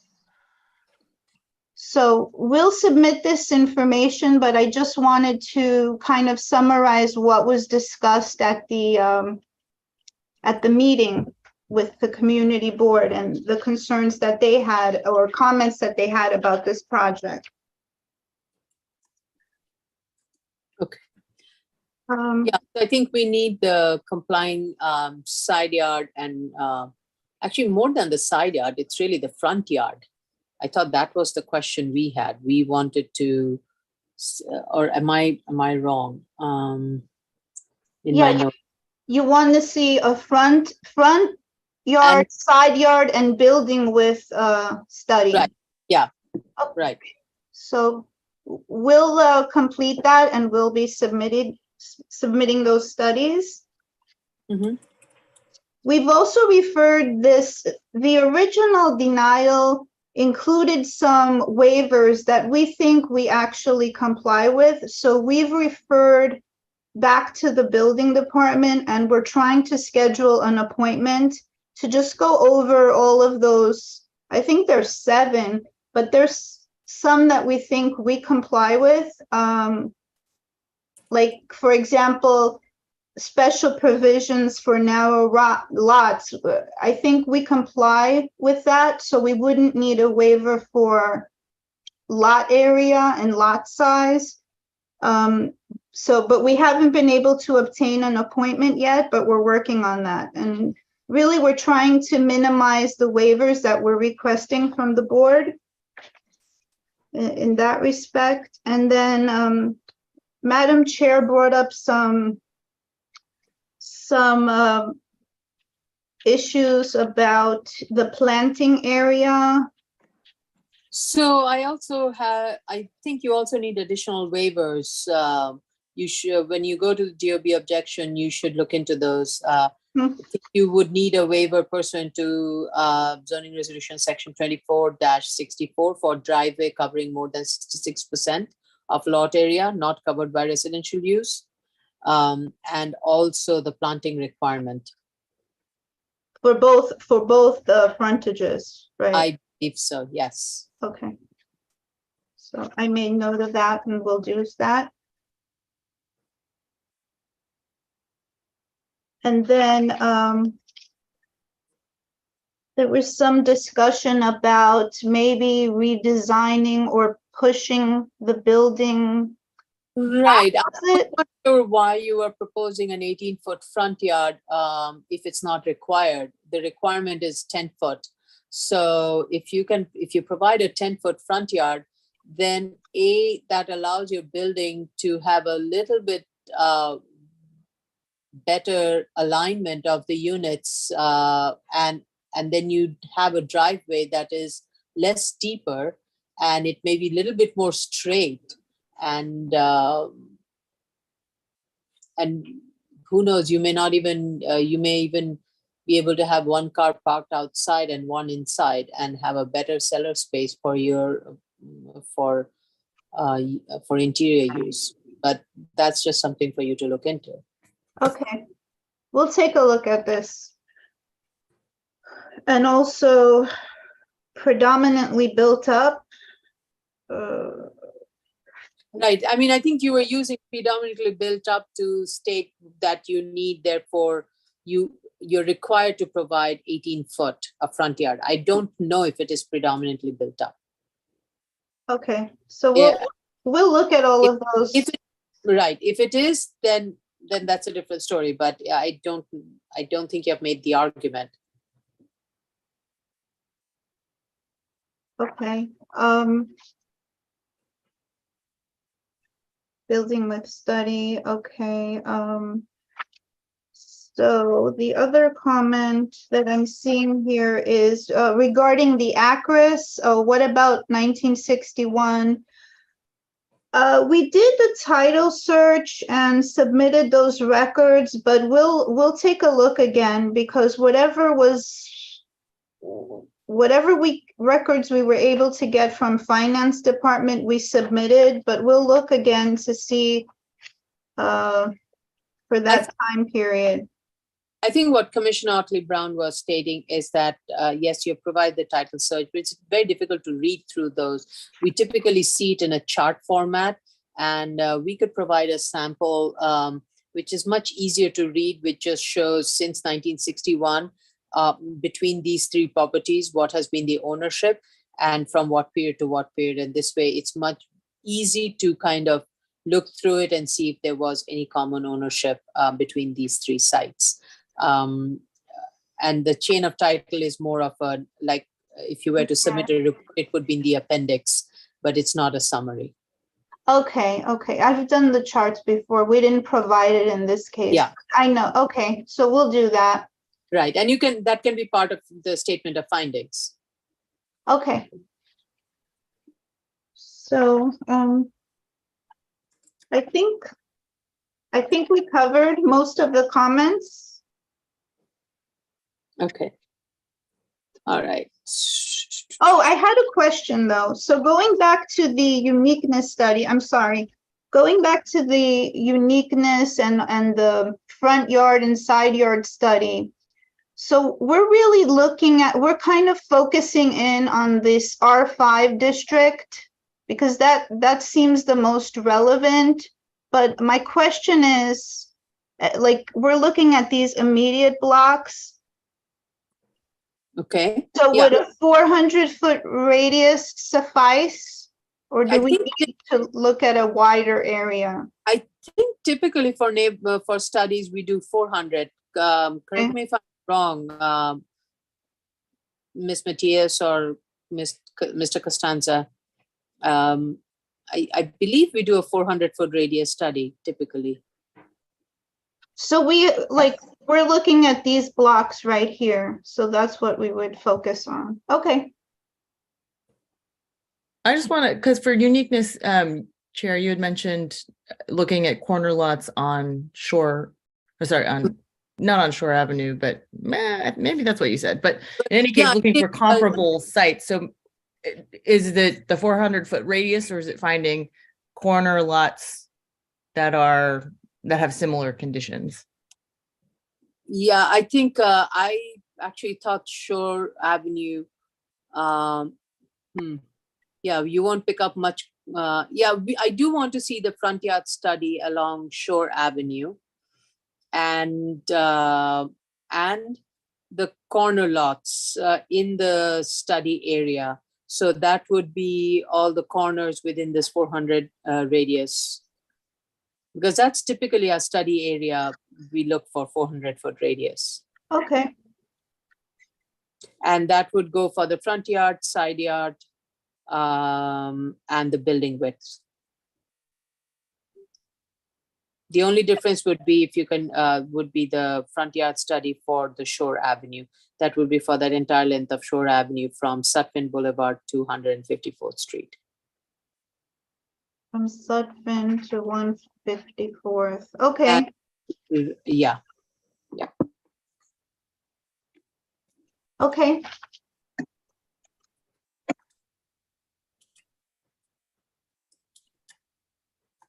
Also, Ms. Anagnostou, the applicant needs to fix the fence. Oh, yes. Mr. Rosenthal, we discussed that, and he'll be repairing that. And I would also I was actually there last week and I fixed it, but I'm gonna go and permanently fix it. Right, and not just fix it, but it seems from the photos provided there are things kind of gathering there, garbage, and so that's a little bit of a nuisance for your neighbors. And there seems to be like a dead car sitting there. So please remove those also. Yes. So that doesn't become a nuisance for the residents. There's been a long years of problem with people dumping over there, which we've been trying to handle. And that one car belongs actually to one of the neighbors. She promised to get out in the next week or two. I will make sure the car's out, and I'll provide pictures to Sandy to upload. Okay. All right. Any other questions for the applicant team? Commissioners? All right. Let's go to the public. So the case we are currently discussing is 2022-51BZ. Sorry. Sorry. 2022-51BZ, 107-20, 154th Street, Queens. Should you wish to discuss, dial 646-558-8656 or a toll-free number 888-475-4499. You will enter the webinar ID number 817-2544-1769 and press the pound sign. Once you are in, press star, and the pound sign. At the next prompt, you will press the pound sign. Once you're permitted in, you will press *9 to raise your hand, *6 to unmute, be able to speak on this matter. And if you're in the Zoom room already, please raise your Zoom hand. Once you're permitted in, you will have 3 minutes in which to discuss.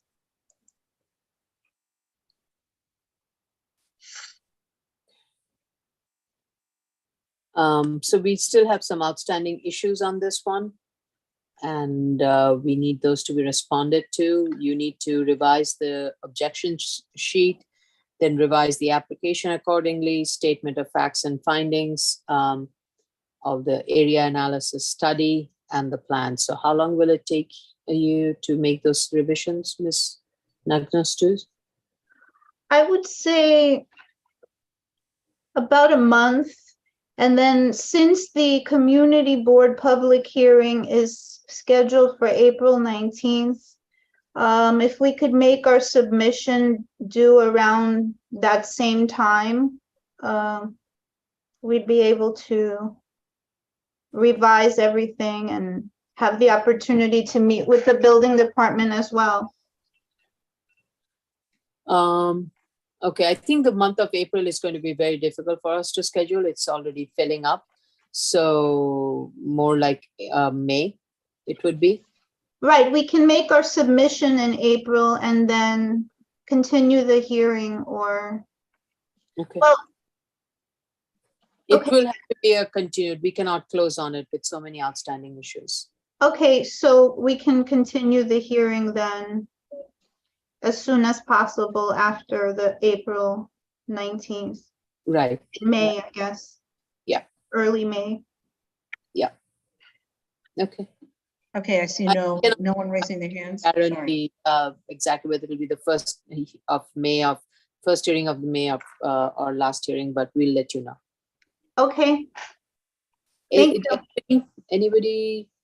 No, I saw no hands. No hands. Okay. Thank you. Okay. Thank you very much. Thank you so much. Okay, should we go on? Yes. Item number 33, 2022-96BZ and 2016-4249BZ, 2420 Amsterdam Avenue, Manhattan. Is this Ms. Baton? Is this Fan? Yeah, I think Mr. LaBelle and Ms. Corris.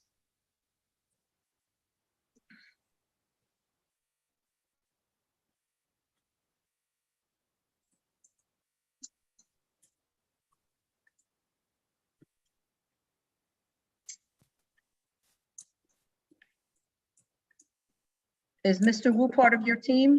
Yes, Mr. Wu, Jack, Evan. Jack Freeman and Mr. McNally? Everyone on that list. Okay, will the team please join us, panelists, and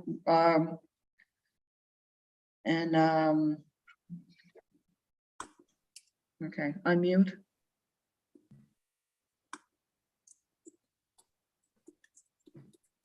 Everyone on mute, please.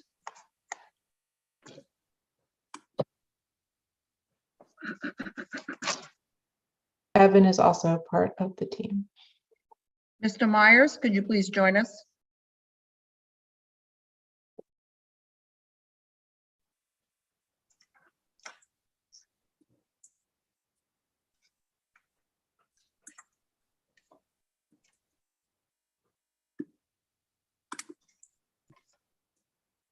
Thank you. Everyone, please unmute that is part of the team.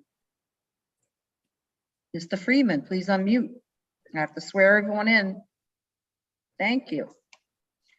Okay, please raise your right hands. Do you affirm to tell the truth, the whole truth, and nothing but the truth in your testimony before this board and to respond honestly to board member questions? Yes. Yes, okay. Ms. Baton, or Mr. Lobel, whoever is in lead. Sure. Chair, Commissioners, Richard Lobel of Sheldon Lobel PC, joined by Fan Baton from my office.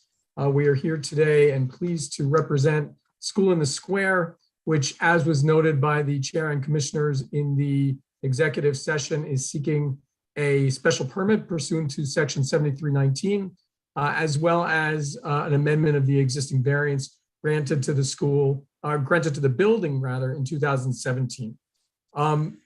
We, just as an initial matter and to make clear for the record, the central ask here is twofold. The first would be for, pursuant to the variance, a conversion of roughly 45,500 square feet from approved office use pursuant to the 2017 variance, use group 3 school use within the existing building.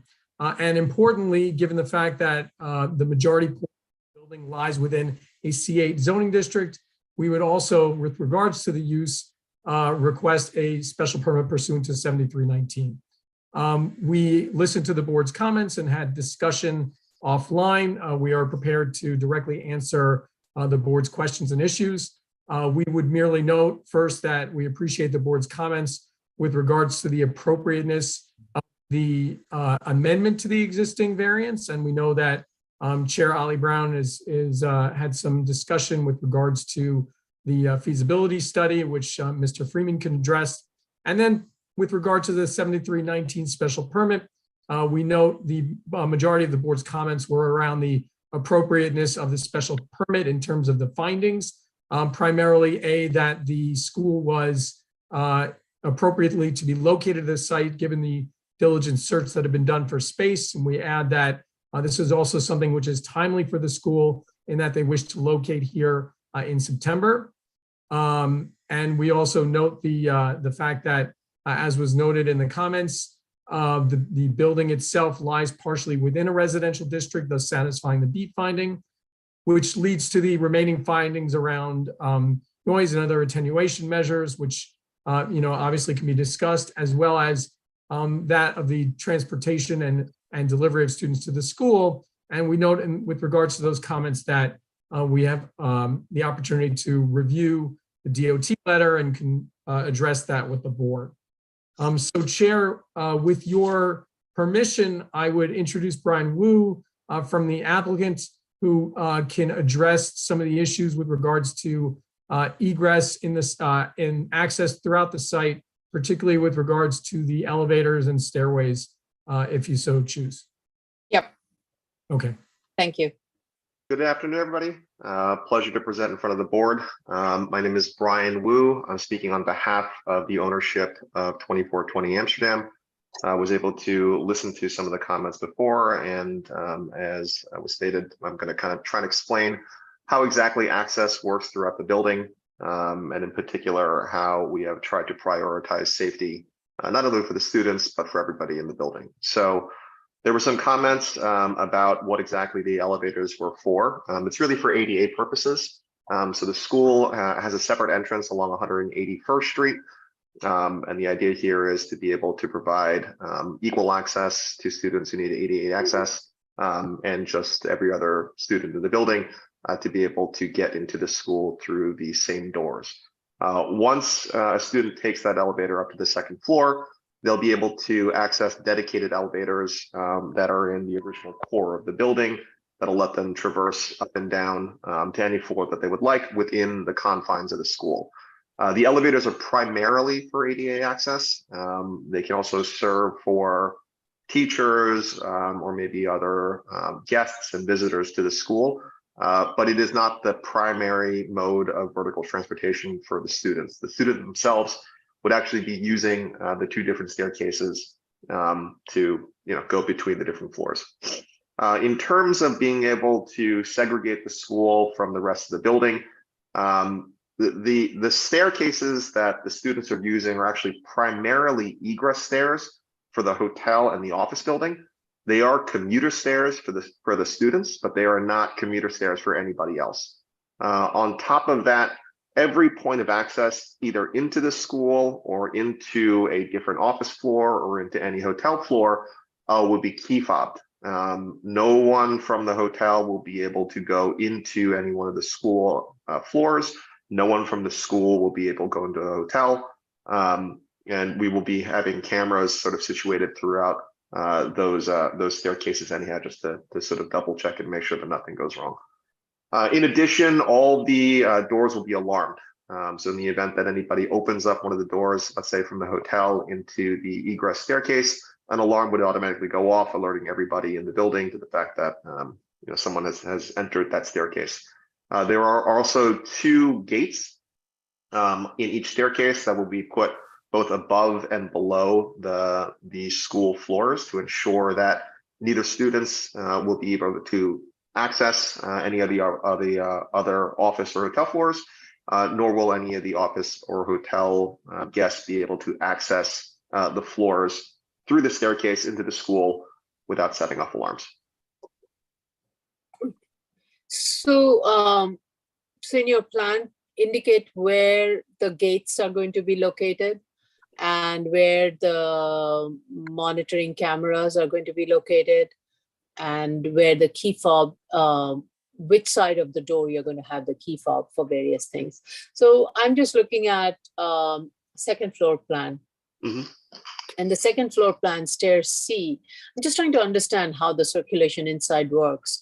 If I am in the hotel and I have to make an exit through that door, I have to go down and then I come to a landing and then I go down the stairs C.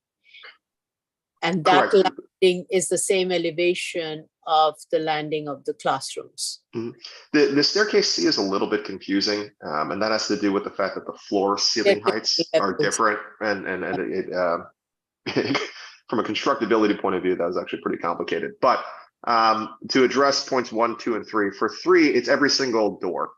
So let's say you're within the second floor and you're trying to enter into the hotel. There's a key fob that's already located on that entrance that you need to swipe in order to be able to go into the hotel. Every door in that staircase has a key fob, both into the office and into the hotel. So that exists as a condition day 1. In terms of where the actual gates are, the gates, and I don't know if Patrick is on the line. He's now an attendee. And the reason I picked okay. second floor is that the way the circulation is, having a door between where that grade change happens. I think it may be an issue. So on the other levels, maybe not. So no door is open permanently. Only the doors, only the students will be able to go into the school, and then every other door that faces the hotel is already automatically cut off. So there can be no confusion in terms of where the children will be able to go. In terms of the gates, and Patrick, I see is online, the gates I believe are drawn to be shown below the first floor in staircase C, and then above the, I think it's the 8th floor in staircase C as well. Patrick, if you just confirm that, that'd be great. Yes, I believe. Okay. Was Mr. Herbert? No, I was just doing that. Yeah, thank you. Mr. Herbert, can you raise your right hand? I have to swear you in. Do you affirm to tell the truth, the whole truth, and nothing but the truth in your testimony before this board, and to respond honestly to board member questions? Yes, I do. Okay, now you can respond. And my name's Hebert. Hebert. It's Sorry. okay. Everybody does it. Don't worry. Yeah, so we have placed gates above in the staircase, where I believe it's on. Let's see. Let me see the last plan. I'm just looking at it right now.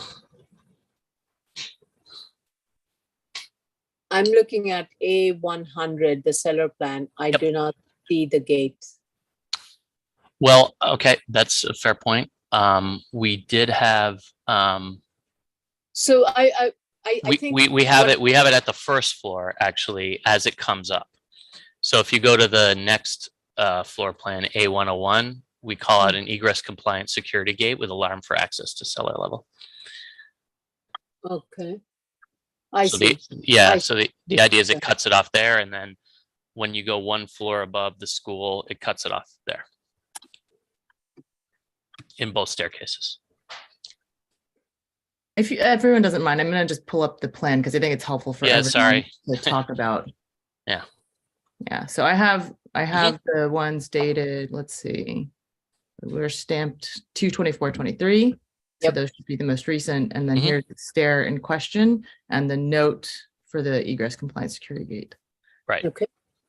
And it's also on A108, which is the 8th floor plan. While we're here, though, we have doors through the lobby and through this egress corridor out onto Amsterdam Avenue. Yeah. You also have from the second floor the possibility of someone using the stairs instead of the elevator from the hotel, and then someone commuting on the stairs from the school to be in the same place. Is it so clear how one gets to where they need to go?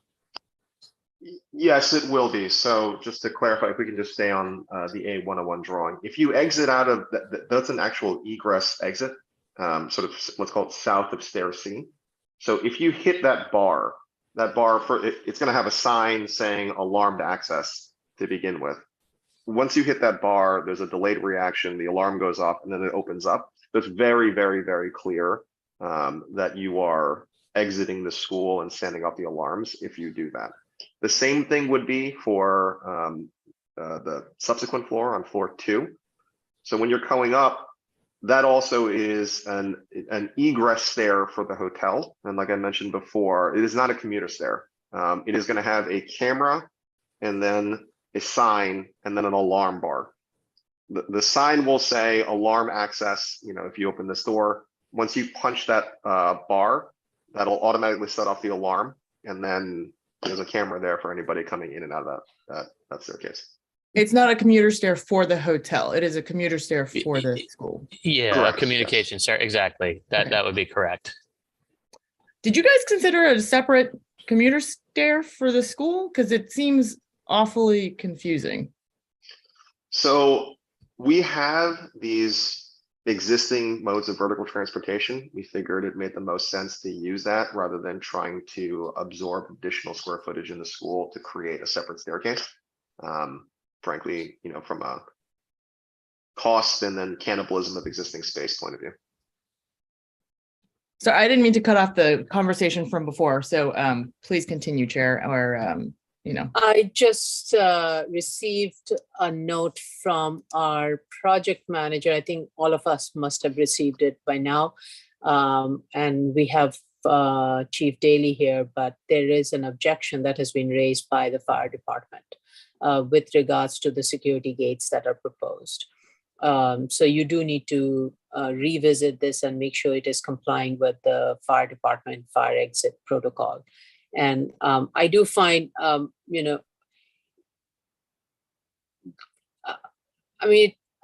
easiest solution to this, having your separate commuter stair, and just that way you do away with all of these complicated, and I understand that there's only so much you want to get the school started. You don't want to break into the floor and have to do that, but it's really something would be advisable for you to look into it, given what I'm just seeing from fire department. And you should talk to fire department as quickly as possible to make sure you, whatever you're proposing will not be contrary to the fire safety measures. Yeah, they actually, they just want to see what the gate looks like, to be honest. These gates are used all the time. In fact, they're required often to be placed at the first floor level blocking off the descent down to the cellar, so people aren't confused during a fire, that they get confused when they go downstairs. They're like, oh, here's a metal gate. I need to go out this way. So they're actually quite often installed in fire stairs. So I think they just want to see that. Yeah, I think the objection is with regards to the stair of a security gate on the 8th floor. Mhm. And this requires an approval from the Commissioner of Buildings in consultation with the department. And the fire department is requesting that the fire alarm plan be submitted to their office for review. And will the locking devices for the doors having key fob access be deactivated in the event of an emergency? So all of those Really questions, reasonable. yes, of course. And but we do need fire department to be totally comfortable with this. And since time is of the essence on your part, you figure out what works best and get it done as quickly as possible. Yeah, that's reasonable. Yep. And Chair, we've had similar situations with regards to types of uses, accessing stairs in the building, particularly on Park Avenue, where we had an office building with drug treatment facility and a school, and we're able to work out egress in that regard. So we'll work with Deputy Chief Inspector Daly and figure this out. Yep.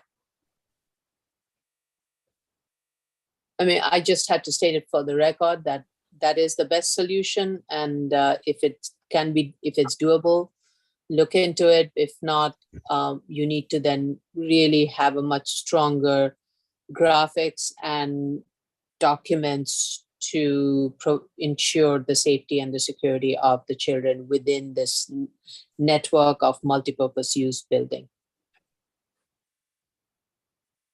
And so do provide a separate plan which shows the security layout.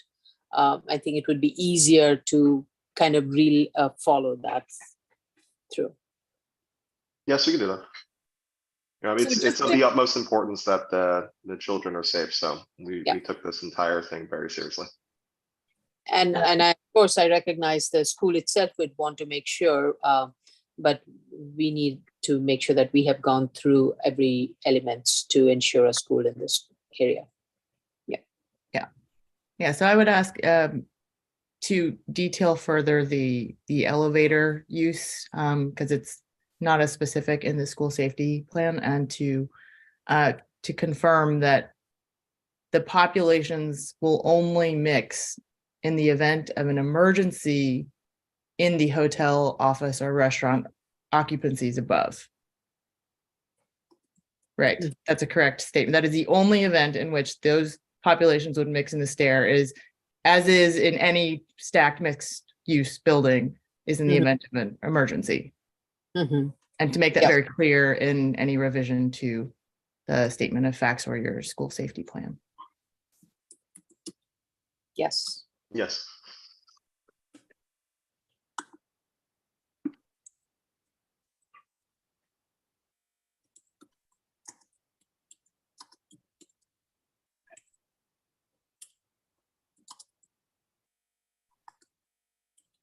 Okay. Mr. Lobel, do you have any other? Sure. I know that we had recently received the DOT safety protocols, and we intend to fully work through those.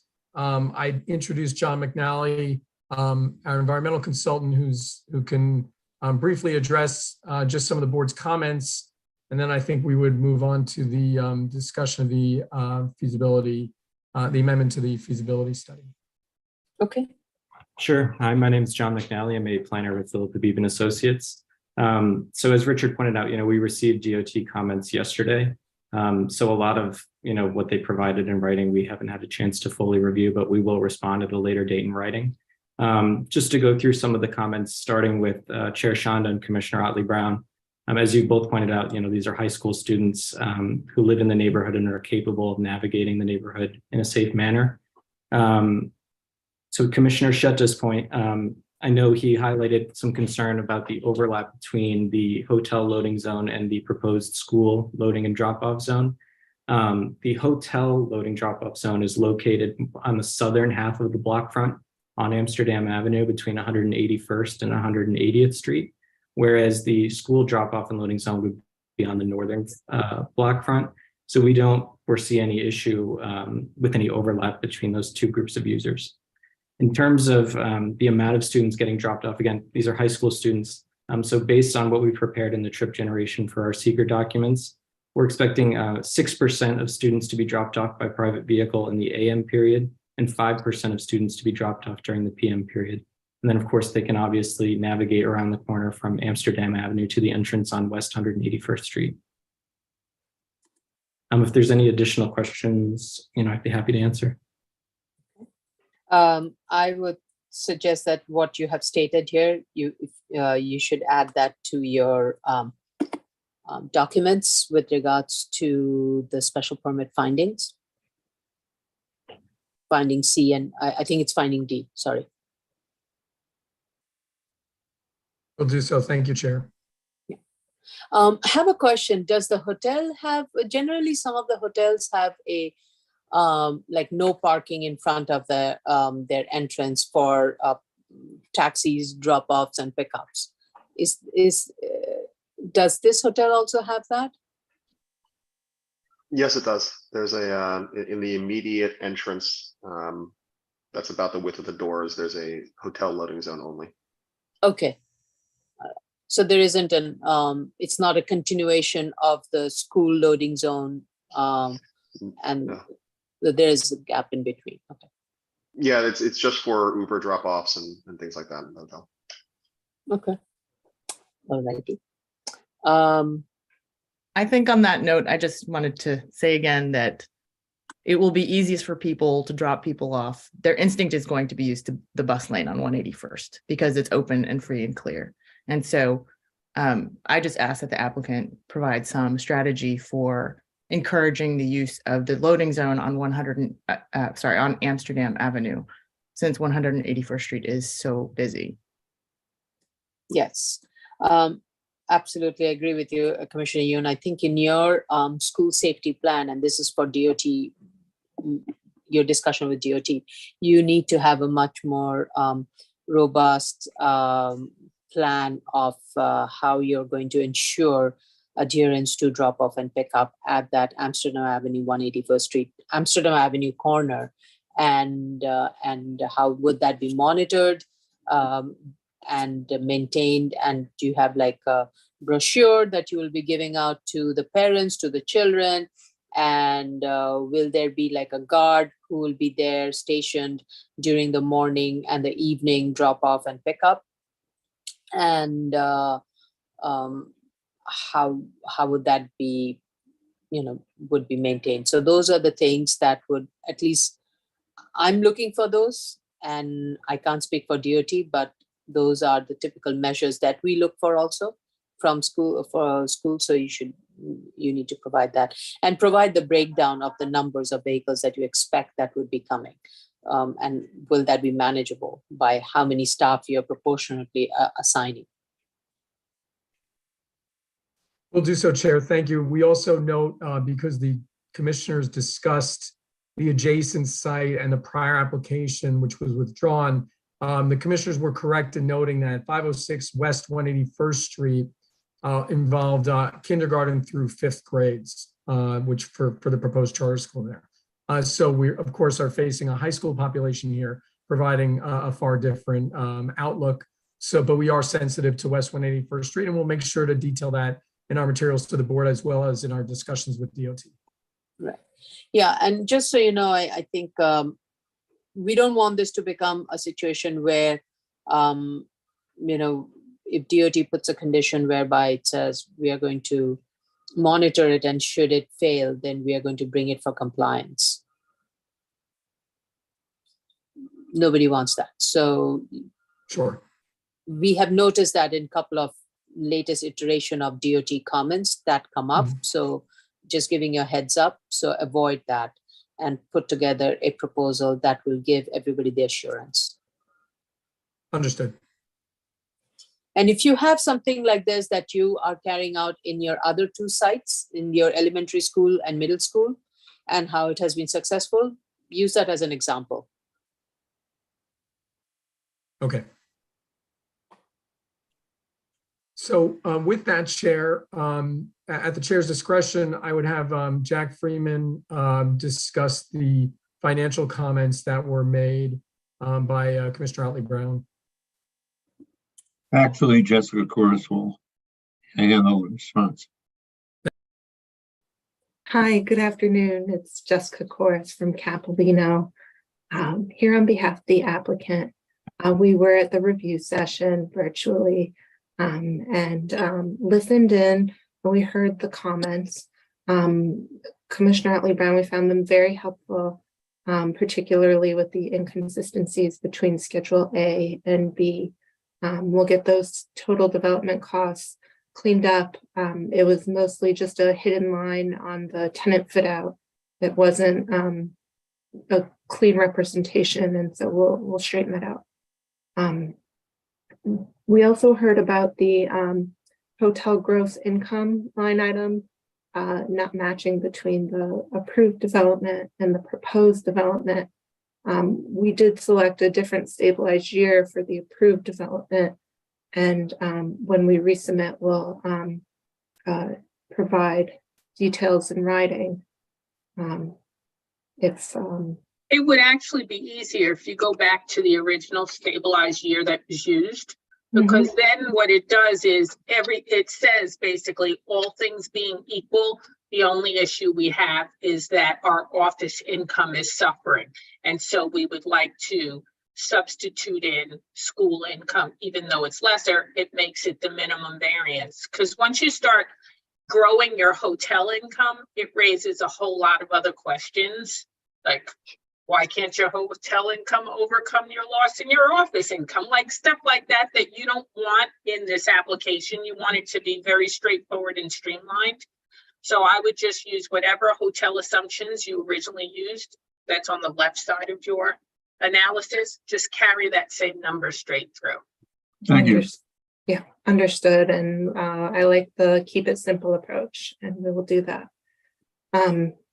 Now, the next comment we heard was in regards to the capitalization rate. They were a little bit different because of the blended rate for the school came in a little higher than the office that was previously assumed.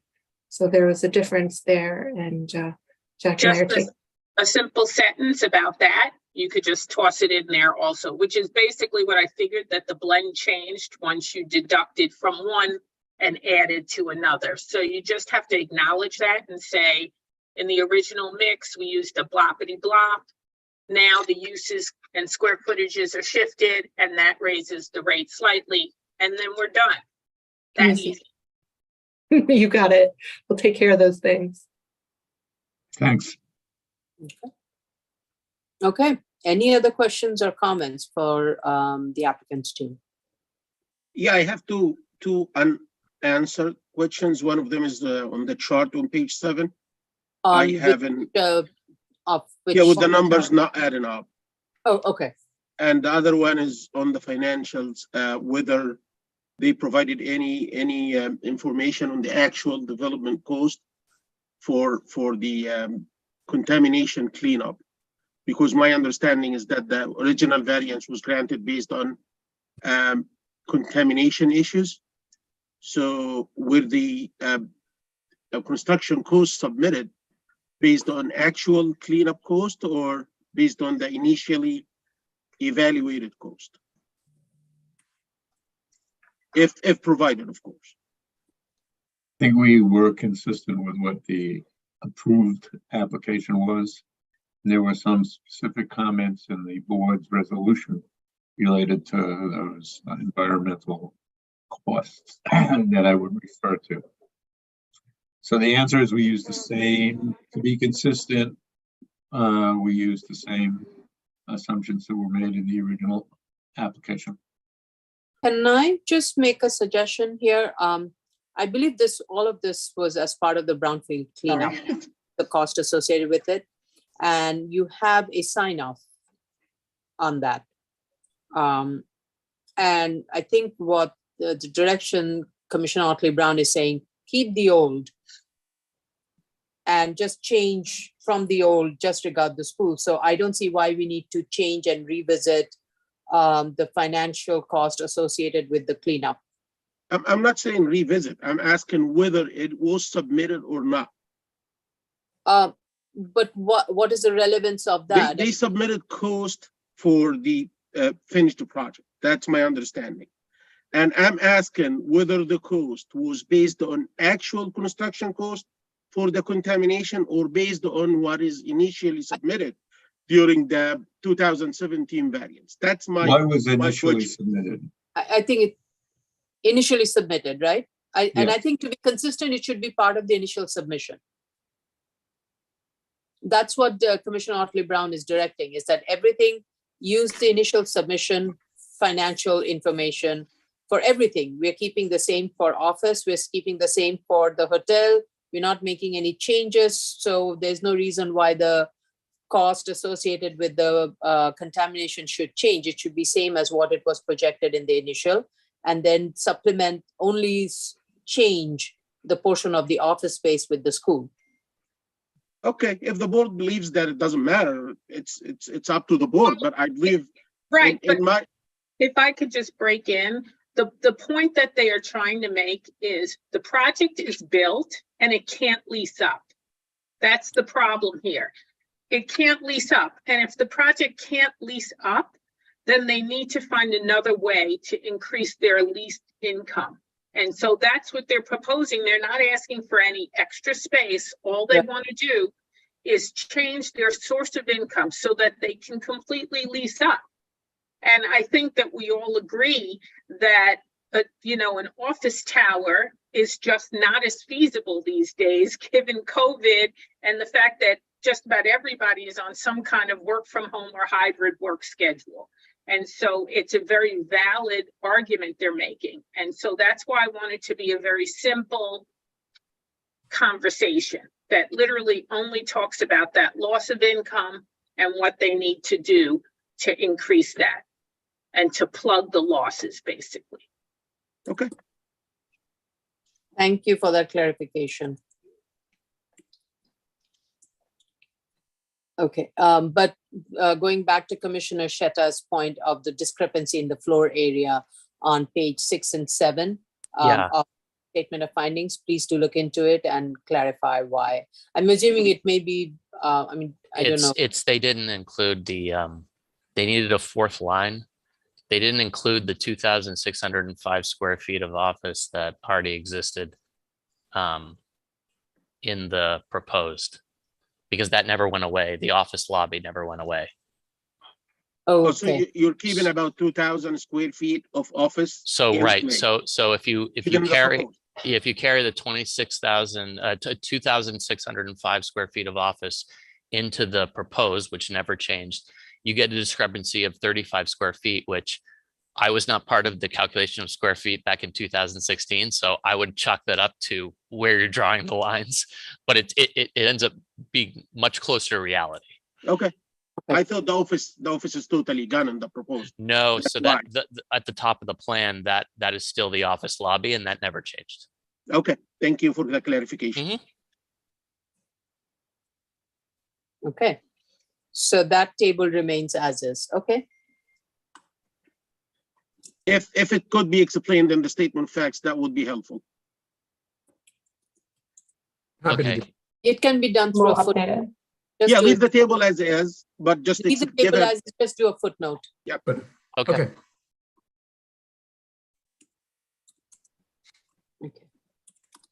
Chair, we finally note that the board's recognition of the community recommendation issued March 8th, which issued 33-1 in favor of the application. We were thrilled to speak to Community Board 12 about this and about the dialogue around the school, which is a beloved institution in terms of its current grade in middle school. So we're happy to that they were so overwhelmingly in favor, and we look forward to successful resolution of the application. Okay. I think the outstanding issue is still one of the elements associated with the findings. So we cannot close on it while we think everything seems to fall in place, but we do need DOT's view on it. With regards to the environment, DEP, air and noise quality, I don't think there should be an issue, but it's really the DOT question that needs to be responded to. And Mr. Lobel, you know what you went through for the other schools, so Sure. you know what you have to do. Understood. We do actually anticipate talking to DOP and achieving that approval in short order. We are under somewhat of a constrained time frame, particularly given the opening in September, but the applicant team has been in touch with DOT, and we're confident we're going to be able to resolve this seriously within a matter of weeks, Chair. We're really doing that. Okay. Internally, when we talked about this, we talked about a schedule of perhaps we'd be able to return materials, including the results of our DOT conversation, to the board within 3 weeks. Okay. So we are looking at end of April hearing. But you also need to run the stair runs and all of that with fire department as soon as possible. We will do so.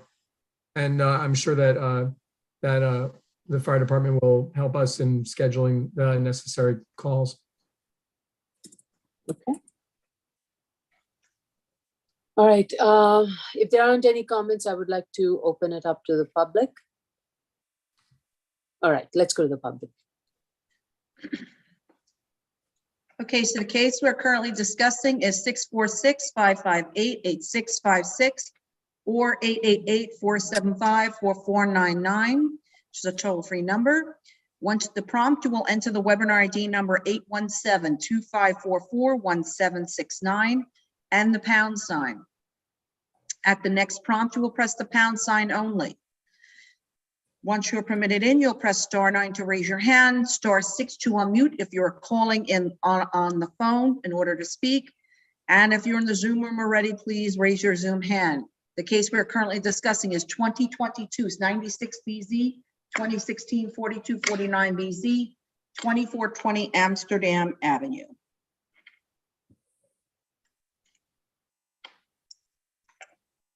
Oh, and once you're permitted in, you'll have 3 minutes, sorry.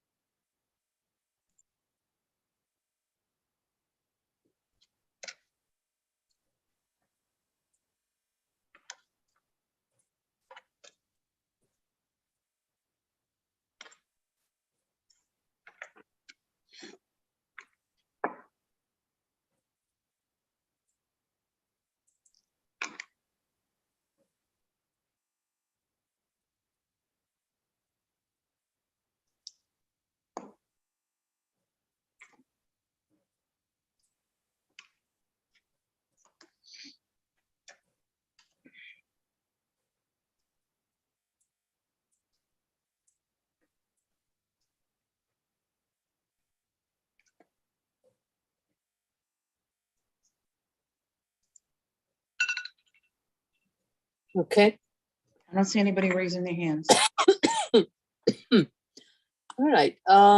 So we will try to schedule this for end of April hearing. I think it's possible we may have even put a hold on our hearing calendar. But you know what you have to do and submit the documents 2 weeks before. And Commissioner Otley Brown's cat also supports this application. It's so cute. Okay. We'll take what we can get. So cute. All right, thank you, everyone. Thank you, Oh, Chair. wait. Okay. Okay, go to the next one, Madam Chair. Yes. Okay, new cases, item number 34, 2022-58BZ, 4420 15th Avenue, Brooklyn. Okay, this is Mr. Goldstein. Yes, it's Mr. Goldstein till the end. Try and make it painless if I can. Oh, wonderful. Good That's why we afternoon, love you. everybody. That's Is why there we love you. else on your team, Mr. Goldstein? I'm here by myself today, yeah. Oh, I saw somebody else in the room. Okay, all right, never mind. Raise your right hand. Do you affirm to tell the truth, the whole truth, and nothing but the truth in your testimony before this board and to respond honestly to board member questions? I do. Okay. Good afternoon, Jay Goldstein for the applicant. So just at the outset, I heard the board's comments and they're very clear and I think it's better that I just respond to most of them in writing or through plans and illustrations instead of talking them out today. I'd like to discuss a couple just to get some clarity, and then we can respond to the board's comments accordingly. With regard to the DOB objection sheet, the reason we put in the prior BSA application number is just because it was this project or the building itself and the premises was subject to a board grant, and therefore we thought as part of the board history just to recognize it and to reference it. That said, we can remove it from our statement of facts, and I know the board can just ignore that objection. I don't know if we need a new objection sheet, but in the interim, we can ask for one. If we have one in time, that's fine. Yeah, you do need it because I think it's just going to confuse the document. That's fine. So we can get it. We can put in a request for a new one to clean it up. Yeah. As far as the request for the FAR waiver from the prior cases, I don't have a good answer for that. We're not requesting an FAR waiver. Our request is strictly regarding height and setbacks. We don't believe we need an FAR waiver. It was granted as part of the board's prior grant, and that's why it was just mentioned. And that's one of the reasons why you need to amend the objection sheet, because the objection sheet refers to an FAR waiver. And so when you read it, it seems like you're requesting an FAR waiver in addition. So no problem. Now back to me, that's why. Okay, no problem. Again, with regard to the comments on the plans and the as of right plans, we'll make the adjustments and we'll discuss the feasibility of having a 5th floor and a 6th floor and why we think we need a full 5th floor. During the prior approvals, it was discussed of the structural elements and structural complications of building a partial 5th floor was discussed in 2000, and that's something that is part of this. We also, by setting back the 5th floor, we'd be losing a number of bedrooms, which I'd have to check and see if they can be accommodated, for instance, on a 7th floor. Because the requests that we're asking for, the waivers that we're asking for are at the 5th floor. The 6th floor, actually, we set back and created an as-of-right 6th floor. Right. So the height of the building at the 6th floor is actually an as-of-right height. The 5th floor is the problematic. That incursion into the front yard is the problem. So if I can relocate that, we can see if it's feasible. And if it's not, we'll amp up our materials to discuss the uniqueness of why it's not feasible. Right. And that's why. Go ahead, Commissioner Shetta. Yeah, can you have your engineer clarify on why it's complicating things to sit back the 5th floor? So you already did the 6th floor. If I understand, it could be the column arrangement, it could be something else, but just to have the structure engineer write like a paragraph on why this would be a structurally complicated. Right. So it wasn't our argument. It was from 2000. It was Harold Weinberg's argument. So it was discussed back then. I'll revisit it and see if it applies. If it does apply, I'll have an engineer write a letter to that effect, explaining the complications. I know you're so good, you don't buy others' argument without looking at it. So no, take a look at it. If it's structurally complicated, provide like a paragraph on why. If not, I believe it would be a good idea. Okay, I will take a look. Thank you very much. I think in addition to the structural complication, it also could be a logistical one. You have a school operating below to have an extra set of structural columns or shoring up whatever structurally you need to do would just complicate the day-to-day operation of the building. Maybe I don't. If you have to drop, we'd have to see what the roof is made out of and how they would actually support it. This is one of the structural. This is one of the structural secrets. If you have an issue with the 6th, you're gonna have an issue with the 5th. if you don't have an issue with the 6th floor, you shouldn't have an issue with the 5th floor. Columns go straight ahead. You do not, unless in like really big structures like garages, when you have what we call it transfer girders, I don't think you have something like that in this building. We'll explore it and we'll see if that's necessary. And we're also going to explore the 7th floor. If we set this back and create an as of right 5th floor and we lose those bedrooms, where do those bedrooms go? If we can't provide a 7th floor, then the loss of those bedrooms, which is a number of dormitory rooms, is a substantial loss that's caused by the setback requirements of having 2 frontages. So it's something that I'm going to go back and amp up the uniqueness finding, whether it be through the structural, as Madam Chair, you mentioned, or whether it be the other avenue that we believe, was discussed, but we'll amp it up. We'll discuss it and we'll provide it to the board so that we can close up that finding. Right. And I really don't think your argument of a community living is better done through the proposed 5th floor plan very, very convincing. So no, I don't think that was the intention of that argument, the way it's being taken. So I apologize, but we'll clear it up. Okay. With regard to the programmatic needs, I just want to touch on this briefly. Commissioner Otley Brown mentioned the van. I believe our statement was changed. We clarified with the school that it is actually buses, not a van, charter buses. But to that point as well, yes, there are 130 students. Not all of them live driving distance outside of the school.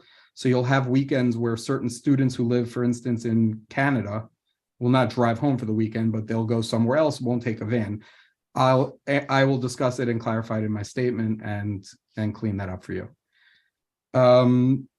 With regard to the plans, Commissioner Shetta will add the section IDs and indicate the waiver areas. The rest of your comments, I believe, also. With regard to the renting of dorms in the area and why it's unsafe. I brought a number of dorm cases before this board. A large issue with this is the first time a lot of these children who are 19 years old are living on their own. So having these students come to the school where they're living on their own and then renting spaces for them where there's no centralized place for us to monitor them and keep them safe really does lead to logistical nightmares and a security issue for the students.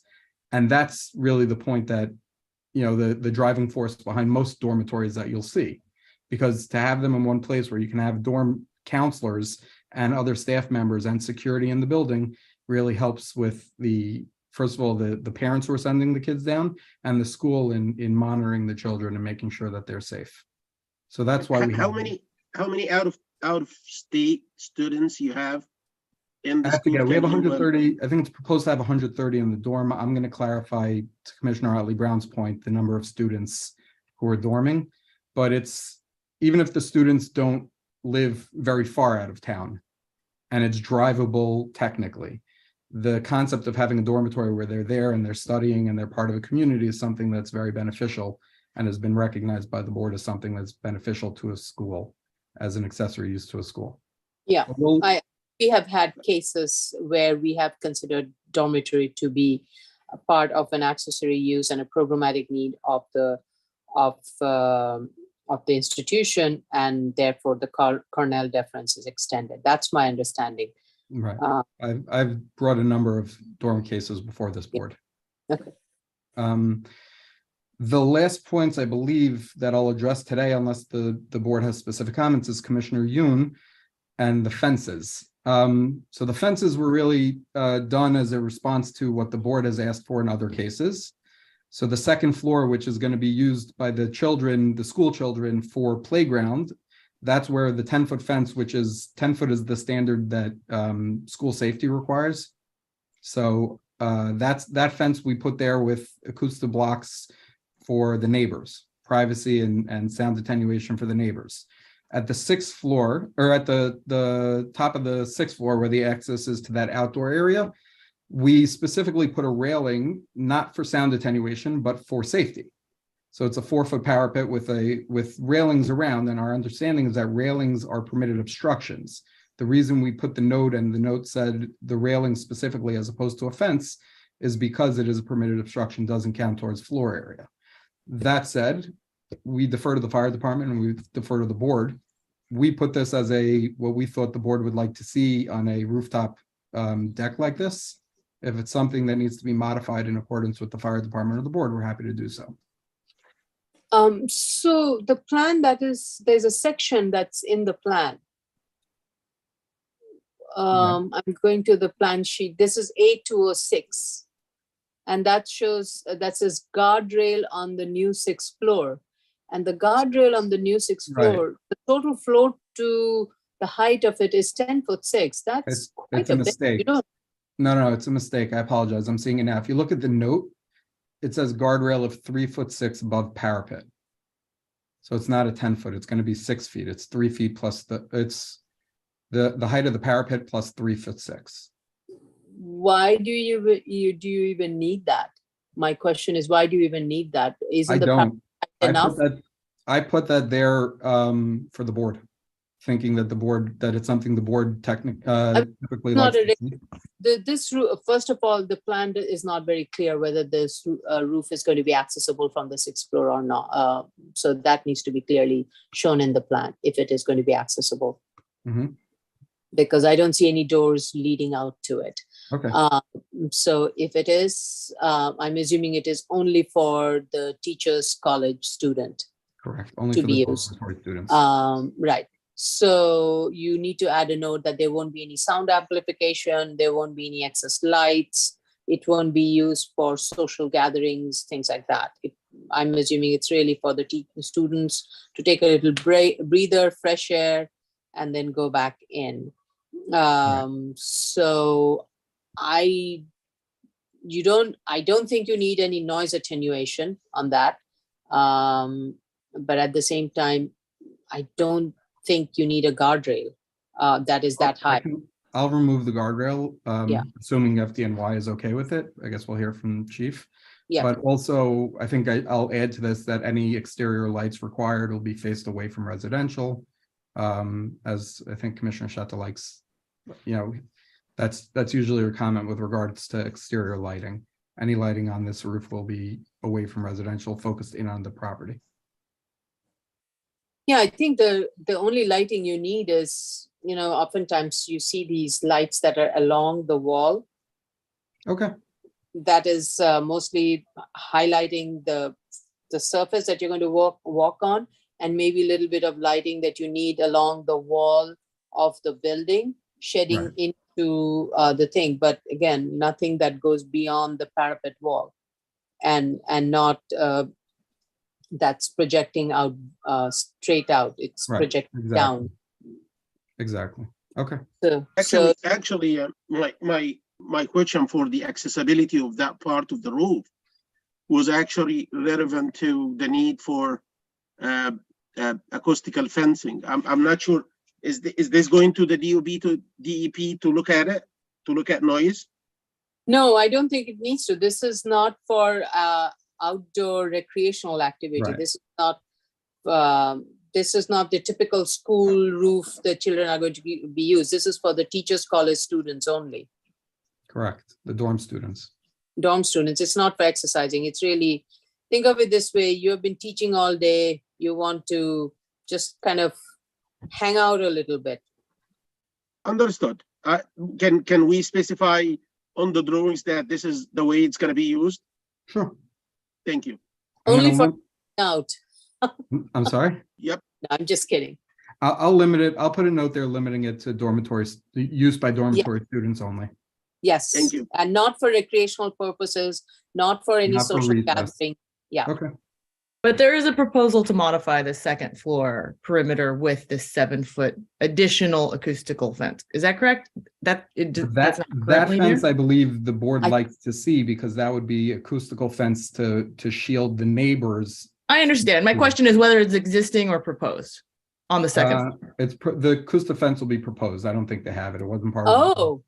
Okay, so that that's where wasn't part of the I want to prior clarify. grant. Yeah, the 2nd floor, there's a proposal to modify the perimeter to make it 10 feet high total with the addition of an acoustic fence, Right. which is pursuant to many other cases where we've seen outdoor spaces adjacent to other Right. uses. It wasn't the 6th part of the floor prior is grant. a separate proposal for a new terrace that will Correct. be for the dorm students, and I would double check, but my reading of the definition of floor area and the permitted obstructions does not permit any railing above 4 feet high, unless it's set back from the parapet.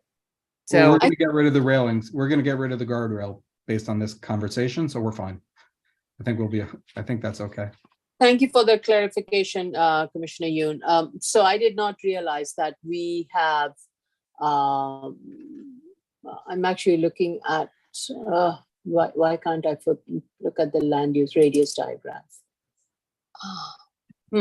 I'm actually surprised so that there isn't an acoustical barrier between the residential lots and the rooftop play area on the second floor. There must be. So Was that why we're right? That's why we're proposing it, because it wasn't part. This was an as of right building. It never acted on the grant. Okay. Now that we're coming before you, I proposed it as part of one of the conditions that the board typically asks for. So we're proposing it to be a benefit for the building, a benefit for our neighbors, and just something that we think the board would have appreciated.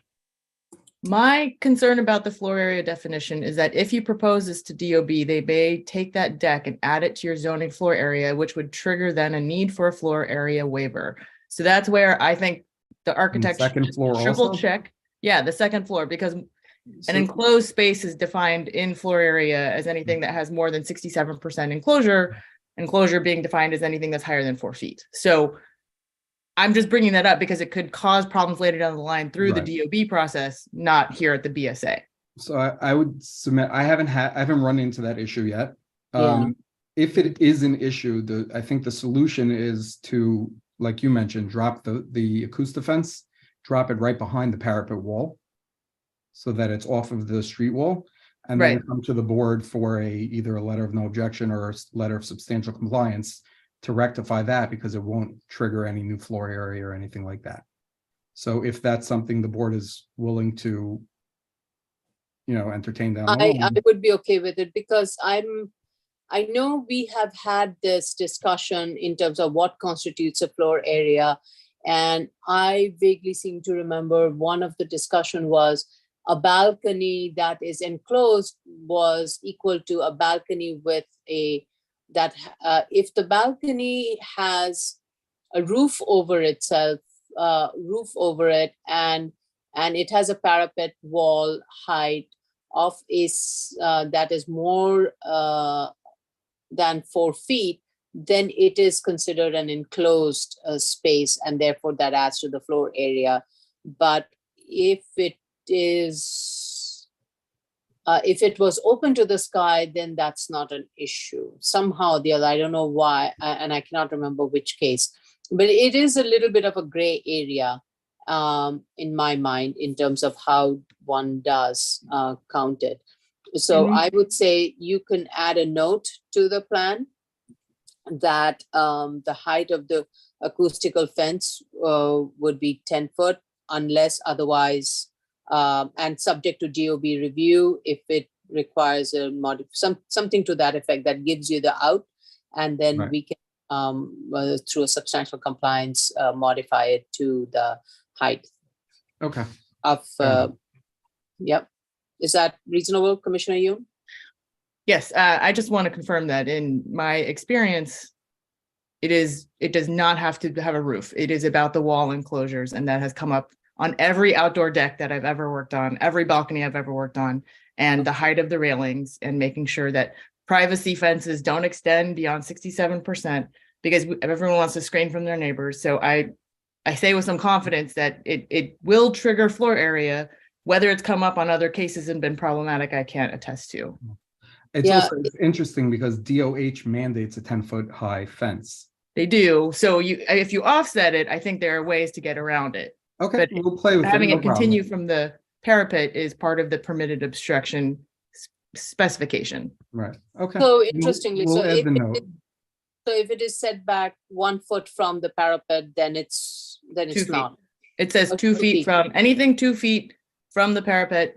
Those specific restrictions on that permitted obstruction clause do not apply. Okay. All right. Commissioner Yoon, you win, and we will go with that. let's just do it 2 feet from the parapet wall and be done with it. That way you don't have to even come back to us for substantial compliance. Okay.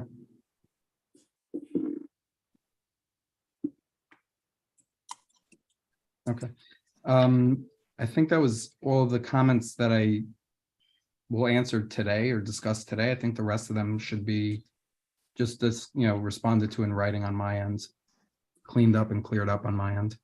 I just wanted to say one thing about how there's no C of O for this house that isn't for a 2-family dwelling or for this building. So the only C of O on DOB is for a 2-family dwelling, and there are a number of class 1 violation, or at least one class 1 violation, ECB violation, all doing with a lot of them seem to center around elevators, but also work without a permit. So I don't know how we as the board, I wanted to mention this earlier and I forgot during the review session, but as a board, do we have any requests to fix any of these prior to closing, or how we want to proceed? Well, typically, I didn't even, you need to submit a revised, you need to submit a response to that, the kind of violations that are there, why the CO is still saying 2-family, and how, and the proposed plan to correct the violations. I thought if I did, oh yes, there were 20 open DOB violations, 6 ECB violations. I did see it with someone, I forgot which one. And they're mostly elevator related. All right, I'll go through the violations and give a rundown. Occupancy with certificate and failure to certification of cooling water tower. Thank you. I do have it in my written note, but I forgot to read it. I forgot to. Okay. Okay, we'll address it in our statement. Yeah, provide a clear path of how these violations are going to be addressed. Okay. And if you have a phasing plan of how it would be done. I'm assuming the elevator would be corrected as part of this whole proposal, and you will improve the elevator run. Maybe I'm wrong, but whichever way it is, just to provide a complete layout of the timelines of these improvements. Okay. And corrections. Ms. Benke has her hand up. Yes, Ms. Benke. Yes, I don't believe we've ever received response to the EAS comments. It said that they will be submitted under separate cover in February, but I haven't seen anything. I have to follow up with Hiram's office. I thought it was submitted. I apologize. Okay, thank you. And make sure it complies with all the noise discussion we're talking about. Thanks. So how will the noise discussion be addressed, Ms. Benke, given that the acoustical fence is being proposed for the school, which is an as-of-right use? What is before us is the 2 additional floors of dormitory.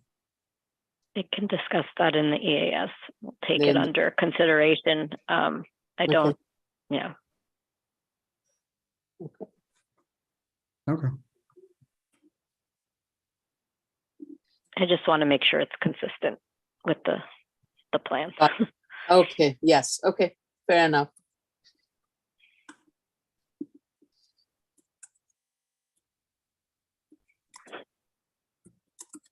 Okay, any other questions or comments for Mr. Goldstein from the commissioners? Let's go to the public.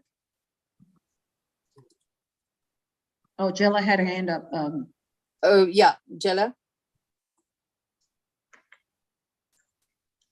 Hi, I did reach out to the community board upon your request.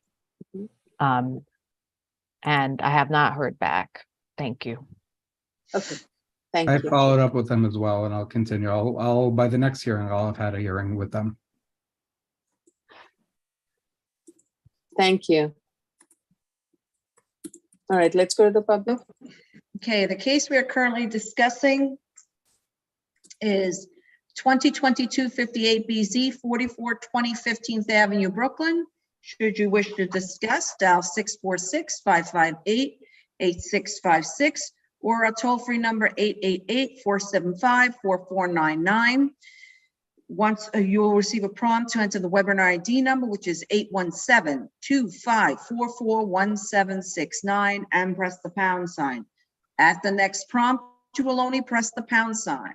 Once you're permitted in, you will press *9 to raise your hand, *6 to unmute and which allows you to speak if you are calling in on the phone. And if you're in the Zoom room already, please raise your Zoom hand. Once you're permitted in, you will have 3 minutes to speak.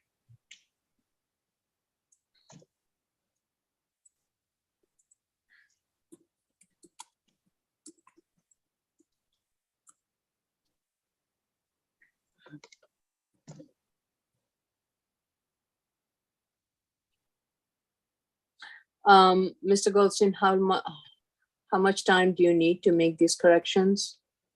Getting the DOB objection revised? The Passover break is more is more pressing on my mind in terms of our architect not going to be around. I can have it. It'll take some time. So I think the June 8th submission for the June 26th hearing. June hearing. June? I think that's just the safest bet, just because I think there is work that needs to be done on the building, on the facade. Okay. Yeah, we only have one hearing in June now. The calendar got revised, so. Oh, the June 26th, I think, is out, isn't it? It's out, right? Yeah. What's the hearing after that? July. July or so. First, I think it's I'll take the June 5th and I'll make it work. All right, we'll see. Okay. Okay. Did Chief Daly want to say anything? I don't know. Yeah.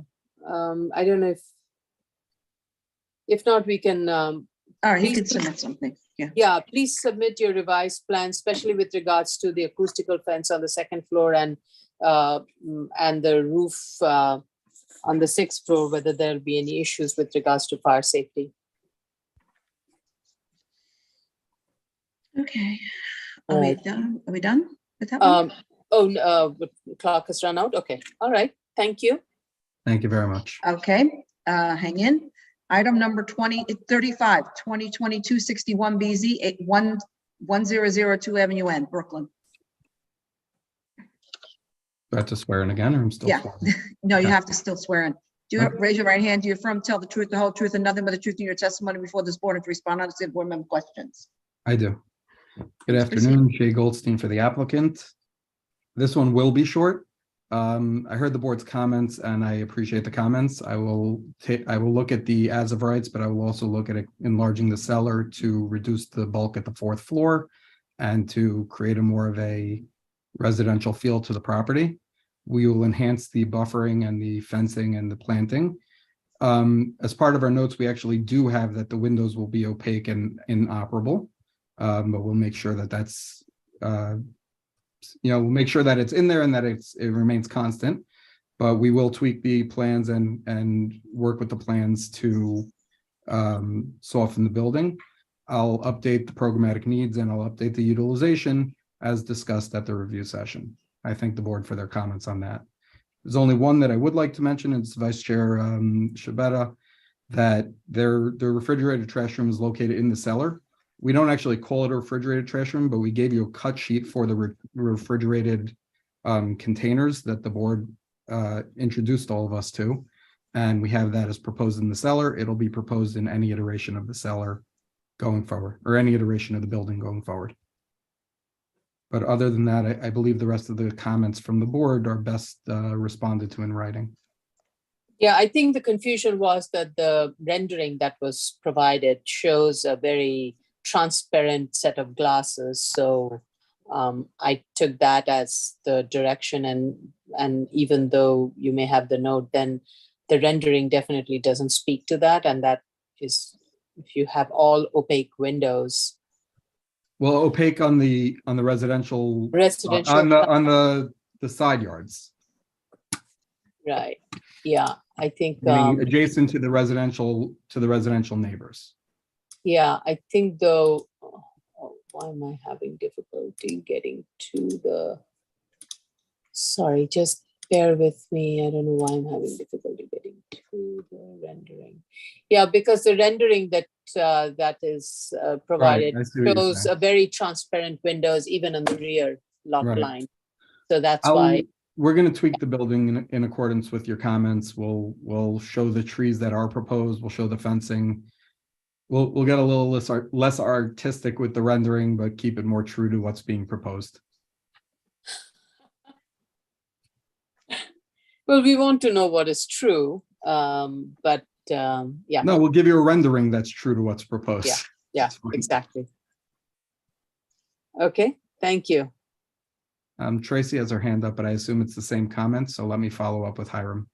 Yes, I same apologize. comment. We haven't received the response to EAS comments. It's news to me. I thought they were in, but I will follow up with Hiram's office.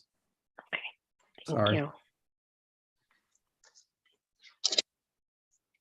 Okay, anything else? Are there any comments? If not, we'll go to the public. All right, let's go to the public. The case we are currently discussing is 2022-61BZ 1002 Avenue N, Brooklyn. Should you wish to discuss, dial 646-558-8656 or our toll-free number, which is 888-475-4499. At the prompt, you will enter the webinar ID number 817-2544-1769 and the pound sign. At the next prompt, you will press the pound sign only. Once you're in, press *9 to raise your hand, *6 to unmute if you are calling in on the phone and be able to speak. And if you're in the Zoom room already, please raise your Zoom hand. Once you're permitted in, you will have 3 minutes to discuss. Mr. Goldstein, couple of notes to be added in the seller plan. Please indicate that no catering banquet. Yeah, it should be in there, but no problem. The other thing is I wanted to know what is the distance between the tables that has been laid out in the Right, beige. I have that in my notes from your comments this morning. We'll try and Right. mention those as well. And I'll tell you why I'm asking that question, because it seems very generous from what I have seen in other layouts. And if those could be made it very similar, consistent with what we typically have seen, I think your argument for the floor plate maybe weak. Yeah, it can be reduced. Yeah, that's part of my I guess marching orders from today. My takeaway from today is look at the cellar to accommodate a lot of the space from the 4th floor potentially, so that we can reduce the scale of the building and create a softer building in the neighborhood. Right. And also in terms of the utilization rate, it's not matching up with the amount of seating you're proposing. So it is probably more than what your utilization rate is. So you may even be able to scale the building back even on the ground floor and 2nd floor. That's yeah, I'm going to take a look. The space between the tables, if you reduce that by even a foot on each side, you don't need then that much of a floor plate. So that's really where that question is leading up to. Got it. I will explore and I'll provide the dimensions. Okay. All right. Thank you. Thank you very much. Let's go to the last question, application of the day of Mr. Goldstein. Sure. Item number 36, 2022 80BZ 1258 East 29th Street, Brooklyn. He's already ready. Do you affirm to tell the truth, the whole truth, and nothing but the truth in your testimony before this board, and to respond, I said, board member questions? I do. Go ahead. Good afternoon, Jay Goldstein for the final case of the day for the applicant. I heard the comments from the board with regard to the planting. We'll make that correction, Madam Chair, with regard to planting area D. With regards to the attic floor and setting back, we can set back about, I spoke to my client, we'll agree to set back that 5 feet, should bring us in at about 0.98 FAR, 0.99 FAR, which we think is within the context of what's been approved. So we'll give you the 30 feet at the rear yard as opposed to the 25, which was proposed. The last comment that I have is Commissioner Sheta. So that calculation was 2332 provides the minimum width and the minimum lot area. 2348 provides if you're smaller than the required width, you can reduce your total side yards by 4 inches per foot. I got the calculations. I want to save you time. I got the calculations, but I was asking about the basis for the 40 foot, the number itself. But I'm following that. The calculations are very clear. Thank you. Okay, great. Then I believe that was it for the comments on this case, unless the board has other comments. So you're proposing to set back 5 foot in the attic from the We're gonna rear? set, yeah, so it'll be 20 at the first, 25 at the second, 30 at the attic, at the rear. Perfect, thank you. This is great. So All right, any other questions or comments for Mr. Goldstein? Okay, let's go to the public. The case we are currently discussing is 2022-80BZ 1258 East 29th Street, Brooklyn. Should you wish to discuss, dial 646-558-8656 or our toll-free number, which is 475-4499. At the prompt, you will enter the webinar ID number 817-2544-1769 and press the pound sign. At the prompt after that, you will press the pound sign only. Once you're permitted in, you will press *9 to raise your hand, *6 to unmute to be able to speak if you're calling in on the phone. And if you're in the Zoom room already, please raise your Zoom hand. Once you are permitted in, you will have 3 minutes in which to discuss this application. Okay. How much time will it take for you to make these corrections, Mr. Goldstein? This should be fairly quick.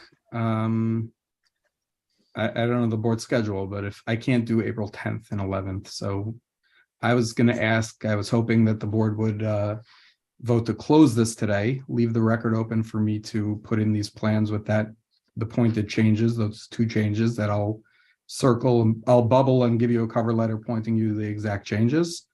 And if the board's willing to close it, put it over for a decision, I can have this done within a week.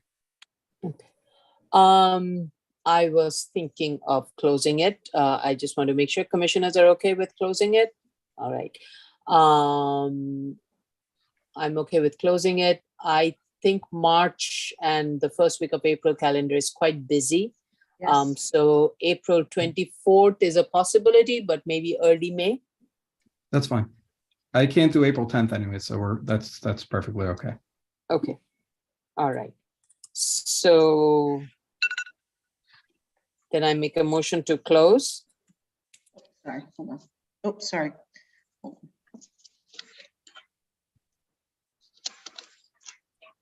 Uh-oh. Wait a minute, sorry, but motion to close. Chair Chamba. Aye. Vice Chair Shabeta. Aye. Commissioner Otley Brown. Aye. Commissioner Shedder, Commissioner Yoon. Whoops. Did I I didn't skip vote. Commissioner Shedder? It's 5 o'clock.